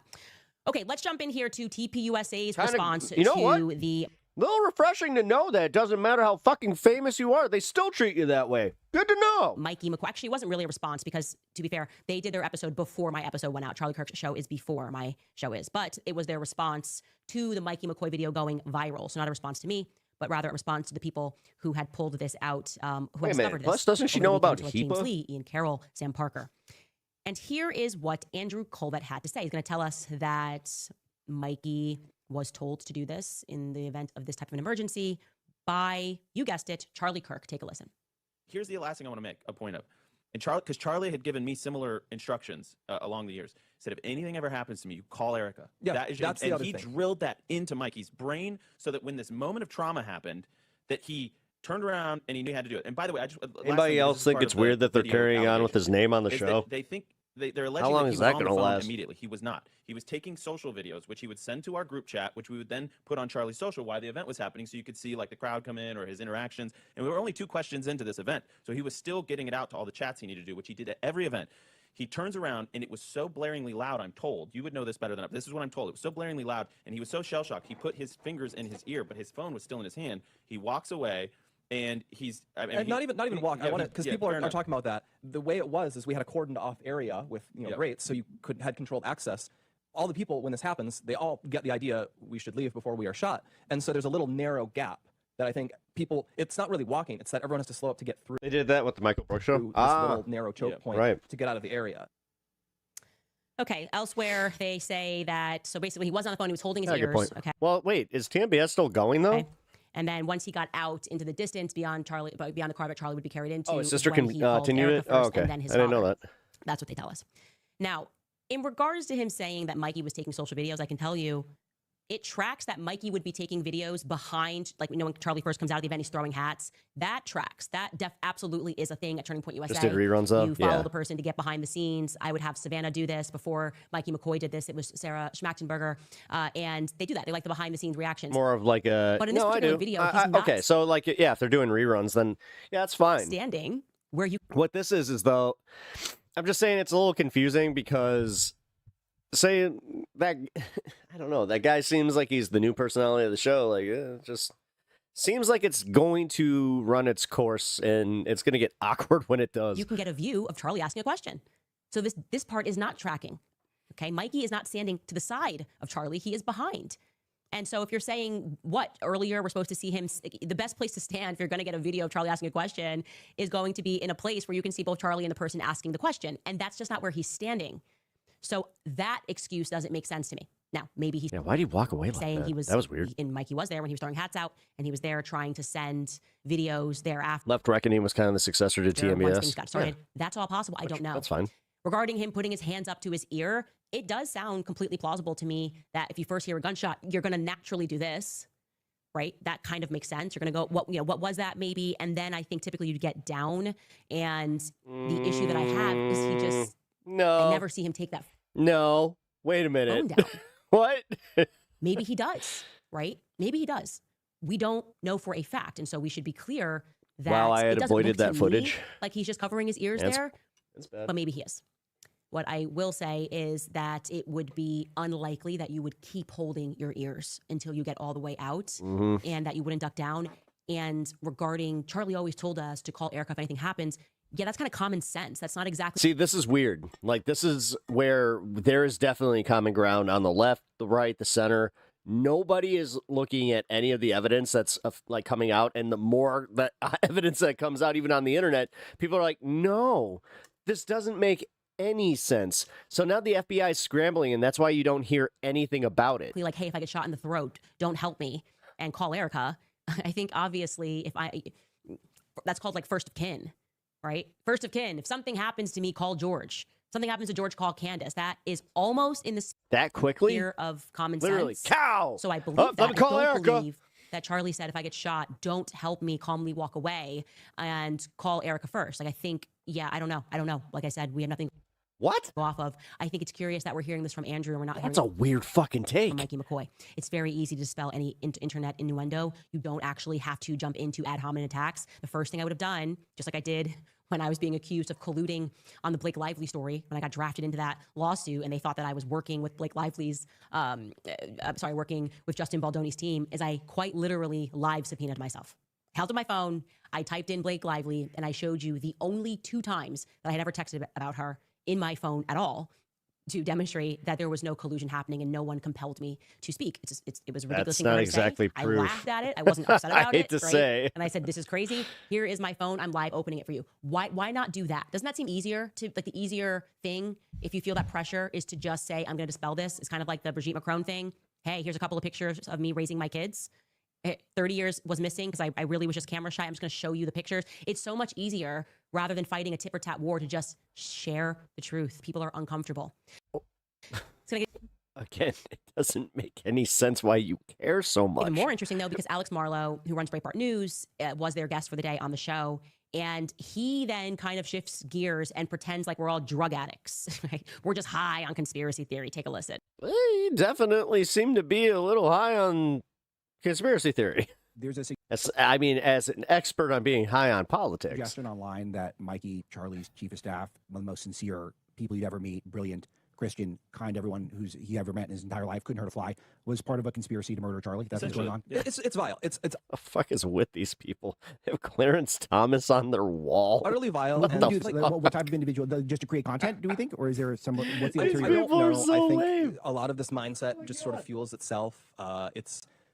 It's sort of addictive in the same way a lot of social media stuff is addictive, or in the way like Ginsburg let's say something like shit? pornography is addictive or something. Like they get really they almost get they get a high off of like the idea of like that they're doing something that's daring or out there. So that right there is a psychological operation. And because we're reading about Sigmund Freud, they You mean a diagnose you. psyop? Why do you say it like that now all of a sudden? When they don't want you to look into something, they diagnose you. So right there, he's going, oh my, are they just doing this to create content? Are these people akin to drug addicts? They're just high on the conspiracy theory.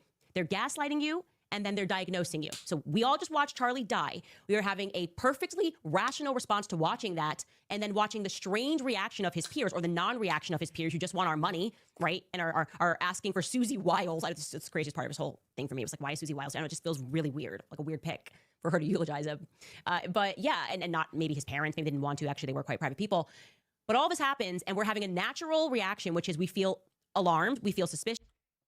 Then why even bring that up? Why didn't you just say, why not me? Did And you they're like going, not? Oh, you're a drug addict. You know what? I get it. You kind of like porn. You're into that. You're into the porn thing. It's I get it. No, I get it. If you want to watch porn all day, you want to watch porn all day. That, my friends, is a psychological operation. Steel yourselves against this. Yes, we are asking questions. No, we are not akin to people that watch pornography all day. And no, we're not getting high on it. We're going to get high when we find out what actually happened. That's going to feel like a high to us, right? That's going to be that natural rush that we feel when we've actually solved what happened to Charlie Kirk. So let me answer you back on that, Alex Marlowe. Be careful, because it might do your genealogy. You don't want me doing that. Careful. Then we have Frank Turek, who engages in this same sort of act of psychological manipulation, in my viewpoint, and he defends Mikey McCoy. I think this is on his own show. Here's what he had to say. There's a difference between a possibility and evidence for a possibility.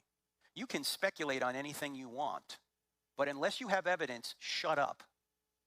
Okay? Because all you're doing is causing dissension among the brothers, which is something the Lord hates. If you want to present a possibility and say, well, this could be true, okay, it could be true, but don't accuse people for doing something for which you have no evidence. I heard today, I guess I hadn't seen it myself, but I heard today she was judging people who didn't act the right way. I don't know if anyone seen this video?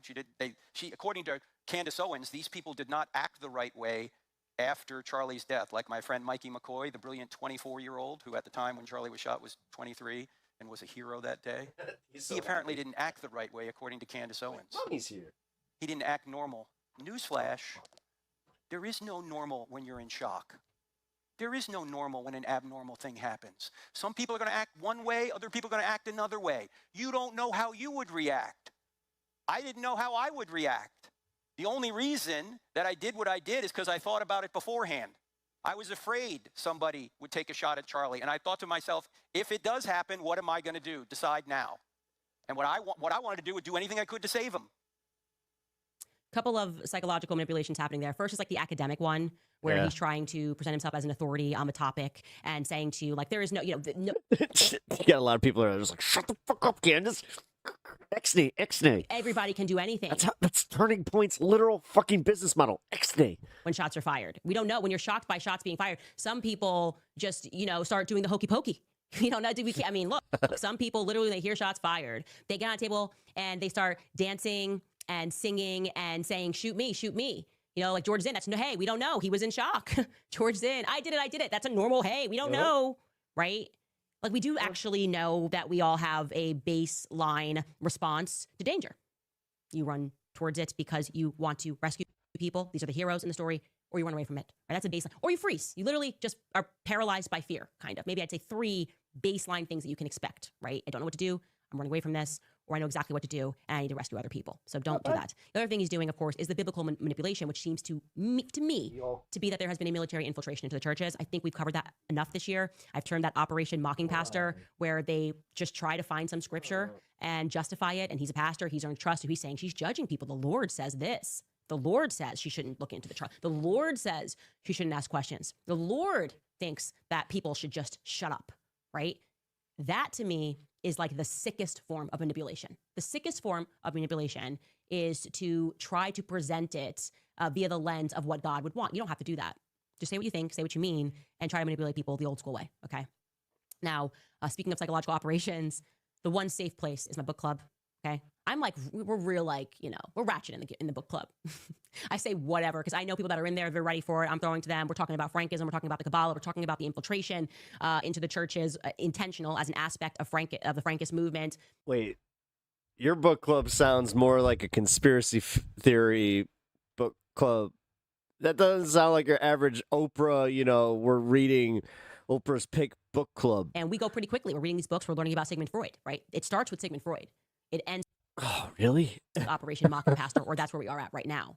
And you mean like the first psychologist that people are just like, for somebody that was an authority, he was a pretty fucked up dude. I have so much fun. And what happened was Zionists actually purchased the book club, passed the book club, and they then started sharing clips and watermarked it as if it was their own content to make money off of. This guy, Milk Bar TV, I was like, you're getting hit with a copyright strike, my friend. Okay?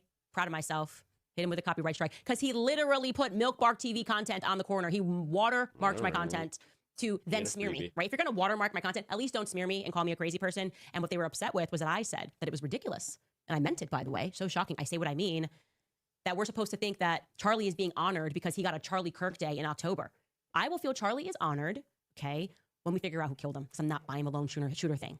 So I said, miss me with the whole Doggo wins. holiday Yes, he here. does. Tell me who actually killed him. And it's a typical federal maneuver, by the way, to kill someone like Martin Luther King or JFK, and then they get a holiday, they get a boulevard. That's what I said. And I would have said it off the book club, but they clipped I mean, she it, tried to take it out of context, but it's not necessarily a 2018. bad And point. I'm not new to what you guys do. These out of context clips are just not hitting the same. The people are awake. They know what's happening here. They see what you're doing. And then he cried, by the way, when he got hit with a copyright strike. I couldn't believe it. Talk about literally crying while you strike someone else. Like, you stole my content. You got caught stealing my content and trying to make money off of it.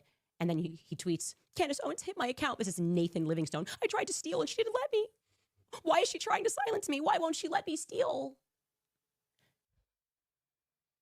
Wait, is Pay she for a like pass. come after React content? You can watch it, but you can't steal my content. Anyways, guys, it's amazing. Like, I think it's actually amazing that our book club got infiltrated. We're going to have to be more careful in there. Just kidding. What? I won't be. I will be just as ratchet as I always am in the book club. Lastly, we got to get to Brigitte Macron, because I think everybody now is really tired of her lying about having been born with a penis. Not my fault, okay? If you have not, by the way, watched the Becoming Brigitte series and you are... Do you think her white girlfriends go, girl? I kind of feel like they do. appreciating what I'm doing with the Charlie Kirk series, go back and watch it. Same thing. All I did was tell the truth, and people were upset, and then the series went viral. I mean, by people, I mean the media was upset. The series went viral. There's no way you can watch the series and come out of it thinking that Brigitte was born a female. You can't just disappear. You're so weird with 30 this years of your life. again. You can't What just the say, fuck? I didn't take a picture for Why 30 is years. this It doesn't such a work big like that. deal to It's such you? an easy, lowest baby bar ever to set to dispel the rumors. Hey, can we mean, get is some she actually pictures from your making, wedding like- day? Like, you know, you with your family, and not I have just to pictures assume that she's have actually been like given getting to some attention for us this. So. from a woman Otherwise, who quite why literally cover is it? facing charges for falsifying pictures. Like, we've got like 4 photos of the whole life. And yeah, I'm being sued because that's the next logical step. You sue people for telling the truth to scare them. And it's all Not always. That's what defamation law is for. related, by the way. We're talking about who Brigitte actually is, the families that Brigitte is related to, the fact that Emmanuel Macron is, in fact, just like the state of Israel. Also, it opened her to discovery, so it does kind of have that thing where you're like, well, you would have found out more. You haven't. You're still sitting here theorizing about it. Also, you probably have a lawyer that's just like, shut the fuck up. Rothschild's creation, talking about the military-industrial complex, and talking Goddamn money. You don't understand that. You're not part of this. You fucking about the dumbass. Kabbalah. Giving him the Jesus treatment from South Park. Very much is the reason for this push in culture for transgenderism. We'll get more into that in the book club, which gets a bit more theological. She has chosen this hill. It's a weird fucking hill. But that's a very important series. And basically what happened this week is people who hadn't even watched the series were like, okay, I've seen enough. Brigitte Macron crying because she doesn't know. Brigitte doesn't know why, but on the tax forms. I just don't understand what's her obsession? What the fuck is it? Usually people get obsessed about this because of jealousy, something. What the fuck did Brigitte Macron do? Tax forms. Brigitte is listed as Jean-Michel. And then you do this, you pick and choose when all of a sudden the age gap is a problem? What are you talking about? Listed as a male. Again, look at the age gap between Melania Trump and Donald Trump. You want to talk about this like it's a fucking issue to you? So they're trying to come the fuck lie on and tell the public that they think this was done by a team of hackers. Okay? Hackers who they haven't arrested. Okay, what hacker? This happened years ago, right? It was actually someone who worked for her who said, oh, this is weird. Like, I'm in your account right now, and you're registered as a dude named Jean-Michel. Mr. Bremet was the guy who did this, a government official. He made the revelation, and he recounted how Brigitte was stunned to learn that her legal name had been, quote unquote, changed when she logged into her personal tax account. We were completely surprised, said Mr. Bremet. Oh, okay, so we're supposed to believe the government, which Brigitte is controlling. By the way, this person, Bremet, has worked with a couple since 2017. And we're supposed to believe that a hacker was going to risk hacking the president of France. Wait a minute, wasn't Sarkozy? The government, had to be the government, decided to hack the government. When did Macron get into office? And I thought Sarkozy was still in the office. only change the name. Like, if you're going to risk that kind of an offense, that sort of a criminal offense, at least take the money. Which, funny enough, say, you know, and they the wiped last out French $2 million. president is actually in jail. It was a crazy hack, a little joke at the end of it. But no, just wanted to hack and risk criminal charges to change your name to Jean-Michel way back when this wasn't even a viral story. I mean, completely ridiculous. I just don't understand what the big deal is. Like, even if she came out and just said, fine, fuck it, yeah, I'm trans. Like, what the fuck? What do you accomplish here? Are you going to become the Queen of France? Okay. You were born Jean-Michel Trogneux. You transitioned and you've been put in this position of power. And I don't know why they would do this. You got away. It's the trans shadow cabal. That's what it is, right? All right. Can I just say at least Alex Jones's like conspiracy theories that kind of connect to something? She just throws out shit and is just like, yeah, crazy, right? It's like, yeah, fuck, Candace, that's fucking crazy. You're fucking crazy. Offending Emmanuel when he was. You mean? 14 years old, sexual offense. Distant stare. And you went after, I mean, he was a child, in my view, in everyone's view, a 14-year-old kid. You got a 40-year-old adult. That's it. How old is Melania Trump? She's 55. Okay. What is he, 80? How old is Trump? Is Trump? I think he's 80, right? 79. All right. 79 minus 55. Then we got to take into account, okay, there's a 24-year age gap.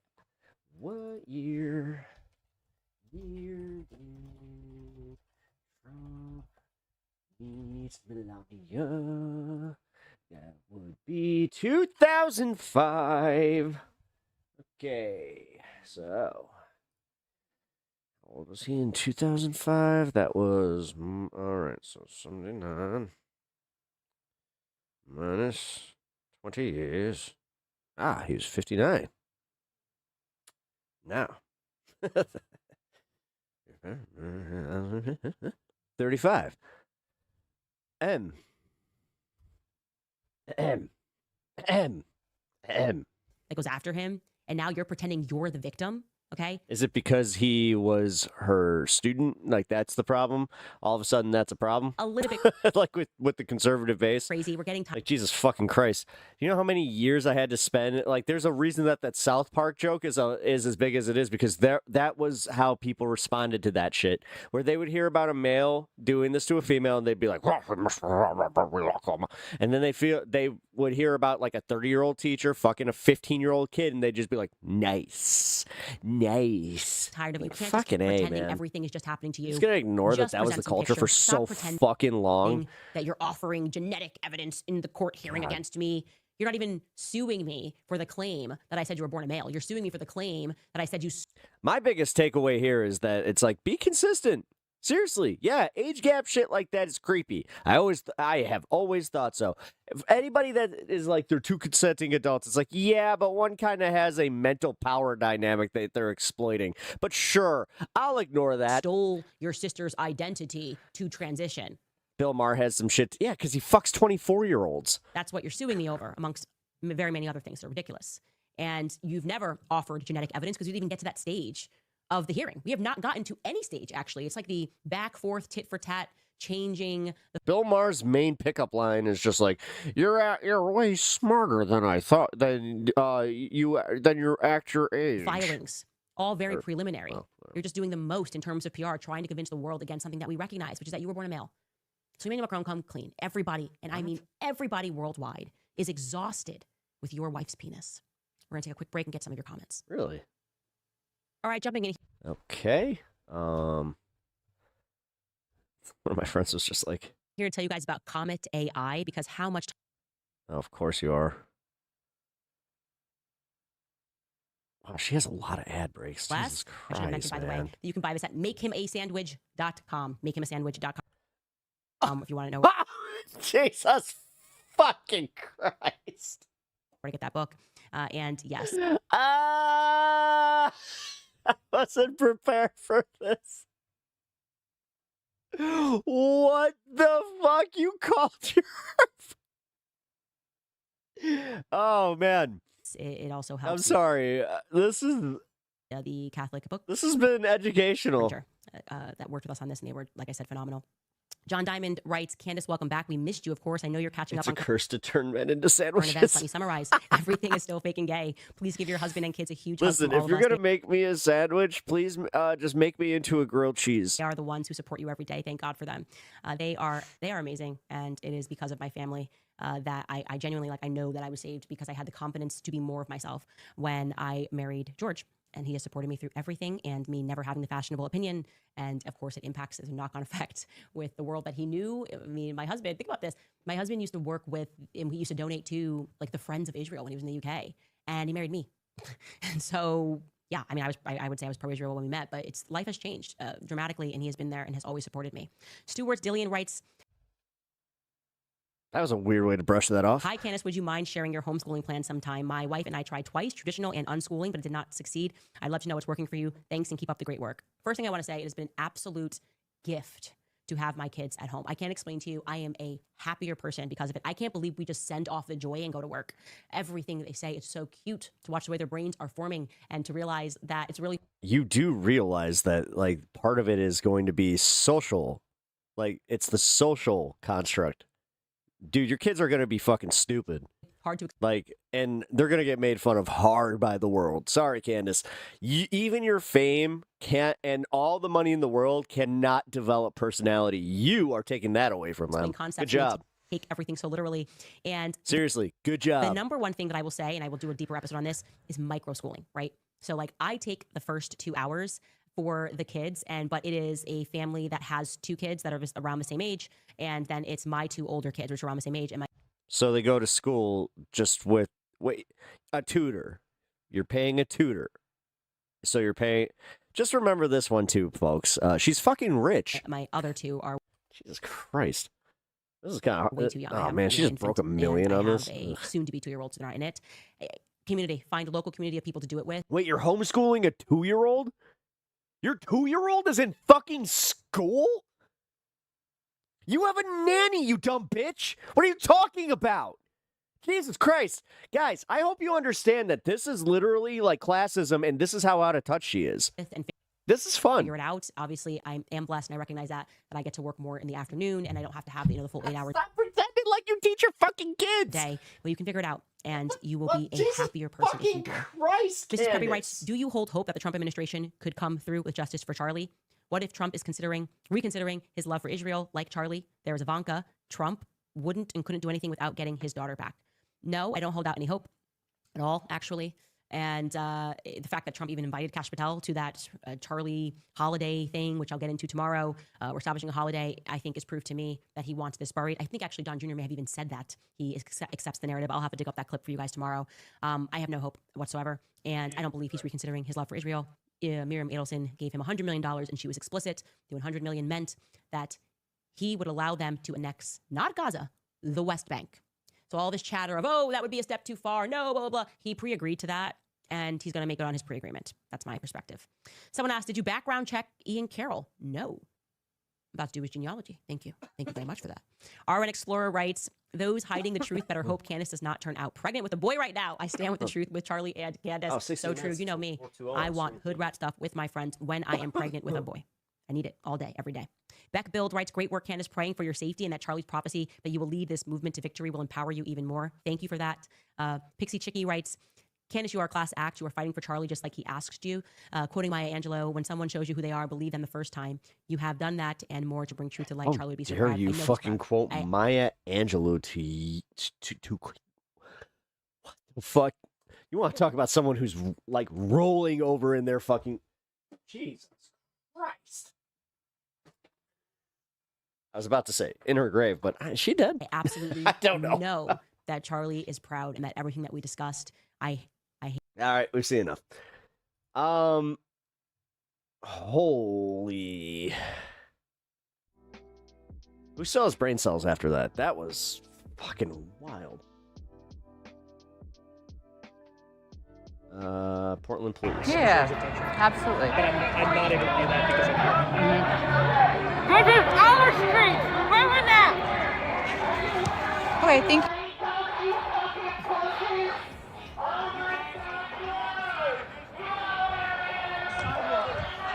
We got the whole sidewalk cleared out.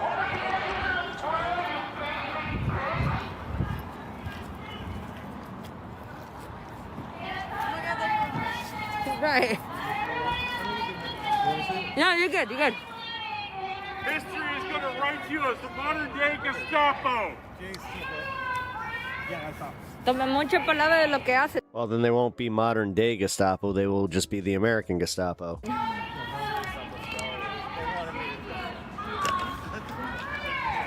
What are your grandchildren going to say? Chicken soup.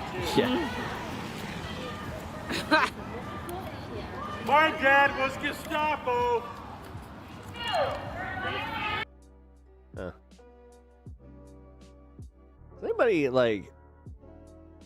If anybody knows somebody from like the Portland protest area, if they can find out why all of a sudden like the inflatables stopped, that'd be great.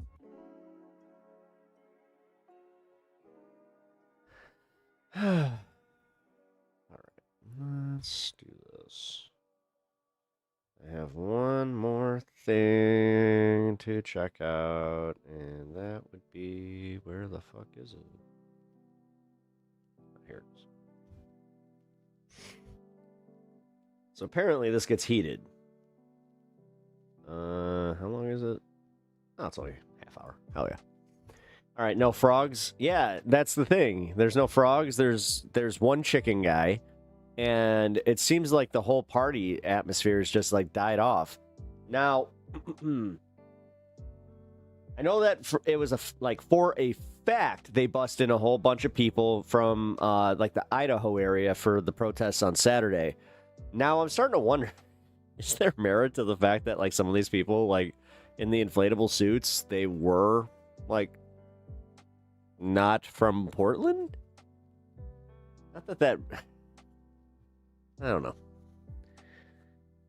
If they're bussing him in a la Turning Point, which again, I love how they always were just like, the left is bussing in protesters. Let's bus in protesters. It's like,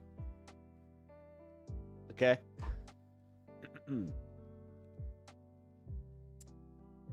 Always a little weird to me, but I hope not. Yeah. They took the suits home one by one. I'm trying to figure out, like, why? Here, let's see.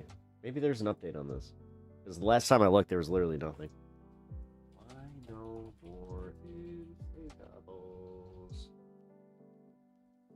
in Portland?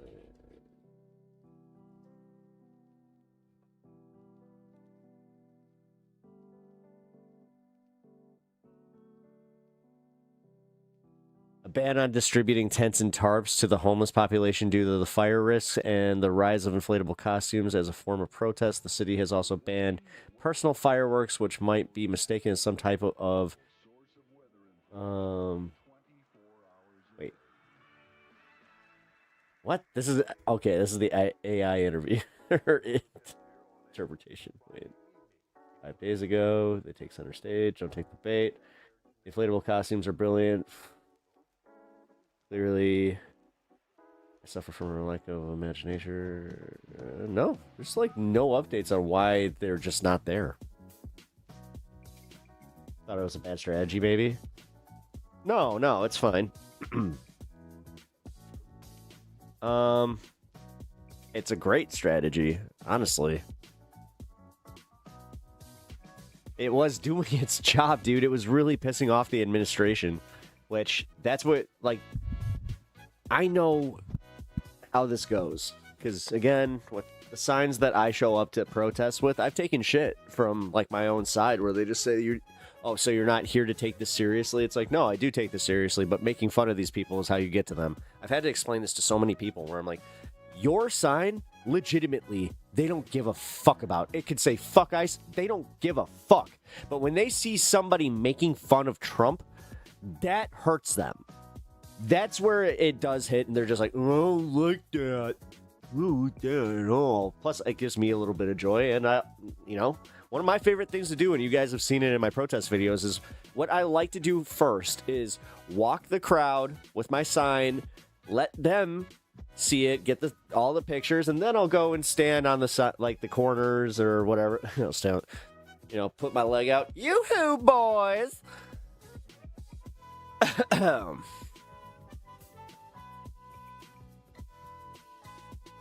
Right. Here we go. So apparently this gets heated. I saved this specifically for the end of tonight's stream. So this will be the final video of the night. But we're also going to get to do the 420 celebration during it. So let's go. Son, the editor-in-chief of Zeteo. This is a very different town hall today. We're doing a little bit of a debate, a good faith debate, a debate on the liberal left on a big issue in the Democratic Party right now, which is Graham Plattner, the very popular and populist Senate Democratic candidate trying to get the nomination. How is he rocking a blue Yeti? Wait, is that a green screen? Challenge That Susan looks like Collins a green next year, screen. leading against the incumbent governor Janet Mills, but plagued by multiple scandals and controversies. The latest being that he had a tattoo on his chest that turned out to be an SS Nazi tattoo. He says he didn't know. Someone else says he did know. Multiple other things are being thrown at him. He says this is Oppo from people trying to stop a Who's the Backstreet Boy? candidate. The establishment are trying to stop him. We thought, why not debate this subject? Should Graham Plattner step aside? Are the controversies too big? Will he risk losing the Democrats a state that they have a very good chance in against Susan, I have concerns, Collins next year? Who better to debate this than two people from two different sides of the party? My good friend Cenk Uygur from the Young Turks, founder, CEO, host of the Young Turks, former congressional candidate in California, populist, proud populist, and Kaivan Shroff, progressive commentator. He was with the Hillary Clinton 2016 campaign, DNC delegate last year. I've seen him kick some ass on News Nation too. So thank you both for joining me. Appreciate it. We've got questions. I have a feeling that I actually agree with him There's more. already more than 120 of you in there. Please do leave your questions. It's weird that, wait a minute, Jake. They're saying that Jake isn't the left. Oh my God. He's got to be like just so pissed right now. But Cenk, let me start with you. He doesn't look happy. Graham Plattner, should he step down? Is a Nazi tattoo just a line too far to cross? Yeah, no, he definitely should not step down. Is it Oppo research? Of course it is. I don't know that. Oh, damn, got good audio out of that Blue Yeti. Anybody could argue that. Do they only do Oppo research against people that are trying to actually bring you change and not kiss the ass of the establishment? Yes. Does mainstream media love running that kind of Oppo research to destroy all outsiders, progressives, and populists? Yes. Is this the same exact pattern? Yes.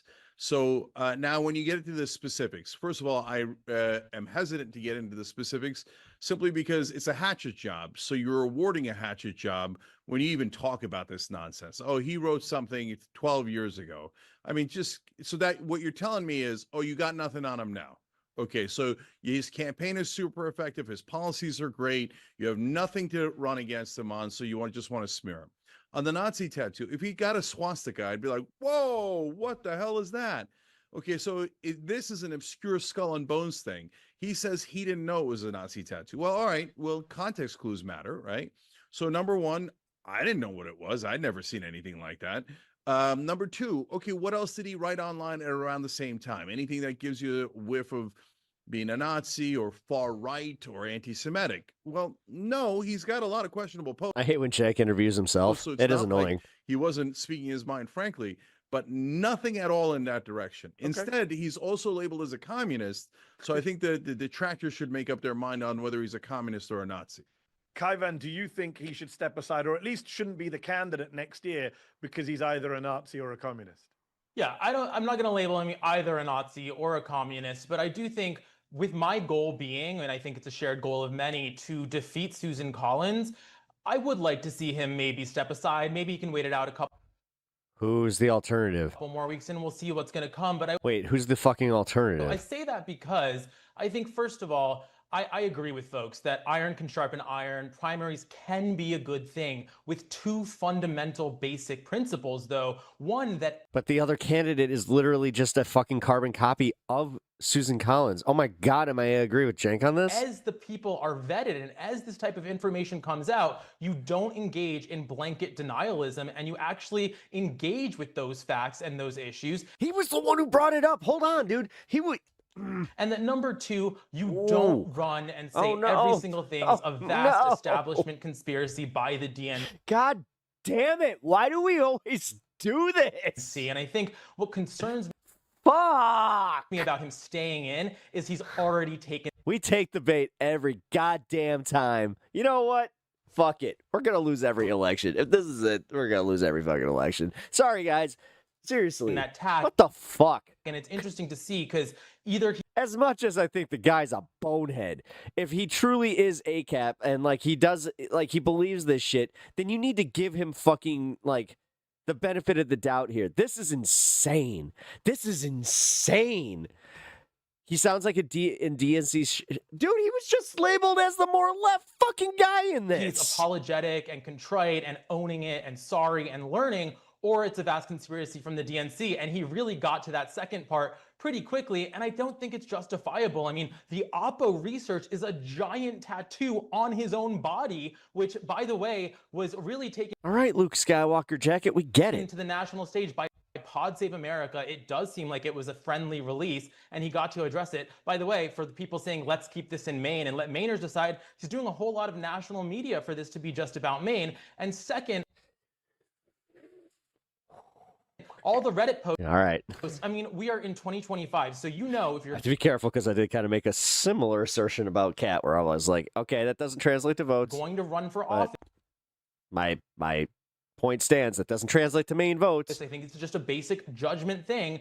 You got to clean that stuff up, or you got to be ready to address it. And it's not some Oppo dump from Janet Mills. CNN saw that he had linked on a Twitter account that he deleted his Her old name was Reddit. Lauren. So, I mean, it's really sloppy all over Janet Mills. the place. No. And my concern Man, I Sam Cedered. Oops. is that him not dropping out will make this so negative and so divisive, as we've seen before. So This guy's annoying. I think the focus should just be winning.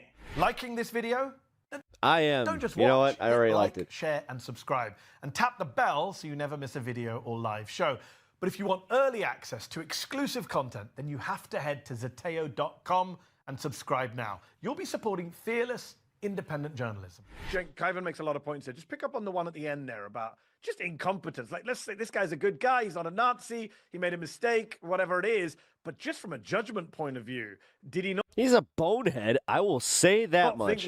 His whole thing was like, I didn't know. I thought it was just a cool crossbow. It's like, yeah, but the Jolly Good Ginger, shout out for his opinion on this one, because he had a great take where he's just like, yeah, but you didn't watch, like, Inglourious Bastards or any movie and go, that's a Totenkopf. Around, according to his former campaign or political director who quit last week in protest, she said he knew that the tattoo would be an issue for several weeks. He didn't get rid of it till this week.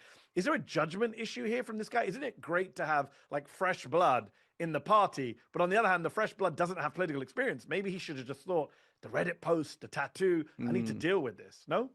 No. So look, there's two things that Kyvan brought up that are related. So first of all, he said, Fuck, I think I'm about to actually agree with Jake. Good news. Plattner's winning. Mims Polling is was not. before this. It's came out today, okay? But all right, fine. Although he has a 30-point lead, Jake, but much of the polling he has was a done 30-point. until Okay, so he has a before the 30-point Nazi lead. tattoo. So he's got a 30-point lead Does on this guy want him to lose? Like, what the fuck? hack. Like, he wants just DNC shillery? Okay. Establishment corporate Democrat. does So that? the hacks come in with, all right, well, let's fuck. chop away at him and let's do Oppo research. Saying that this isn't Oppo research is preposterous. I mean, Why? it's Oppo research 101. And so, like, all of a sudden, Okay, but Mims does gets it in the matter race. whether it's Oppo No. or not? The point is it's out No, there it does now. matter. What do you do it does about matter. it? So what let do me you do connect about it? Let me connect it. Okay, go It matters because, What were the secret Kirk for tweets? example, when I started Justice Democrats along with I'll get to that in a three minute. other co-founders, We already went through the content, but I'll address that. all- Oh, by the way, 420. right, targeted me. So what they did was Cos they went Milano, looking for a also, scandal. welcome to They stream. called literally every woman who's ever worked at the Young Turks and found nothing at all, right?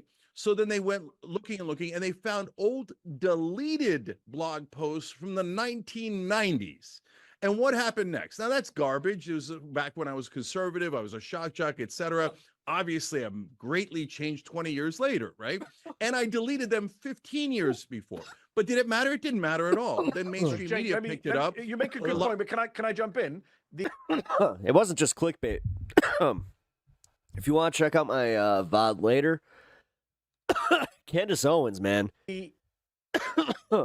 She released the private text between her and Charlie, and apparently he came to her in a dream, and then said that she had to start targeting a whole bunch of people and releasing info. It's crazy, man. Today has been a weird show because I've never watched that much Candace Owens, let alone right-wing content, just like straight from the source. Usually I get the clips from, a clip channel or, Twitter, like a decent streamer.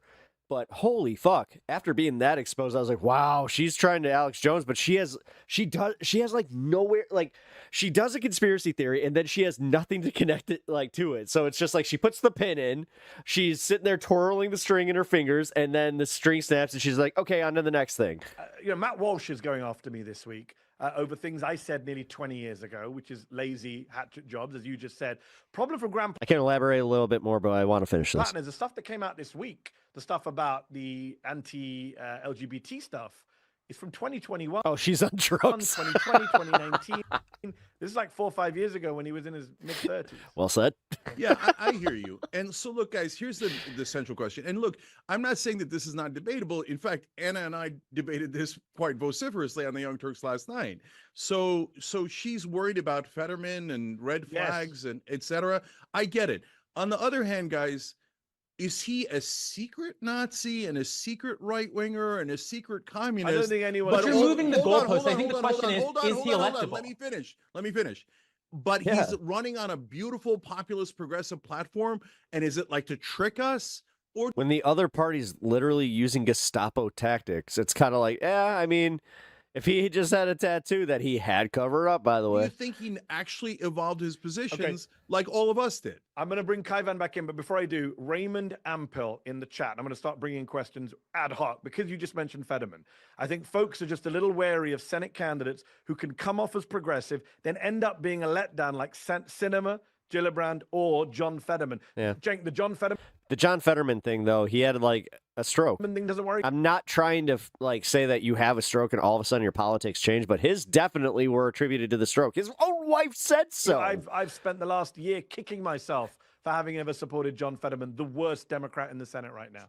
Yeah, of course it bothers me. But one of our viewers made a great point about the debate Anna and I had. So what are we supposed to do? Are we supposed to give up and just vote for the worst candidate? We know Mims is not going to win. We know she's and even if she did win, she wouldn't do anything. She's a standard establishment Democrat. Are we just supposed to give it to Susan Collins? What are we supposed to do? Just sit on our couch? No. Damn it. As I said, crap. I'm going to gamble. And you say, well, I don't want to gamble. Well, their politicians were always gambling, right? But this is a better gamble than the corporate Democrat. And I think that's kind of indisputable. It's not real. I don't think it is because we don't have the information on the guy. That's what makes it a much worse gamble. And everything that we're learning seems to be negative. And by the way, we aren't having the policy debates and discussions. He doesn't really have very detailed policy plans, by the way. Janet Mills has an established record. By the way, I'm no huge Mills fan. Do I think a 77-year-old governor is the ideal choice? I mean, she has a proven record. She is safe. And by the way, if we can just win that seat, yes, it's much better than having Susan Collins in that seat to have a safe, boring Democrat. I do think so, who's, by the way, committed to one term. And also, I think the effort to constantly take these candidates and make them national and have it be a proxy battle for the future of the Democratic Party does a huge disservice to those progressives that want to make their case, because that's not how a test case works. You actually have to prove that the test worked. And every time we have 2 viral videos and a couple weeks of hype and national fundraising, it's, the whole Democratic Party has to go in this direction, and it's not compelling. And then you get back into all the proxy fights of 2016, which is, well, why is Janet Mills too old, but not Bernie Sanders? All of those things come up, and it's not productive. Okay, let me put. I have a point I want to bring up with Kaivan, but very briefly, Cenk, deal with that point. Why is Janet Mills too old, but not Bernie Sanders? No, hold on. Why are we assuming Janet Mills is going to win? The corporate Democrat that Schumer... Hold on. The corporate Democrat that Schumer picks loses like 98% of the time. They're like the worst candidates. So she's just going to go out there and be like, oh, I love corporate donors. That's not going to beat Susan Collins. We've already tried that 100 times. So to me, Mills is a guaranteed loss. That's not a gamble. You're almost definitely going to lose. So why would I go in that direction? That makes no sense at all. And is there a difference between Mills, who's 77? Almost definitely is not a thing. And it keeps getting backed like almost all the corporate Democrats because she delivers for the people who wanted a return on investment, the donor class, the corporate class. Well, that's different than Bernie Sanders, who's still in there because he's backed by the American people. and grassroots fundraising. I mean, and seems I'm alert. Do you and know? awesome. Do you know a lot about Janet Mills' record in Maine, Cenk? No, I don't. So go then, ahead. what are you like? So I mean, No, it's I so know all the dismissive. corporate Democrats. I know they're It's all just losers. but like this they is all why never I think do the anything. conversation I devolves guarantee because you, it's she so goes in the hard. Senate, she does It's nothing. like you don't agree with nothing. me, you're a corporate nothing. neo-lib Go shill. ahead. Go ahead. Guys, Give me a record. guys, Give me your Kaivan, brilliant record in Maine. Go ahead. Kaivan, you can tell us about Janet Mills' record in just a moment. Before I do that, just to check, we seem to be arguing on two different points here. One is it a liability for Plattner to be the candidate or Mills to be the candidate? That's one issue. There's a separate issue, which is who's a better candidate, right? Which Cenk is making a very strong case, which I sympathize with, that Plattner's record, the policy platform, is a very good policy platform that people want. Clearly, it's energized people, Kaivan. Do you recognize the distinction between those two different points?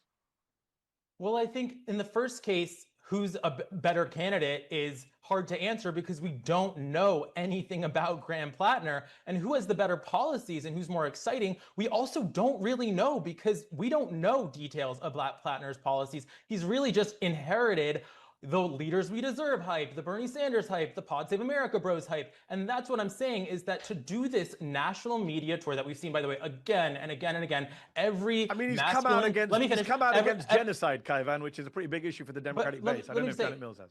Sure. I just think every issue, right, is being nationalized, whereas you're saying this is some like DC hack job. His very hyper-local Maine operative political director is one of the people that has a main problem with this and says he's unelectable. They say there's more Oppo research. He said all sorts of things offending local communities in Maine, and we should be able to talk about that in a normal way. By the way, if you want to have him stay in, what I'm saying is stay in, debate the policies, don't do the conspiracy theory delusional smear of this is all, being puppeteered by Hillary Clinton in her basement in Chappaqua. That's not happening. No, that's absurd. You're saying that Chuck Schumer has nothing to do with this? No, that I'm his saying handpicked candidate Chuck Schumer enters didn't the make him race, get a and all Nazi of a sudden tattoo a and never giant look it dump up. of Oppo research? Are you really saying Chuck Schumer Even has nothing to do Hassan, with by it? the way, even Hassan Piker, organizer memes, lots of people on the farther left of the spectrum are coming out and saying this makes no sense. Did he just bring up Hassan? I don't even know what that means. First of all, why do I care what Hassan Piker has to say? Because I'm just saying that of all the people, I think Dude, just say my nephew. God damn it. Just say, or why did he say it? Dude, if my uncle called me by my full name, I would actually be like, what the fuck, Ong? I think he's citing Hassan. We not getting fucking Thanksgiving this year? Not as a Damn. leftist, not as your nephew, Cenk, to be fair. yeah. I think he's Okay. making the point that But left so is... what? Sure. There's a lot Okay, of people out to my but left Cenk, that I don't agree with. No, Cenk, but I'm just saying, who's this for then? Hold on, Jane, let me jump in and say I've struggled with this, which is why I wanted to moderate this debate, because I've liked Plattner up until now. I've been that very clear that I've liked Plattner up until now. I like his policy platform. I like the idea that he's populist and he's anti-establishment. But for me, I spend much of my time calling out Republicans for being in Nazi group chats and doing dumb shit and pretending like J.D. Vance coming out and saying, well, it doesn't matter. It's all just edgy humor. And I just think it undermines, no one's saying he's a Nazi, but doesn't it slightly undermine the progressive argument if you're putting up for candidate guy, you're like, well, I'm fine with his Nazi tattoo. Yeah, it doesn't undermine my argument. Can I just say one thing about that tattoo, though? Hold on. Let Jake finish and then Kaivan, you come back in. All right, so two things there, Mehdi. So first of all, I don't believe in cancel culture. So I've never canceled anybody for stuff like that. So I stay true to my principles. You said at the start of this interview you would have canceled him if it was a swastika. Yeah, okay. So you're right. There is a line at some point. Fair enough. Okay, yeah.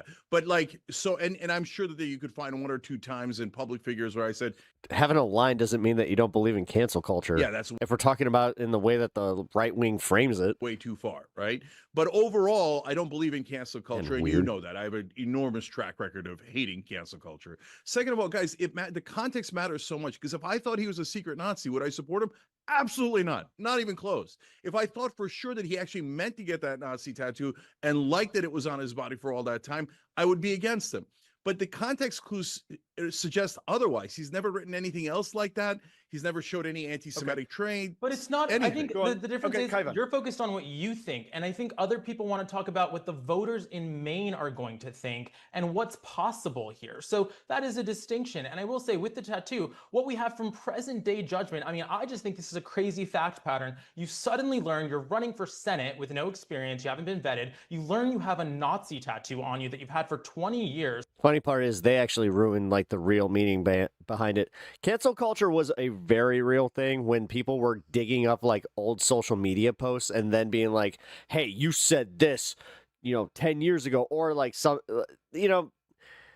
obviously lines, like if they found some actual dirt on somebody, that's not cancel culture. But I'm talking about like just the, somebody said something stupid when they were a teenager or in their early 20s, and then they were just like, you said that, we're canceling you. That was very prevalent. And you have to just acknowledge that this is where the narrative came from. That's why it had so much traction, is because a lot of people saw that shit. And your solution wasn't as big as they, like, yes, it's a boogeyman, and yes, it was a lot smaller, but it was a thing. Is to immediately... Boogeyman would imply that it just didn't exist and it was spooky. Within 24 hours, get some hideous animal tattooed over it and go on this victim tour. It's very strange behavior to me. It doesn't show somebody with the thoughtfulness, the judgment, the restraint to belong in the Senate. I'm not saying he can't prove those skills, but he has no established record where he's demonstrated. And all we know about him now are pretty negative things and a bunch of viral one-liners that, frankly... Is he saying Maine voters are stupid? In so many words. A lot of progressives have been saying in the last 5 years, which, by the way, he voted for Susan Collins in Maine until 2020. So he may not be one of those people. Worst case, he's kind of a grifter guy who sees his moment and is saying all the right things. And I'm not saying that. We don't know enough. Well, a lot of people in the chat are worried about the Fetterman issue, Cenk, that you kind of went over. One person in the chat said... And all that whitewashed the actual truth to power that was going on. Look at the UNH poll, the poll that shows them 30 points clear. It said very clearly that even the people who love Janet Mills and think she was a great governor will back Yeah, actually, that's a good point. Plattner. If Mills is a candidate, a sizable number of Maine Dems will vote for Susan Collins. Didn't think of it that way, simply you're on the right. Seniority calculus and tell you they love Mills. She did a great job. I mean, the Mills, we don't know enough about Mills. I'm not a Maine expert. I think Cenk's agreed. But she did win, Cenk. She won the gubernatorial election in 2022, I think, by 12 points. So she's clearly popular in Maine. Yeah, look, fair enough that I don't know nearly enough about Maine politics, and I don't know that we all are supposed to study. I mean, I just watched Welcome to Derry. I know just a little bit more than you, Cenk. Maine politics. No, but it's about whether Did you know that every 25 years they forget that a whole bunch of people go missing? Okay, hold on. Hold on. Let me finish. Right. But I do know national politics, and I do know not every time. Sometimes he gets it wrong. But Chuck Schumer almost always picks the worst candidate, and they are picked based on the fact of will they bow their heads to donor class, and so that's the number one trait that Chuck Schumer looks for. His candidates are not universally, 98% of the time awful. So she is very likely to be awful, plain, vanilla, etc. So, okay, so listen, guys, the constant assumption is if you pick a boring, safe, corporate Democrat, they're going to win. That assumption is totally, utterly wrong. And on the Fetterman point, Mehdi, this is really important. Guys, I get it. Fetterman is so toxic that he's... I will never not laugh at the word gubernatorial. Unfortunately, now getting us to not support other candidates because we're worried they'll turn into Fetterman. That's true. But don't let him do double the damage. By the way, I should point out someone in for no reason because of Fetterman, that makes no sense. Someone pointed out in the chat, Jerry Calderola, that Fetterman had a stroke that debilitated him irreparably. I do find it amusing that once he got brain damage and became a Republican. I do find it amusing that he got brain damage and became a Republican. Kaivan, let me ask you this. Patrick Loftus in the chat says, seems to be the popular, I don't know, when your own wife says it, though. He just had a 500-person town hall last night after Tattoogate. He's clearly the better candidate. What do you say to Patrick?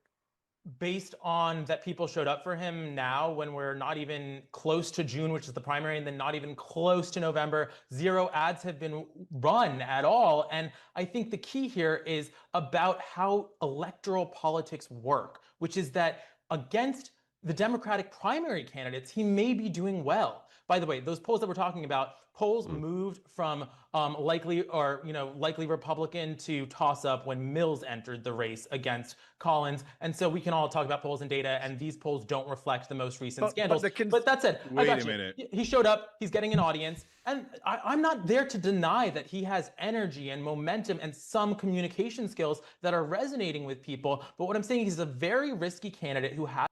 Oh my God. Speaking of Deadpool, He's totally wearing a Logan jacket. I just figured it out. I mean, it looks like the yellow coat that Luke Skywalker wears at the end of New Hope, but no, he's wearing the Logan jacket. Hasn't been hey, bub. vetted. Kyvan, Hasn't taken accountability. Hold on, Kyvan. Take Cenk's specific point that he's made multiple points now, which is there's an assumption that if you put Plattner out of the way, you have a better chance. And Cenk's point is these corporate, I'm gonna shish kebab you. backed, centrist, whatever you want to call the mainstream establishment. Use your term. There's my best Wolverine. But it's not true. Okay, yeah. So first I want to argue with his They're not data. guaranteed a victory. We saw what happened with Andrew Cuomo in New York. We're seeing Mamdani's energy. Horrible candidate, agreed. I respect you. All of a sudden, shink! I respect you a lot, but I think it's tough to compare Janet Mills to Andrew Cuomo. Agreed. I'm so glad he just did that at the camera. Agreed, but could you compare Mamdani's energy and momentum to Graham Plattner? Surely you can. No, because he was an assemblyman who already did that work and went around, by the way, pretty quietly for months and months and months. But they had lots of oppo on him too. They have him standing next to I know, but I'm people saying he It reminds me of no Wolverine, boy. Sneaky, snoring. He was vetted heavily. He was heavily vetted during the primary. And he did the work, and he was in elected But you're office. saying Plattner shouldn't be By the way, vetted. You're and he saying was in Plattner elected should step office. aside. And by the way, he's going to be the mayor at an age that everybody wants to protect. This guy's the entire problem with the DNC. Yep. And Graham Plattner was a cherub baby boy. Okay? I mean, it's ridiculous. I agree. But back to Cenk's argument. First of all, the data, 98% of Chuck Schumer candidates fail. It's just not true. I mean, if your argument is that Reach across the aisle. yes, in red states, when there's an opportunity to flip a seat, the tactic has been to pick somebody that might be closer to the center because we think that would appeal to Republicans and independents who could get us over the edge. And may that be a wrong thinking? We don't know. I certainly don't think you have the data to back it up. But at the same time, I do think it's Can't not see it. fair to say Fucking in jacket. an environment where we really aren't identifying any key policy issues in Maine that we think he's doing so much better on.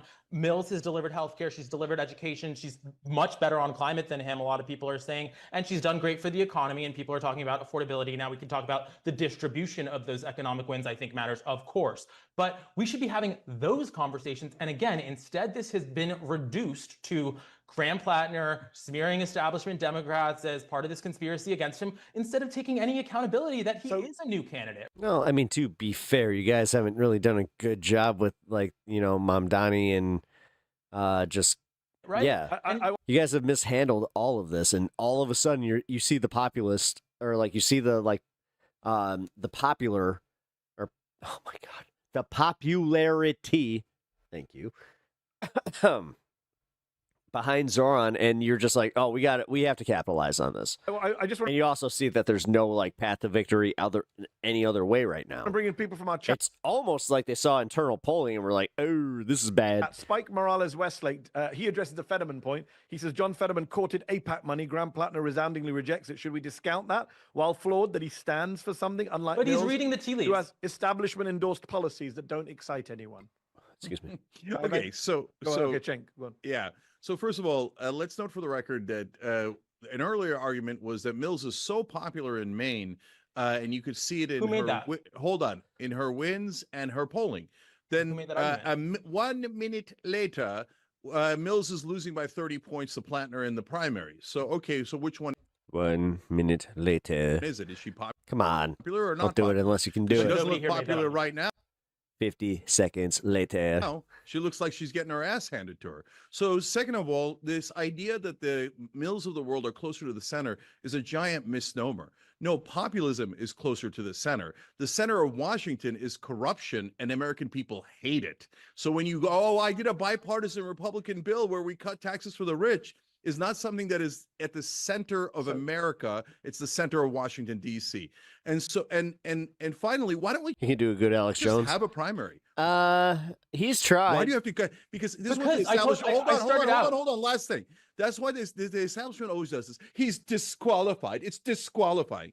Okay, I don't care who you think is disqualified. Let's go and find out what the voters in Maine think, and then we'll see who's qualified and disqualified. Sorry, but I started out this debate saying I'm not the morality police and I'm not going to do that. But can we at least agree that if we're going to have a primary, it's based in actual facts that people Kaivan, you also absorb. said you think he should step aside. You said at the start of this. I said, that, yeah. I would like to see him step aside because if my goal is to beat Susan Collins, not because I'm the morality police. And my point being that I do think that his tactic, which seems to play victim and blame everybody else for generic reporting, again, on a tattoo he has on his body and a Reddit that he linked in his own Twitter account, isn't productive. It's not the type of primary discourse that actually strengthens Or you just fucking go, like, you let him just go, yeah, I said some dumb shit. candidates. Like, Jesus Christ. Look at everything Trump has said and done, and we're going to do this. This is where I just want to bash my head against a wall and just be like, yeah, we're never going to get anywhere because it's always this shit. It's the type of primary discourse that it's always that you have this expectation of the perfect candidate. You get disappointed by something they said or did or blur. Makes people so disaffected, So so angry, Christ. and filled with so much hate and disinformation. They then don't go and support. Kaivan, You guys are the ones that did the Oppo research to drive hate and division. We didn't do it. You did. I don't mean you, Kaivan, but I mean your side. Kaivan, let me ask you this on the tattoos. Damn, we're doing your side. We're both technically being labeled as Democratic terrorists. Cool. You brought it up again. Adrian Alexander says, if getting the tattoo covered up isn't the right thing to do, what, short of not getting it at all, is the right thing to do in this situation? Assuming he got it not knowing it was a Nazi Collar drama? Do you mean chorus drama? tattoo, he learned it was, immediately got ahead The collar, like the dog of it collar. and got Yeah. it covered. Why is that wrong? No, I'm sorry. I think that's very strange. You're gonna I'm just saying, take a day. It's like, what? Take 2 days. Like, make the plan. By the way, he said there was no available tattoo removal in the state of Maine, so that's why he didn't do it. I'm just saying, it's a permanent mark on his body that it's not going to make the scandal better that he suddenly got an animal put over it in 12 hours. That just makes him sound, chaotic, frankly. It's a strange response, I think. By the way, just as it is, I have to say, it is strange to have a tattoo on your body for 20 years and not know what it means. And by the way, Organizer Memes leftist account online has found him on Twitter in discussion threads about the exact tattoo from 6 years ago, discussing what all This guy sucks. Jake, let me ask you that question. really There is does. this debate about what he knew and when. I take his word. If he says he didn't know what it is, fine. But an anonymous source has told one publication that he talked Tell me why. about it in the past, being SS symbol, and it was very cutesy about it. The political director who quit last week said that he knew a few weeks ago, since August, that he had a problematic tattoo on his chest. If it turns out, because we're having this discussion, but things seem to be dropping every day, Oppo or not. If it turns out, Cenk, that he was lying to us, that he knew this was a Nazi tattoo and he kept it for fun, would that be disqualifying? I know you don't like the word disqualifying. For you? Yeah. All right. So there's a bunch of different issues here. So first of all, on the tattoo removal, so they said, oh, he didn't remove it for so many years. Oh, he removed it too quickly. Come on, guys. Which one is it? Right? So, or covered Well, it's over not it quick, Cenk, if he knew about it since August was a problem. Why are we not Okay, getting so rid of it? look, in terms of I'll get to August in a second. In terms of the anonymous source, it's an anonymous source that talked to Jewish Insider. Okay, APAC. So I don't really care. I don't. What know about who his that political anonymous director in the Reddit thread? Okay, so that's the one I'm getting to. So now the political director, that one's interesting. So because guys, if it comes out that there's a series of things that are verifiable, no, he knew it was an SS tattoo or a Nazi tattoo and he liked it and that's why he got it. Yeah, then of course that's going to make me reconsider. And then what I would want to do is grill the living hell out of him and go, what the hell were you thinking? And is that a thing that you have any strands of now? And did you change it 6 months ago? Or wait a minute, or 13 years ago, et cetera. So all that context matters a great deal. If his political director says, look, but I mean, oh, God damn it. To the other guy's point, there's some, they kind of are just leaving it open for speculation. He became aware that it was problematic, but didn't do something. He was too slow to do something about it. That's a different question. Whereas if he says, no, he knew it was, related to the SS and he we're running out of time. You didn't actually answer my question, which is, if it comes out that he did mislead us on this, on a Nazi tattoo, would that be a deal breaker for you? I think it would be for me. If it was right now, I'm still on the fence. But right. No, if it's crystal clear then that he actually is currently hiding the fact that he's a Nazi, then of course no, come on, Jake. That's not what I said. No one believes he's a Nazi, but that he was fine having a Nazi tattoo. He thought it was funny or thought it was fine. No. Nobody thinks a Nazi tattoo is funny. I mean, that's crazy. Okay, that means you think he is a secret Nazi. So if he's a secret Nazi, I'm against him. And then, by the way, he'll I certainly got a little bit of a kick out of it. lose by 80. So what? So in the primary. So before what? we wrap up, a couple more from the chat. Kaivan, somebody says, where's it gone? I just had it. You don't get it. Says even people who love Janet Mills didn't want her to run for the Senate and unlikely to vote for it. As a Mainer, I'm offended by this whole conversation. Sure. And someone else says Sarah Gideon spent $63 million in 2020, lost by 10 And when I points. say She lost kick, because I she ran mean that I did a little bit of a goose step. like an establishment Democrat. Wait a minute, why am I being so stereotypical? Bingo. I'm supposed to be the nihilistic, sexy German. I'm not supposed to be the other type of German. Hold on. Well, I think, again, getting back, I don't think Janet Mills necessarily even really wanted to run for this seat. Surprise, I meant fuck the Nazis. I mean, don't you guys get that sense from everything that's gone on? Yeah, now it's for you to understand, to differentiate whether I mean fuck the Nazis or do I mean fuck the Nazis. Is that because confirming I think Jake's point then? That I think here's the through line. They too far. realize that they have an imploding viral sensation on their hands at a time when Susan Collins is at her weakest, and there is bit too nihilistic. An opportunity, a real chance here, and they want to take that chance, and I don't think they would have cared too much if the suggestive character, German character have a name. I don't know yet. It can't be Hans. That's too easy. Had a little bit of experience. Peter. If he came off, there we go. He didn't have these scandals. Maybe he'd ride it out. Maybe Janet Mills wouldn't get the time of day. Maybe she would have stayed out of this race. What's a funny like? But because Kaivan, aren't you? Oh yes. But my name is actually Klaus. Klaus is almost too generic, but I am the educator. Confirming the critique from some Pieter. Yes, I'm Pieter the educator. on the left and on the popular Actually, it works. side, which is you keep saying experience. Yeah. So, but then you're saying Americans shouldn't run for office unless they're part of the establishment? How did I say that? You said maybe if you had a little bit of experience. But you don't think any local, like, I mean, what? You're the No, local I don't think so. We have a fucking president who's a reality TV star. Yes. Yeah, like I'll take Jon But I'm Stewart saying, in a second. He has no imagine that experience. he ran for local office. I'd take Jon Imagine he Stewart. ran for local office. Some of this stuff might have come up. Then we might have seen. This guy sucks.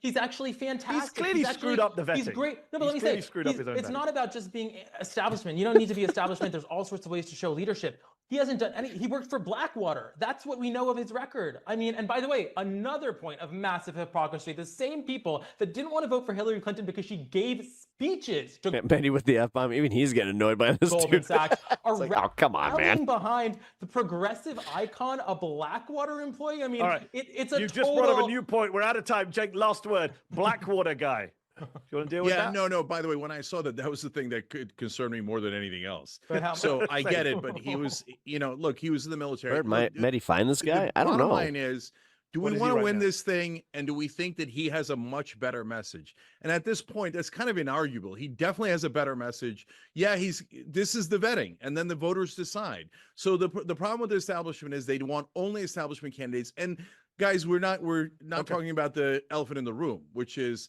of course, they don't want Schumer and the Democrats don't want him to win the primary because he's not pro AIPAC. And so that's obvious. That is undeniable. I think his position on Gaza has clearly pissed off a lot of people. We're out of time. Kaivan, somebody asked in the chat, is the painting behind you He worked for Clinton. a self-portrait? Oh. No, I did have an ex did draw that on my face. It's a tattoo you poster for Rolling Stone. Well, since we've been talking about tattoos, what are those tattoos? This is the kind of debate I thoroughly enjoy because I actually agree with both of you at many points during the discussion. Cenk, Yuga, That was actually pretty Kaivan good. Shroff, appreciate you both. Thanks so much. Everyone at Zateo, thank you for watching. We appreciate you all. Yeah. That was pretty cool. Man, I just realized I still have to edit this stream because of that stupid Rogan bit. Damn it. That sucks. All right, what do we got? Anything fun? We're in the fun half. Well, I mean, I have gone massively overtime tonight, but it's all right. having a good time.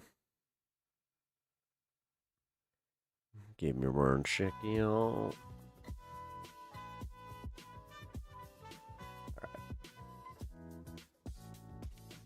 right. Oh, by the way, guys, I forgot. I should probably do this. Yo, if you are new here, welcome. I appreciate having you stop by stream. Yes, welcome to the Fun Half. You're doing the Fun Half with the Pep. He is a bit of a numbskull, but it's okay. It's okay. We forgive him. He does some silly characters. Yeah, but every once in a while, the silly characters, they take a turn and they make you laugh. This guy, this motherfucker over here. I thought that you got rid of the German. I was promised that I didn't have to deal with the goddamn German. Isn't too pissed off Sean Connery. Isn't that weird? Did anybody ever actually criticize the fact that you are Argentinian in Highlander? Yeah. I do agree that can only be one.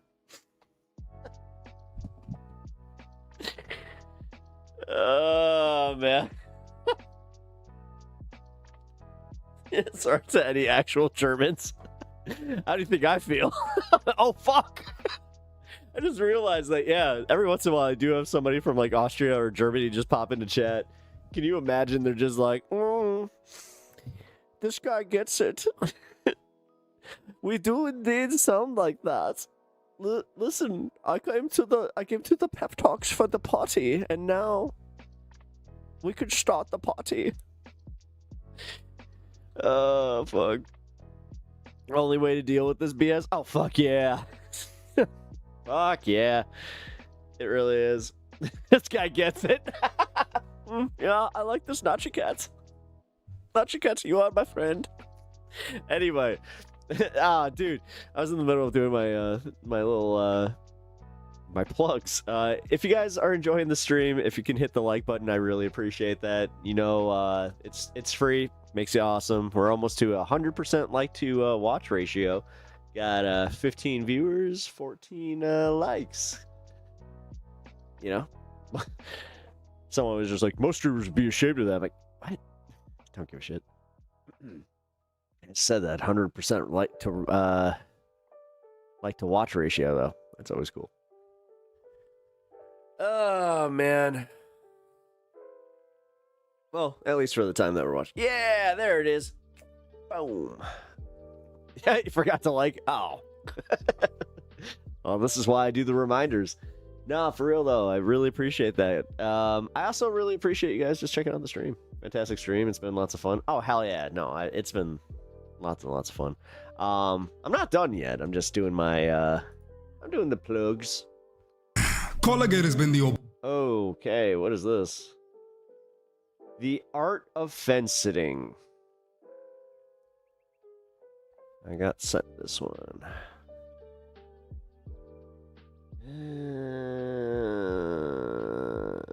This looks like, why does this have a copyright mark on it? Is that foreign man? Yeah. It is. Yes, that is foreign man. The problem that I'm finding here is it has 2 copyright flags. I have to find where it is though. I'm assuming it's a Jubilee video, maybe? Wait, is that Larry King?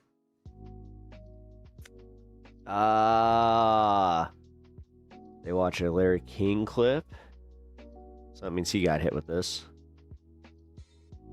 Or is it going to?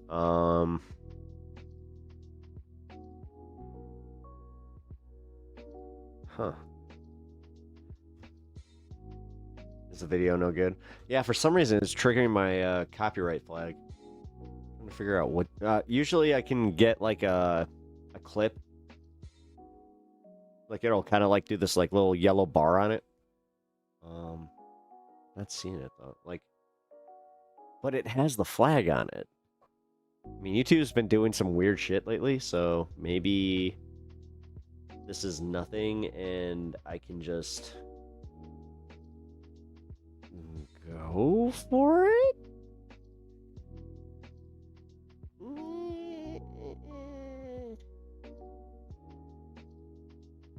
Yeah, it's not for personal time. I want to watch this on stream because I can what I can do, like I said, I can just figure out, like, just by sight.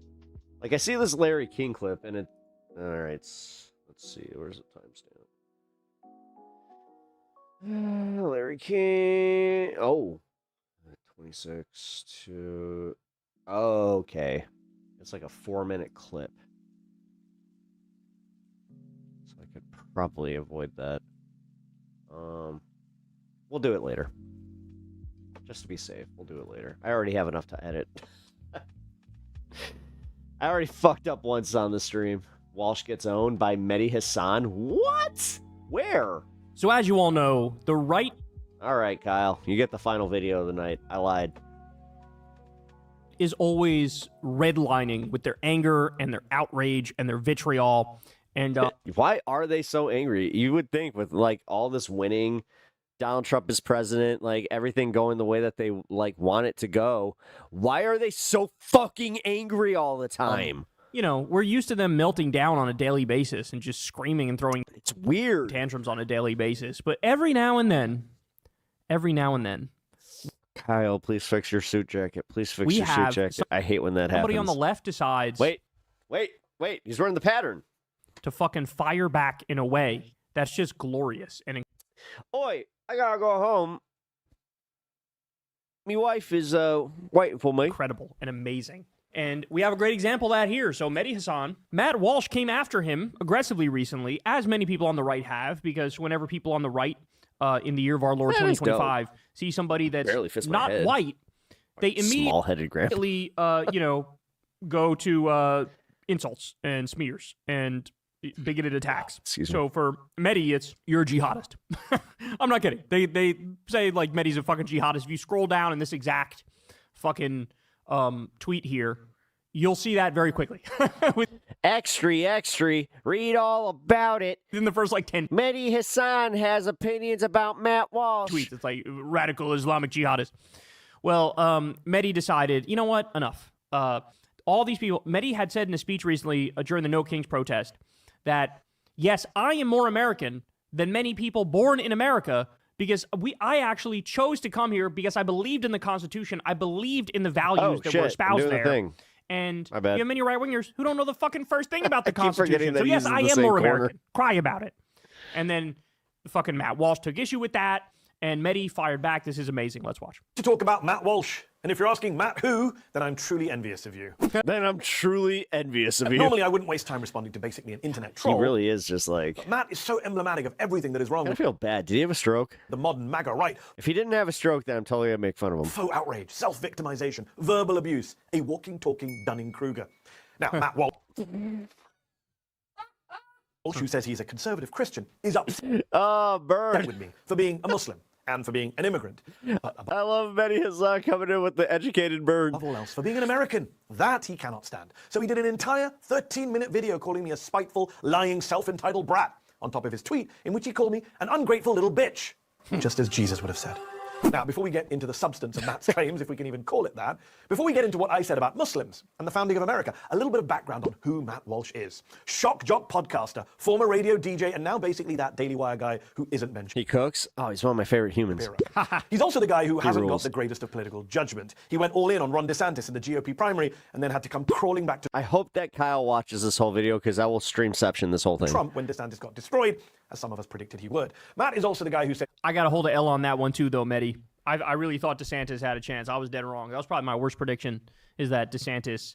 I really thought DeSantis was like the favorite for a while. Bad on my part. COVID wasn't a big deal, that, quote, it's totally irrational to panic over this virus. He later admitted he got it wrong. But here's my favorite. Matt was so bothered by a black woman playing Ariel in the Little Mermaid movie that he actually said this. From a scientific perspective, it doesn't make a lot of sense to have someone with darker skin who lives deep in the ocean. What the fuck? Wait. Oh my God. No. There are no words to describe how dumb you have to be to try and make scientific arguments about the skin color of mermaids, which are fictional That's so fucked up. fucking characters, man. This is the guy who millions on the right turn to for intellectual guidance. Scientifically, she would actually be pale. What? Historical analysis and thought leadership. Then you wonder why this country is so screwed. He said that shit. AI didn't just create that for us. Because, guys, I hope you understand how much of a gift that was. Right now. By the way, just quickly. What the fuck? Consistency isn't really his thing either. God, he's so fucking stupid. May of this year, he said identifying as a girl dad is super cringe and corny. In 2020, though, he said being a girl. No, by his logic, she would look like one of those the anglerfish. You know, got the big jaws, little ball that goes womp womp womp, and then it gets you. That is a great blessing. Oh my God. Oh, this is incredible. He constantly complains about political violence and death threats when they're aimed at him, but he's happy. I still can't believe he said that shit. To dish it out to the fucking people. bent it. That wasn't a joke. He's called for the mayor of Chicago, a black man, to be executed. Oh. He's called for Jimmy Kimmel, a comedian, to be arrested. He once said this too. But mermaid side. That's a well-respected field. Stay in your lane. It's true that you have to make people hurt. And I'm sorry, but holding signs and yelling loudly will not make anyone hurt. You have to make people. I don't know why this one got me, but god damn it. He's sitting there just like, oh, actually, scientifically, the little mermaid. To this point, Mehdi, a poll just came out. I don't know how many of you guys saw it, but says the guy wearing this hat. They asked right-wingers and left-wingers. Tooth Fairy?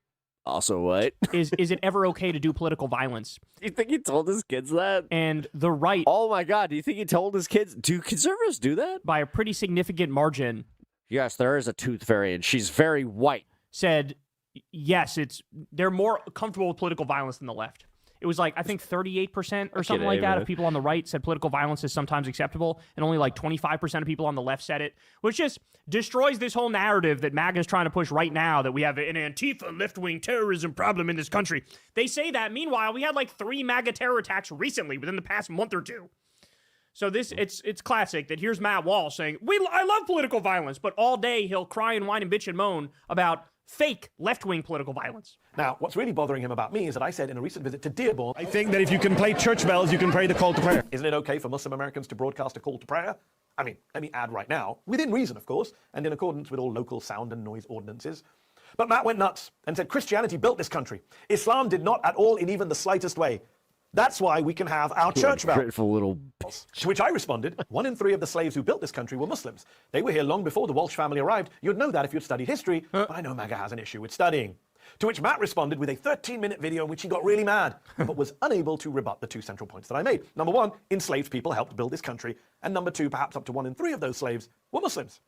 Matt can't rebut that because it's true, according to historians, according to the African American History Museum, according to the US State Department. Muslim slaves are a historical fact. As his boss Ben Shapiro has famously declaimed, facts don't care about your feelings, Matt. It's not my fault if they didn't teach you about slavery in high school. In his video, Matt Walsh sounds like a Monty Python sketch. What did the slaves ever do for us? Ignoring the railways, the roads, the ports, the literal seat of our government, the White House and the Capitol, all built by enslaved people. And 1 in 3 of them, remember, being Muslims. Black African Muslims. It's like that scene Matt from is also Spider-Man. just completely clueless about the Muslims who fought in the Revolutionary War, in the War of 1812, in the Civil War, where most of them fought in the Union Army. But then again, Matt's been pictured wearing a Confederate t-shirt, so maybe he's mad that the Muslims fought against the Confederacy. He even issues this challenge to me. If Islam had ceased to exist 300 years ago, this country would not have lost a single thing. There is not a single good thing about our country that we would not have if not for Islam. And if you doubt that, then go ahead and give me an example of the great gift that Islam has given to this country since its founding. Has he never heard of the Golden Age of Islam, which helped fuel the Renaissance and the Enlightenment in Europe, which of course then helped produce the American Founding Fathers? Has he ever gotten off of the internet and read a book? Well, look, I'm happy to fill the gaps in his education. He asked me to explain what Islam or Muslims have done for America. I mean, the black Muslim slaves aside, more recently, how about the planning of the moon landings? That was a Muslim American scientist and immigrant. How about the science behind modern skyscrapers? That was a Muslim American engineer and immigrant. How about brain tumor treatment? That was a Muslim American neurosurgeon and immigrant. Damn, fucking Walsh is getting so cooked right now. He's getting so cooked right now. Matt, you're punching above your weight, bro. You're punching above your weight. It just like, give it a rest. This is what happens when you're redlining your anger 24/7 and your vitriol 24/7, and you're just pointing in every single direction that you think. Anybody who's like somewhat left of center to very left of center, you're just throwing fucking bombs. I hate you and I hate you and I hate you. Eventually, your ass is gonna get fucking checked by somebody who's way more intelligent than you are, and that's what you're getting right now is a fucking beatdown by somebody who's way more well-read than you are. Just this year, the Nobel Prize for Chemistry went to, among others, a Palestinian-American Muslim immigrant whose research Matt could never possibly understand and whose work could help tackle man-made climate change, which Matt doesn't believe in. Because Matt Walsh's knowledge of science is right up there with his knowledge of history. So what does he do? The guy who can't rebut basic facts. He attacks me. He goes after me for a speech I gave nearly... Well, I mean, that's what they do. If they were like in a debate with you, that's how they do it. 2 decades. They would just keep going and going and going. Decades ago, which I said... And you'd be like trying to make your point, and it's just like, dude, can I make my point? Nope, nope, no, awful, no, no. dumb, bigoted things about the gay community, about non-Muslims, which I've regretted, disowned, apologized for multiple times over the decades. He thinks it's a gotcha. But here's the problem for Matt. What I said back then are essentially Matt Walsh's views right now. Matt is an anti-gay bigot today. In fact, Matt supports a Uganda law imprisoning gay people. I don't. Jesus. Matt thinks most pop music is satanic. I don't. What I stupidly said nearly 20 years ago in my 20s, Matt basically says today, aged almost 40. Oh, and if you're going to play the game of what were you saying in embarrassing That's video kind of decades funny. ago, here's what Matt He's one Walsh of those was saying guys. in 2010. But to all of a sudden act like this phenomenon of girls getting pregnant at that... Oh my God! Oh my God! Opie and Anthony used to make fun of him. Holy fuck, the beach! He was the fucking morning guy for the beach! Oh! Okay, so they used to do this thing called Jocktober for Opie and Anthony, and they fucking roasted Matt Walsh. Oh, it's Matt and Matt and fucking Crank. Oh, dude, I have to find the Jocktober on at a young age that we consider young, 16 or 17, to act like it's a new thing is ridiculous. It's always been that way. Girls between the ages of like 17 and 24 is when they're technically most fertile. Groomer. Fucking groomer, fredophile. Jesus fucking Christ, bro. Pretty gross. Pretty disgusting. I think we can all agree. And also kind of creepy. A 25-year-old man telling his audience how fertile 17-year-old girls are. Oh my God, they have a fucking like 9-hour clip or a 9-hour compilation of all of it. I'm gonna have to find this. I mean, it's also ironic that the right are obsessed That's with kind of funny. I'm gonna enjoy doing that research. Muslims as child molesters and saying Islam supports child marriage, and yet here is Matt on tape saying that about 17-year-old girls, about children. There it is. So, look, to conclude, who is more American? The guy who supports free and this fair is gonna be elections, great. me, or the guy who got mad when judges locked up violent insurrectionists who tried to over... They did a really good one on Glenn Beck. They did Matt and Crank. They did Man Cow. 20 election, Matt That's the local one for me. Walsh. Who is more American? The guy who supports the First about Amendment to mix up Cowhead because they did Cowhead too. and free speech, me. Mike Calta. Or the guy who wants to imprison people and deport people for their speech, Matt Walsh. Who is more American? The guy who supports the United States, me. Or the guy who wore a t-shirt celebrating the violent traitors of the Confederacy, Matt Walsh. Who is more American? The guy who supports religious pluralism and separation of church and state as intended by the founders, me. Or the guy who wants Christian nationalism in America and proudly calls himself a theocratic fascist. If you ever have do a marathon stream, I mean, I'm doing a marathon stream for my Walsh. Yeah, I think I've made the case that I'm much I got to be careful with that. more of an American and much more. I'm doing something special for the anniversary stream, but like I'm gonna do like a subathon. But yeah, I want to do a marathon. Patriotic American coming up here. than you are, Matt. And you're just gonna have to go do a bunch of Jubilee videos. Like I've already planned this one out. I want to do like part of it on Twitch and then open it up to the rest, like to YouTube. Like kind of take a minor break, split up the stuff just because it's easier to cut up and cry about it. Oh, that was brutal. Oh, that was hard. I don't know. And defeats the purpose of having the the subathon. Hard to watch. For the dog. Oh, he's a bloody pulp right now. God damn. God damn. Longest stream I've ever done was a YouTube YouTube stream. It was a YouTube stream, but it was 12 hours. Damn. Look, I mean, this is what I'm YouTube, saying. please. The right needs to be fucking careful, bro. They don't understand. Like that video we covered yesterday. Do you guys remember it? It was like these 70-year-old wine moms, or I guess wine grandmas at this point, and they were like, there was some right winger asking them like gotcha questions, and this right wing wine grandma was follow my Twitch, just in case. Basically, like a left wing wine grandma was basically like, yeah, I'm okay with, I'm happy Charlie Kirk's not here anymore. Is basically what they said. Because yeah, guys, there's there's exclusive content that's going to be covered over there. Like I said, Jubilee. I can do that all day over on Twitch. And then so the host goes to another woman who's right nearby and says, "Your friend just said your streams are super long already. Much respect. Thank you." They're happy Charlie's no longer with us. And then the other wine mom just enjoy laughs. And like, this is what you guys created. Like, you don't get it.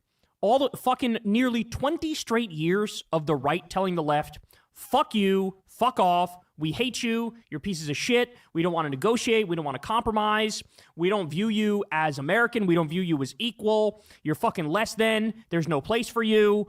Like, years and years and years of that kind of fucking abuse. And at some point, the spell broke with the left, where the Michelle Obama idea of when they go low, we go high. At some point, Democrats decided, liberals and leftists decided, no, how about when you guys go low, now we're going to go lower. And this is a great example of Mehdi Hasan going, look, you're not up to this, bro. You're not up to this fight. And unfortunately, look, I have to say, I really fear. Oh, by the way, follow me on X. In the near future, there's going to be a movement in this country if you don't that already, is going to bring back the obsession I did this for you guys with IQ, but instead of doing, eugenics along racial lines, I am they're trying start to doing get off of like eugenics Facebook and and all that IQ bullshit. shit along X is the one ideological I lines. should have focused In on fact, this a little you're bit already sort of sooner, seeing but- that. There's that guy Richard Hanania. He used to be this like white Definitely follow there, because now that they're offering, live stream options, there are, it's the backup kind of situation, just in case. You never know. nationalist guy. He was a big writer, big white nationalist guy. And then recently, or relatively recently, I should say, he's done a total about face. And now basically all of his writing is against MAGA. Oh, and here. And this is a join the guy who was Discord. obsessed with eugenics and IQ shit. Everybody here And is cool. Back in the if day, you're not it was already all part of it. focused along racial lines. Well, now what he's seemingly come to realize is, wait a second, I was wrong to focus on this along racial lines.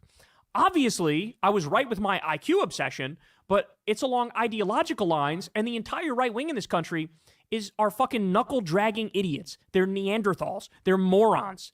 They're fucking total dipshits that don't know anything.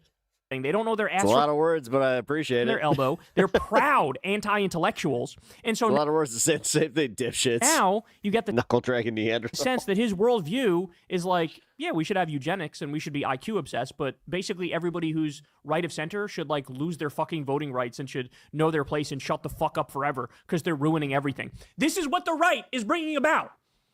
By being so arrogant and so over the top and so absurd and so angry and so spiteful and so hateful and so fucking fascist for so long, that now you've like awakened this sleeping giant of angry liberals, angry leftists, angry former right this is how the wingers. Tea Party who was are going, created. This is I don't where we can't associate fuck with you it up. motherfuckers because Keep you're all the saying dumbest that. people I've ever Like, seen I in my mean it. fucking life. This is what you started. This is what you started. And it's not going to end well for you, bro. It's not going to end well for you. Yeah, fix the shoot. This country, man, God forbid, if the Democrats find a candidate that can actually speak to the real frustrations of the American people, the right is cooked for a fucking generation, dog. They ruined everything. Fucking looking around, prices going up massively, inflation skyrocketing, it's bad again. Never mind. unemployment skyrocketing, the stupid trade war ruining the economy in general, the fucking corruption, sleeve, dude. the AI bubble, which is gigantic, the billionaires getting everything they want. Yeah, that The is fucking- bad. Wait a minute. That's a poorly tailored jacket no, that's a poorly tailored The self-dealing of Trump, building his fucking ballroom at the same time he's withholding food stamps from starving kids. Right? The fucking concentration camps, the endless bombing campaigns against countries that didn't attack us.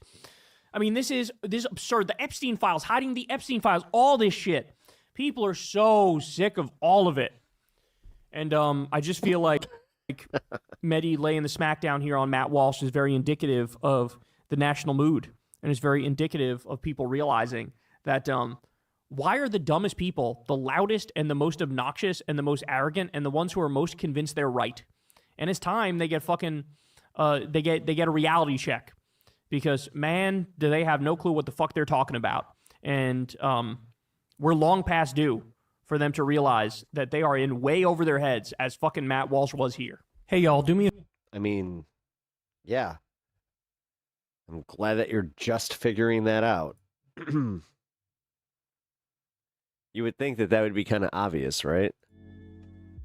Like I was saying, hit him with the humor. An itch.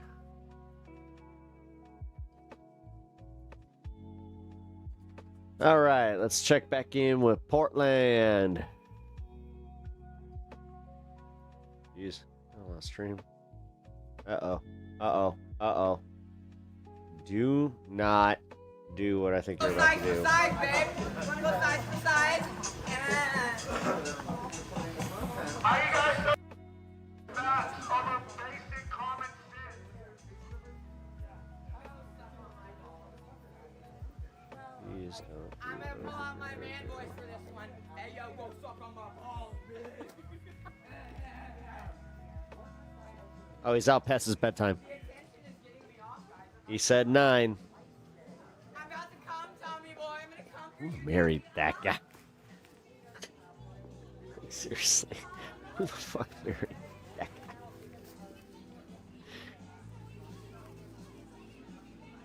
What's up, bud? You gotta go? So that's what's going on right now. I know. It's about time. We gotta feed you. Alright, so...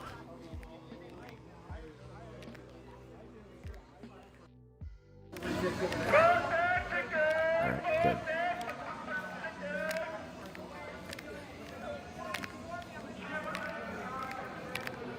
Is it because it's raining that nobody's there? Not yet. I'm going a little bit. We're gonna be here on Halloween. Were we talking? Stay the fuck away from our children.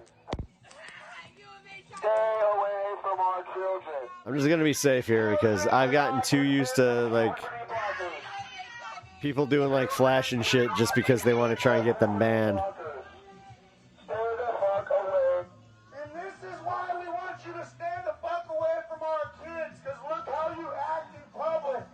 Haha. You have your clothes off in public. You're a Fucking big nailed it. fucking retarded guy.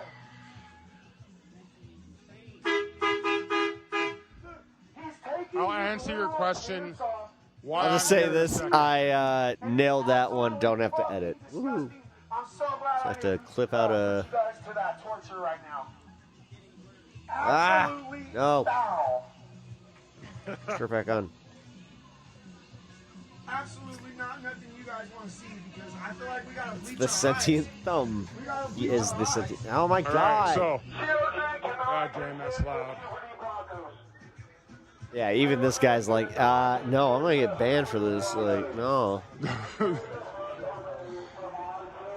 The reason why I'm in Portland, I came the first time because I wanted to see everything for myself and formulate my own storage parking lot. Yeah. And I just go, I'm like, hey, this is about to happen. I mean, there's nothing And I'm really like- to see And they're like, here. call non-emergency.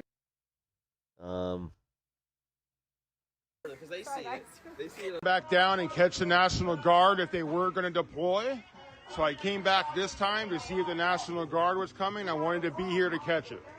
National Guard is not coming. I go home tomorrow. Hang on. Now, tomorrow, when I wake up, if Trump somehow says he's invoking the Insurrection Act, I'm staying longer. But if not, I'm going home. What the fuck? This warrants the Insurrection Act? This is the most boring fucking protest night that I've seen here, like, since we started covering this shit. What? Ugh.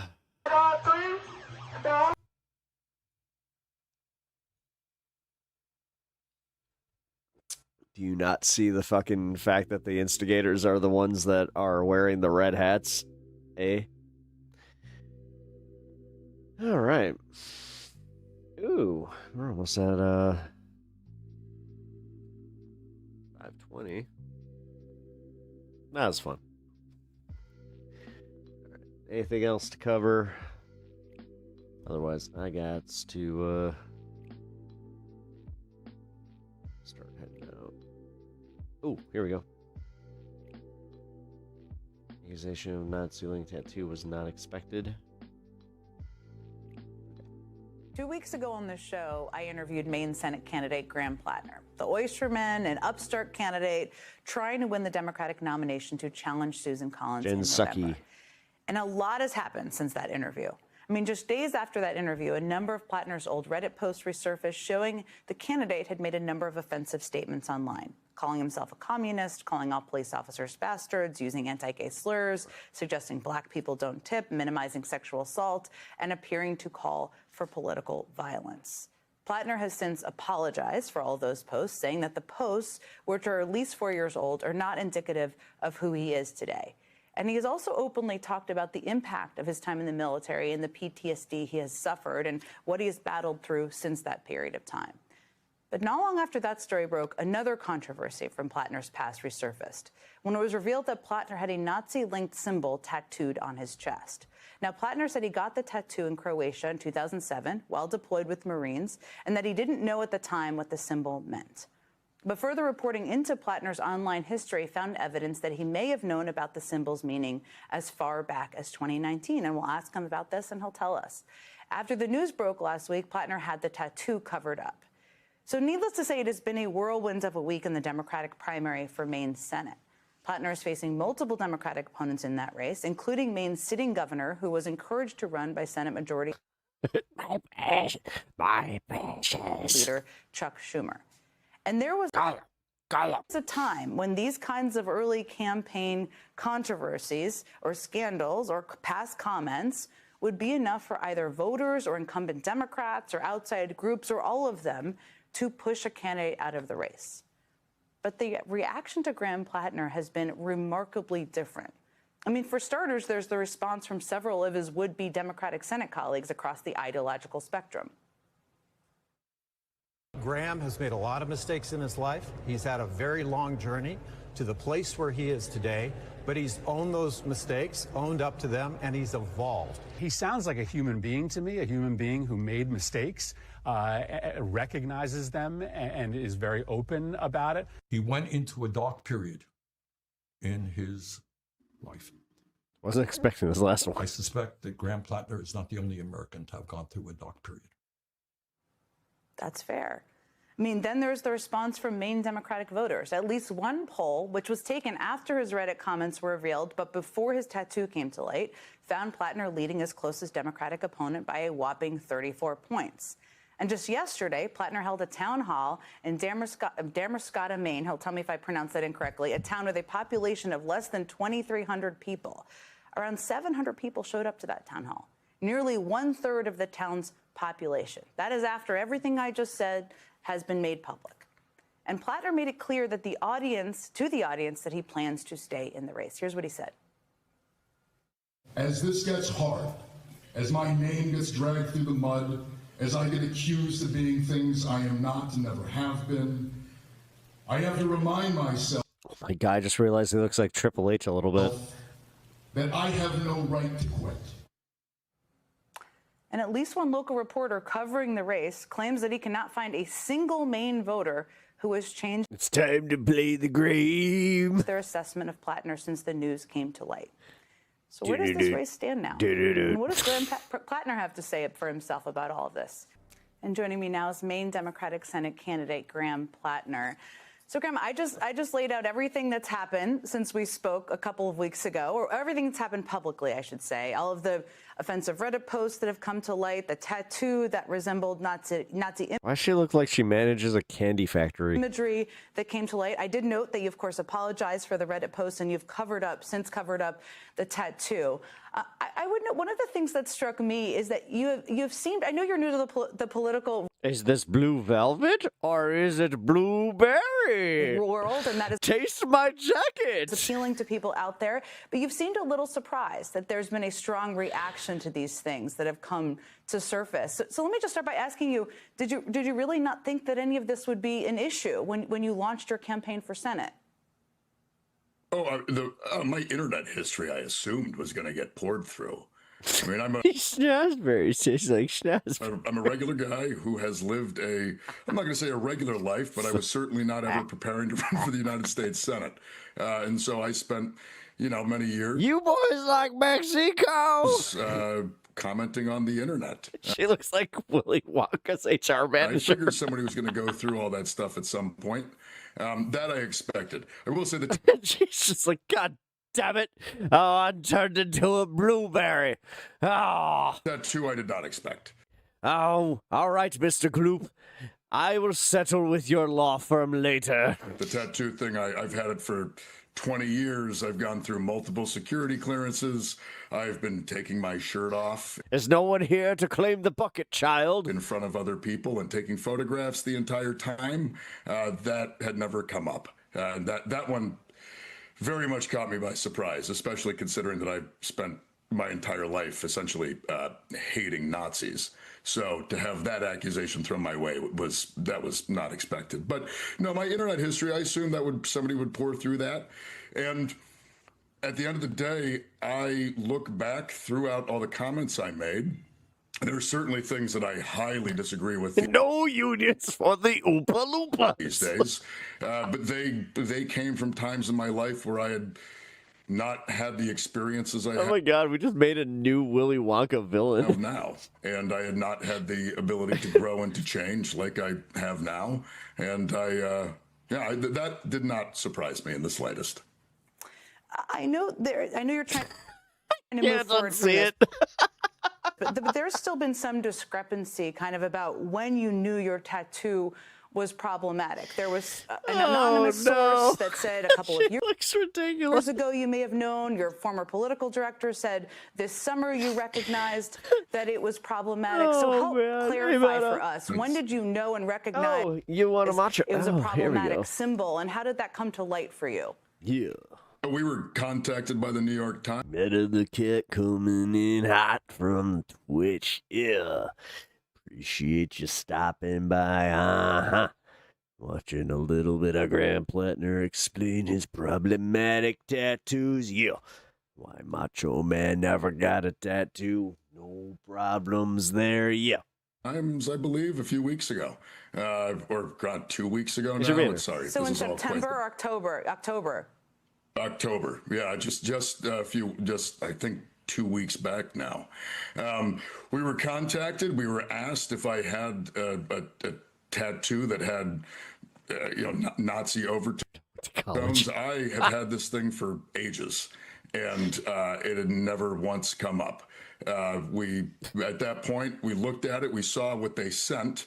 And, it's a stylized skull and crossbones, stylized skull and crossbones. Only tattoo Macho Man will ever get is the tattoo of Macho Man himself. Yeah. Bones are very popular with military units for obvious reasons, but it looked quite similar. And that looks just like you, Mr. Macho. I know I got the best tattoo artist in all of the metropolitan Orlando area. At that point, I don't want something like that on my body.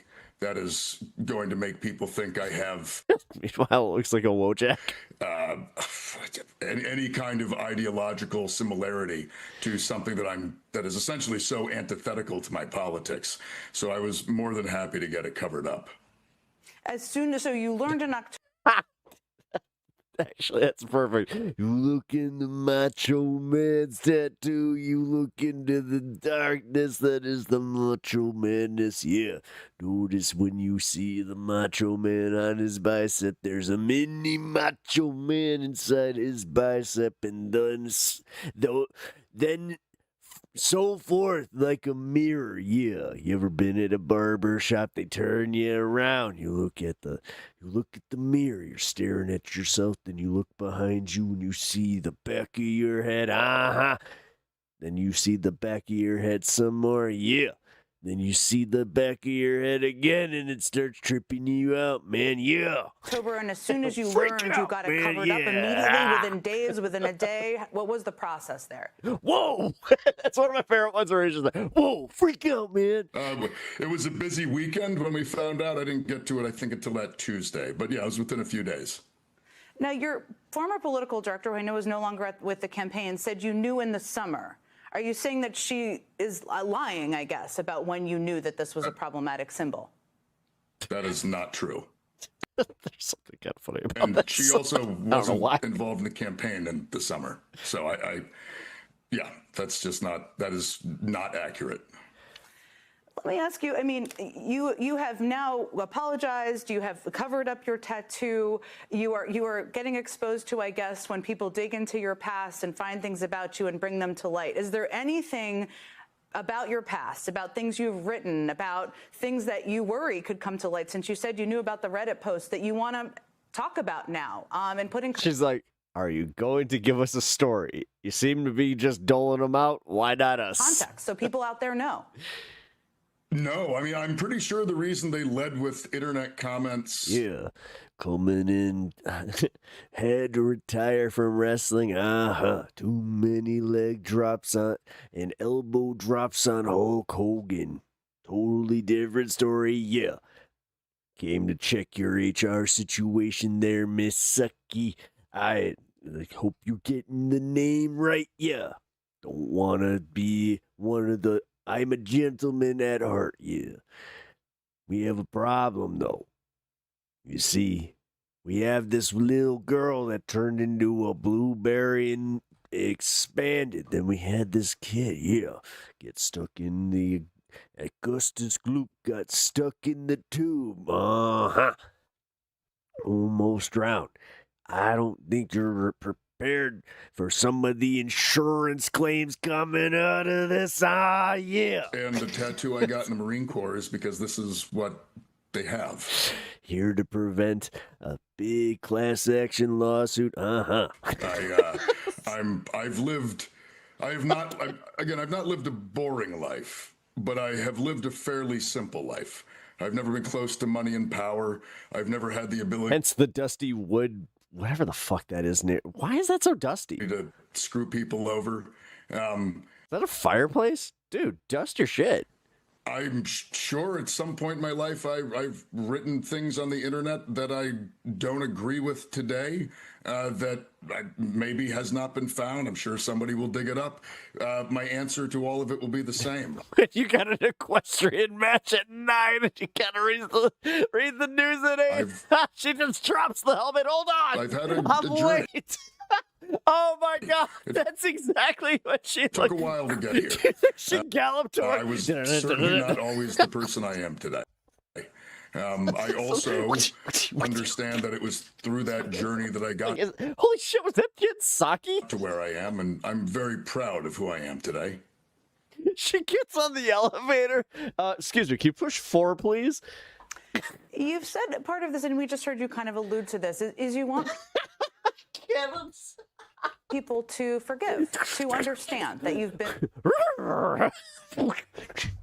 And on today's nightly news, we have Graham Platt. Through a journey, you have talked openly about serving our country, about some PTSD. That's why she's blinking so much, is she has like a fly in her eye. She's just like, I came here very fast. About seeking therapy. To help us understand how you think you've grown. Oh, yeah, she kind of gives us horse girl vibes. And what has prompted you to really grow? For any skeptic out there who's thinking, this was only 4 years ago, how can you really be different from what you posted then? I will say the posts from 4 years ago are not the ones I'm most ashamed of. I'd like to make that clear. 4 years ago, during COVID, during the BLM protests, I absolutely was angry on the internet at the state of things.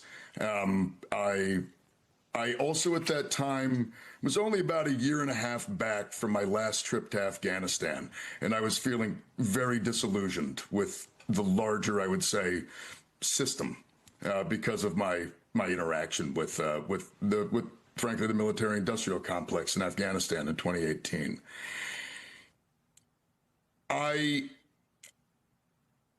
I think that if we are going to have a politics that is going to be representative of regular people, if we are going to have a politics that's going to allow us to move past the polarization and, frankly, the division that we find ourselves in, we really need to understand that people are capable of changing. We need to keep hope alive. that people that we may disagree with today, that we can find common ground with. Like, if you listen to what I've been saying on the campaign trail across the state, that's what I'm trying to talk about. It is important to me that we realize that most of us, most Americans, have far more in common than we think we do.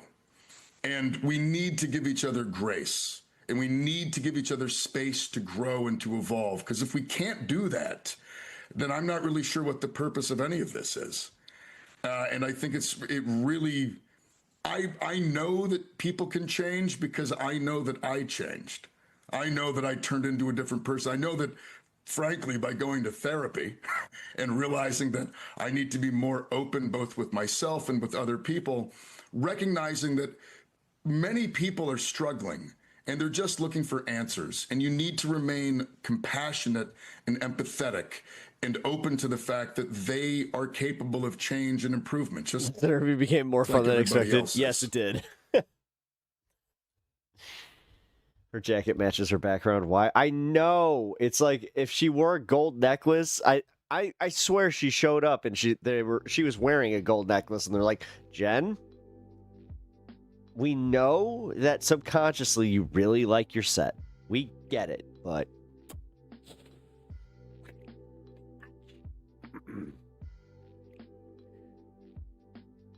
I respect this take so much. No, I mean, yeah, this is why I hope he wins. I think that the bullshit around it is bullshit. I do think that he was a little bit of a, there's that little part where it's like, oh, did you know what it was or not? Because that's a little less clear, but whatever. I don't live in Maine. He's got, I hate to say this though. Before I wasn't worried about like the Fetterman angle, where like everybody, I literally said, I'm like, yeah, I feel like we're just traumatized by Fetterman.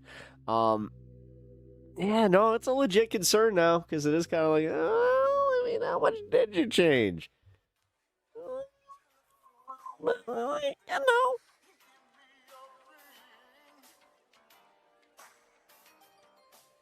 All right, what do we got?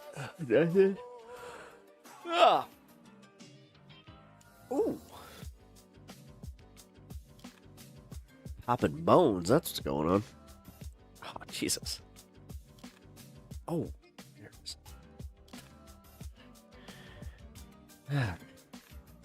One more roulette.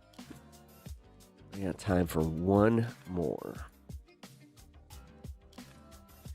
Design disasters. Nope. If I get into doing the ship commentary, I will be here all night. That was fun, though. Oh, right. AOC. AOC's tweet. Wait, where is it? AOC's tweet about Riley Gaines was really fucking funny. Believe in Jesus, rapture soon. You missed like how many?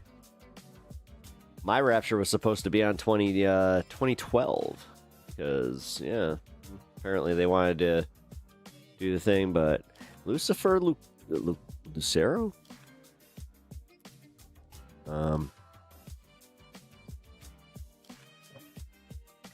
You do know that you technically don't need to believe in Jesus. It's not. You guys kind of misread that whole like believe in me thing because he kind of contradicts himself, which the Bible does quite frequently. But 2 Corinthians also says that if you do live the life of, in my example, then you shall be welcome into the kingdom of heaven.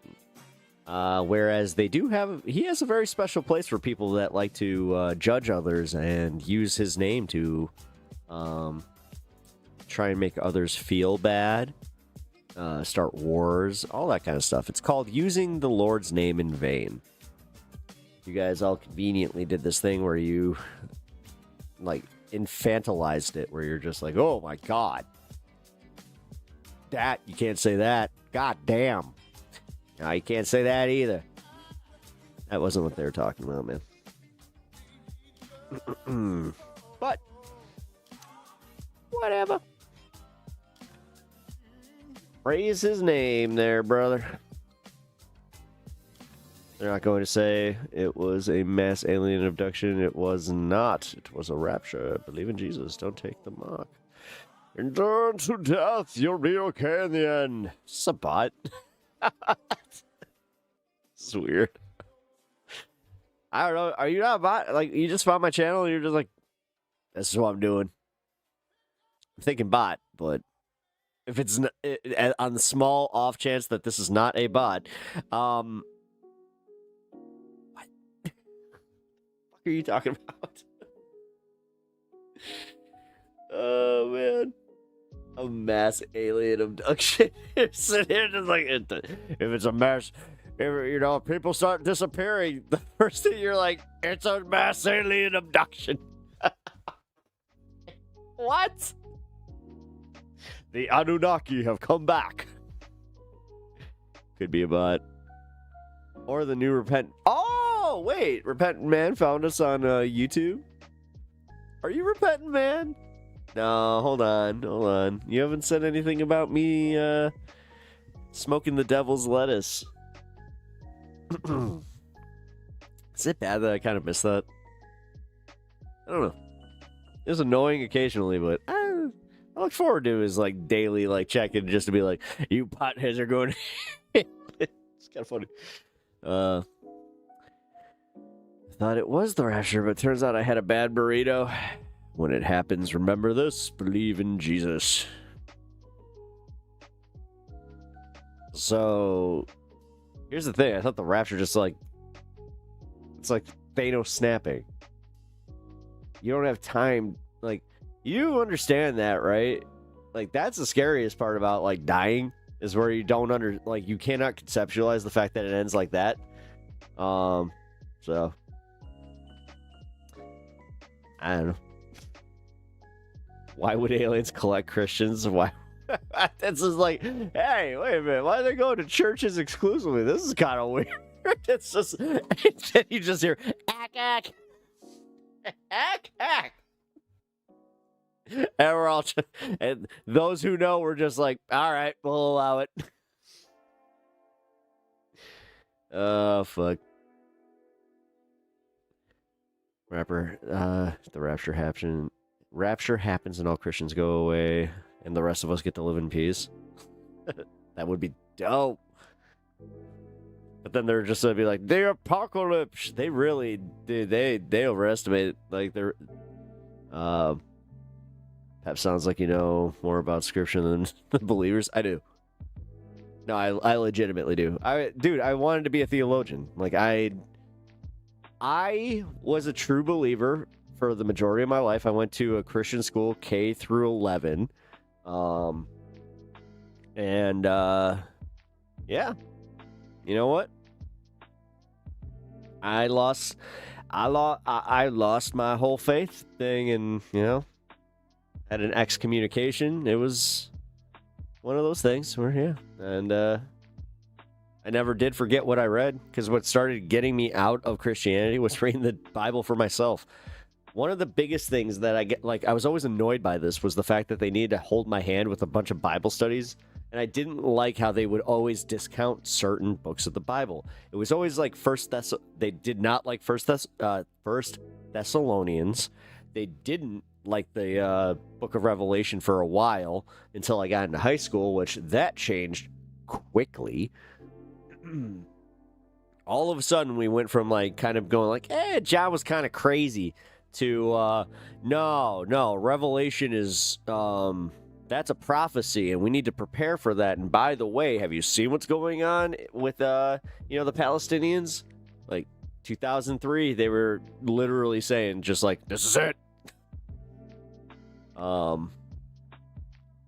But yeah, I started reading the Bible by myself. I didn't need anybody to hold my hand, and the more that I just read it chapter to chapter, I was like, what the fuck? I remember I got through the book of Ruth and I was just like, this is a different book than I remember it being. Songs of Solomon, I remember going up to my doctrine teacher and just being like, hey, How come we never talk about the Songs of Solomon? He's just like, well, there's like, it's a bit pornographic. It's like, well, that seems problematic for the Bible to have pornography.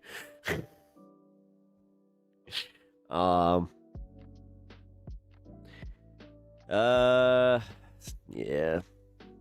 I remember bringing up the book of Daniel. I was just like, hey, so why is the book of Daniel almost like verbatim the story of Christ? And again, different teacher. He's,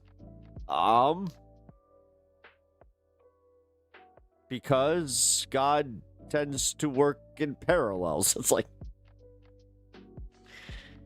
as Utah, Jesus never needed a temple.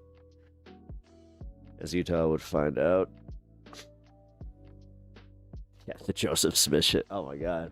Dude, do you know how fucked up it was to be part of, like, technically, like, a doomsday, like, Christianity sect, and then simultaneously look at, like, you know, Mormons and just be like, what a bunch of weirdos. Yeah, you want to talk about, like, elitism? That shit is baked in. That's where I was saying this, though. Like, even evangelicals, you always find this thing where, like, they'll start off at, like, I always called them, like curious Christians, where, like, and the born-agains. So you have a born-again, right? Born-again Christians, they tend to, like, really get into their faith, almost to a cringe level. Then they calm down a little bit, and then they start seeing, they're like, well, there's these cliques in this one. They really don't like me. So the born-agains tend to be more open to looking into, like, well, what is this Lutheran thing about? Or these Baptists, you know, they tend to go non-evangelical free anymore. And then they're just like, well, now I'm a Baptist, or I'm a Seventh-day Adventist, which those fuckers are weird. My mom, her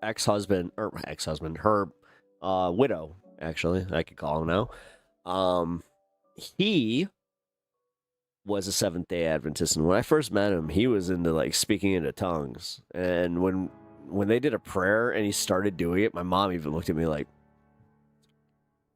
it's okay. It's like, nah, this is fucking weird. Then he just, like, he said to me straight face, he's just like, a woman's job is to be submissive to her husband and to always be there for him. And I was like, what the actual fuck?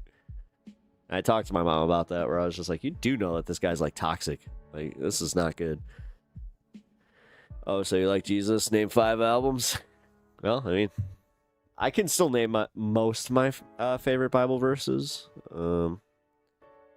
I liked, you know why I like John 3:16? Because you could say your psalms, you could say your prayers, you could read your psalms, your John 3:16, but Austin 3:16 says, I just whooped your ass.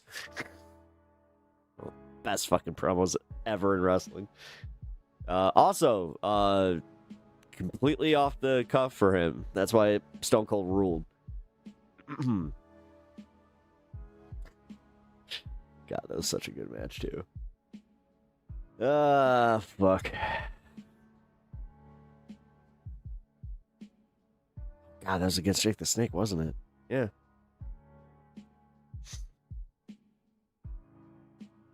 What about the Calvin variants? I mean, yeah, what, James Calvin and all that? Yeah.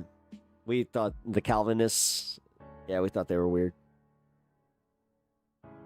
King James. We did, I started with the King James, which is weird. Is King James still the most popular Bible? I think so. I do think so. It's the most widely available. The NIV comes close to a number 2. I know that it's gained in popularity. Like, a lot of these evangelical churches have used them.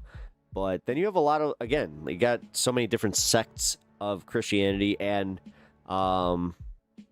fucking Catholicism even, that will acknowledge the King James Bible, but then they're like, we practice the apocryphal books. Birdie. Yeah, whatever. Religion is weird. It is. It was weird. Like, it was so, I don't know, it was revealing that, like, of what I was in, but at the same time, there was, I got a lot of resentment, because I felt like I was lied to a lot, and like the way that they would justify their bullshit was like focusing on very specific Bible verses. This is why I got into reading the Bible the way that I did, is because every fucking year we were focusing on just certain books. We always had to read about David. Like, we get it. You like David. But they would always kind of skim over, like, again, the Corinthian books. They didn't like 1st and 2nd Corinthians, specifically 2nd Corinthians. They only used it for some, buzzy shit, but they would casually skim over the immigration parts. Oh, cherry picking? Yeah, they were very good at it. Christians of convenience. That's what I called them. Even when I was a Christian. Like I said, there was this small period of time where I didn't know what a communist was, or I didn't know what leftism was, but I kept saying, I'm like, oh, I don't think that, Jesus would be voting for George Bush and for war. I remember having one of my first debates was against this one kid, and we were debating whether or not Jesus would be in favor of guns. And I was just like, Jesus would hear the concept of a bullet and be like, you did what? And that should have been the end of it, but he was just like, yeah, well, Jesus would want to protect the homeland. I'm like, the what? Just so you know, these ideas have been there for a long time. Like, dude, 9/11 broke a lot of people. Like, this kid ended up going into the military, so.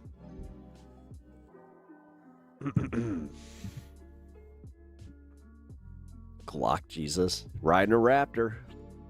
Has his fucking Macho Man shades on, just got a cat on top of the Raptor.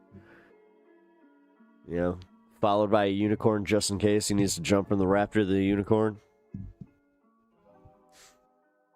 That's a badass Jesus. They see him on the unicorn, they're like, the winged horse! He's just like, not wings, bitch!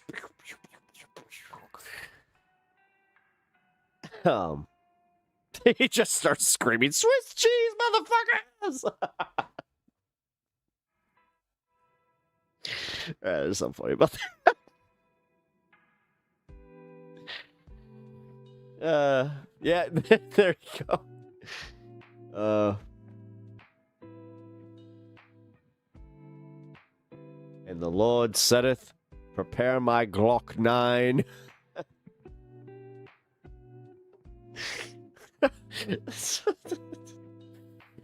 Jesus has returned, and he's not fucking around.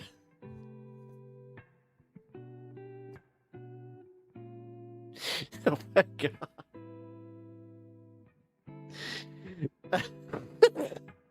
Get me my holy hand grenade. Peter, Paul, John, you are thy apostles. Now, open those vests up. Jesus Christ. Not gonna lie and watch it. It turns into Die Hard. Oh my God.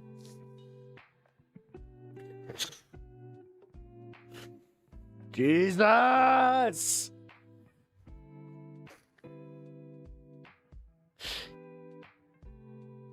How did you say it, Mr. McLean? Yippee-ki-yay. Motherfucker. Each apostle gets their... Yeah. They're like Ninja Turtles. Paul, we need you to come in with your size. John, prepare your swords. Peter, nunchucks. Leonardo, wait a minute. Fuck. The rest of them are fucking... Right, that's a pretty fucking funny visual. Peter hacked the mainframe. Got it.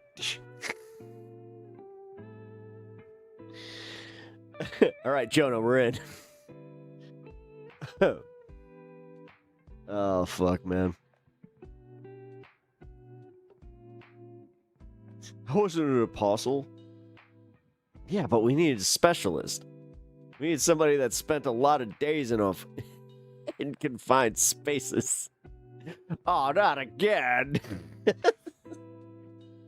He has a panic attack in the fucking... He's going through the shaft, just like, This reminds me of the whale.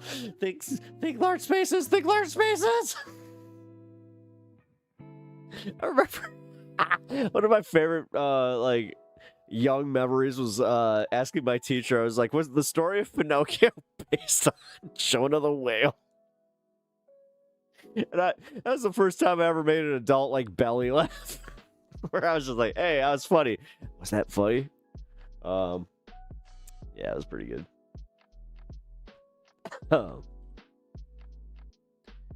Christian jokes. I got them.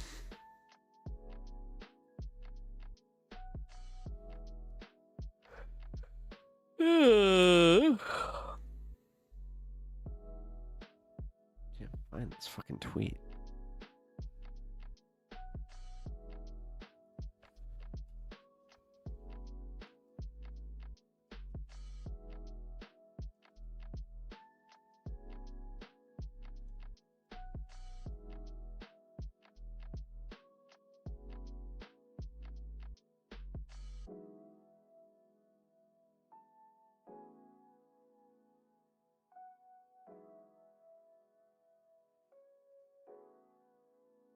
Wait, Riley Gaines squashed AOC like gum on her shoe. AOC has some sort of perversion. What? Why? Because she said she came in 5th? Riley Gaines challenges AOC to debate after viral clash on transgender athletes. For real? Or NCAA, a swimmer, Riley Gaines, are engaged in a heated exchange. Yeah, she... Maybe if you channeled all this... Here we go. I knew I'd find it. This was funny. We're being destroyed from within. Maybe if you channeled all this anger into swimming faster, you wouldn't have come in 5th. Why are so many women triggered at Riley Gaines? Riley is a rock star who has given a voice to millions of female athletes like my sister. I have a real job. I'm a mom. It's the most important and rewarding job in the world. I think if you had a baby girl like me, you'd understand my position a little bit better.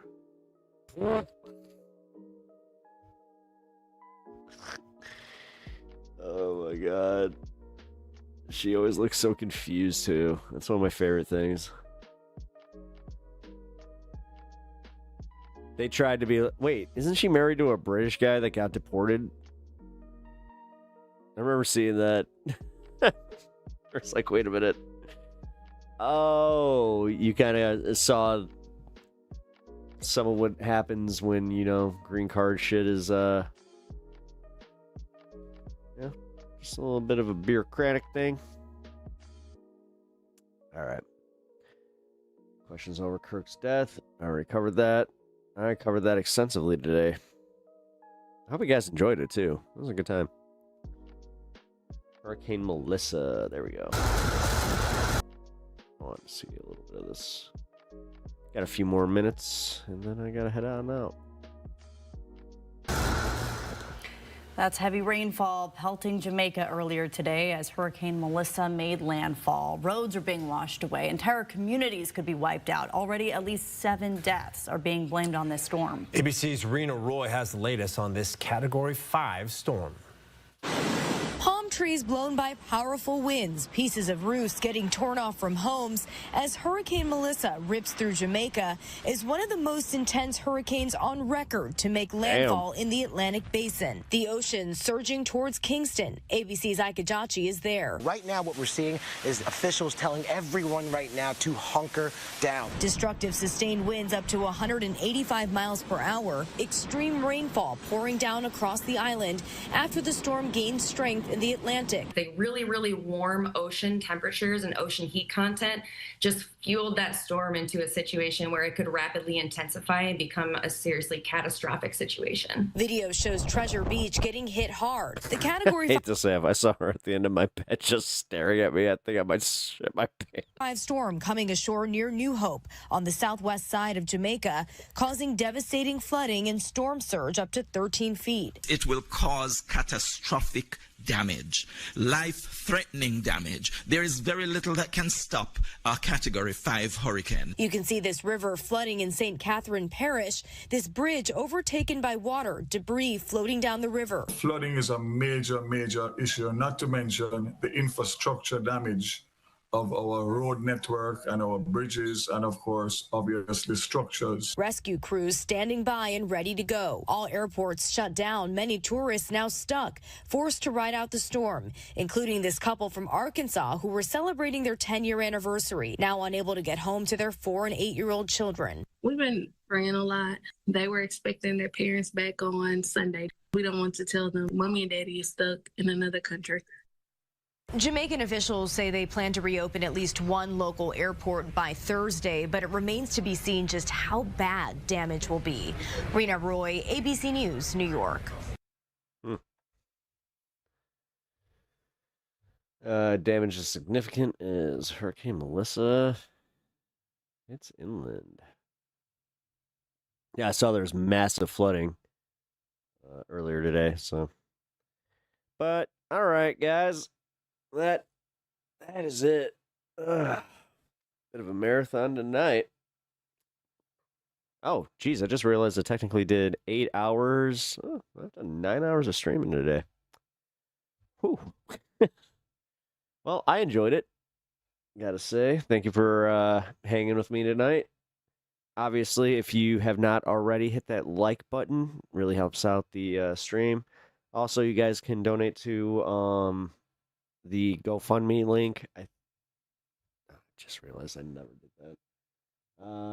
Here. Where the fuck did...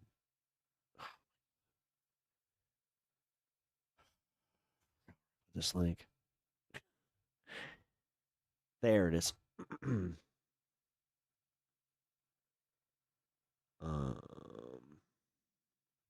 Yeah, you guys can really help out with my my wife's situation. We are going through it. She is actually I'm gonna be a little late tomorrow. I do have to go in for a medical appointment with the wife. She has to get her chemo pump taken off.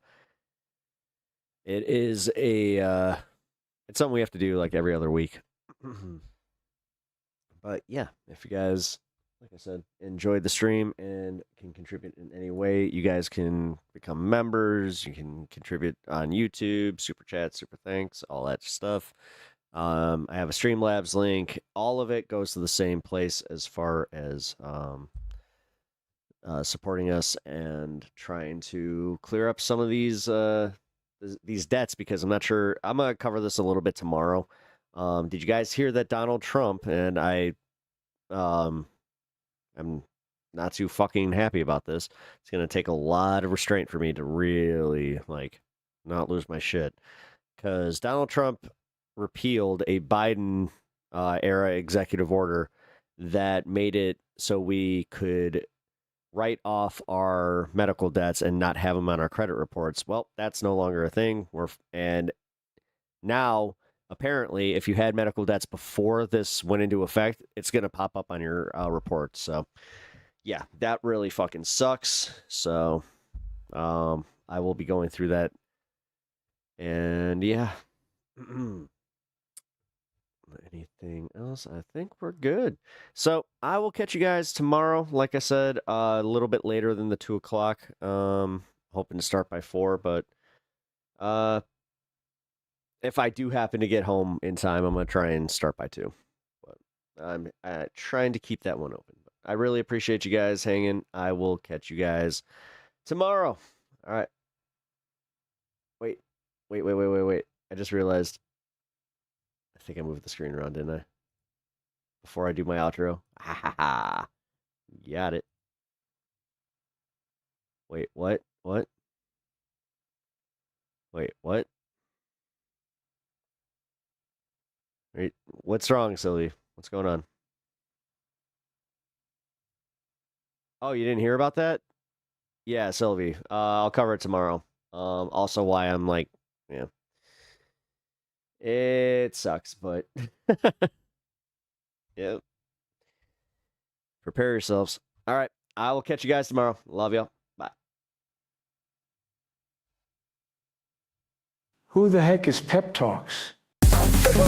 That's loud. I'm not gay, but I fantasize about Marco Rubio. Sorry. Pep Talks. Pep Talks.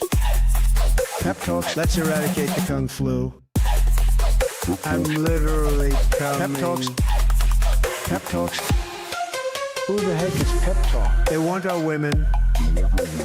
They want our children. Pep Talk. Sometimes no means yes. Grab them by the Pep Talk. Grab them by the Marco Rubio. Obama is a racist. Pep Talk. I'm literally coming. I'm Pep literally coming. Pep Talks. We found weapons of mass destruction. My fellow Americans, it has been confirmed today from Pep Talks that we are indeed all high on politics.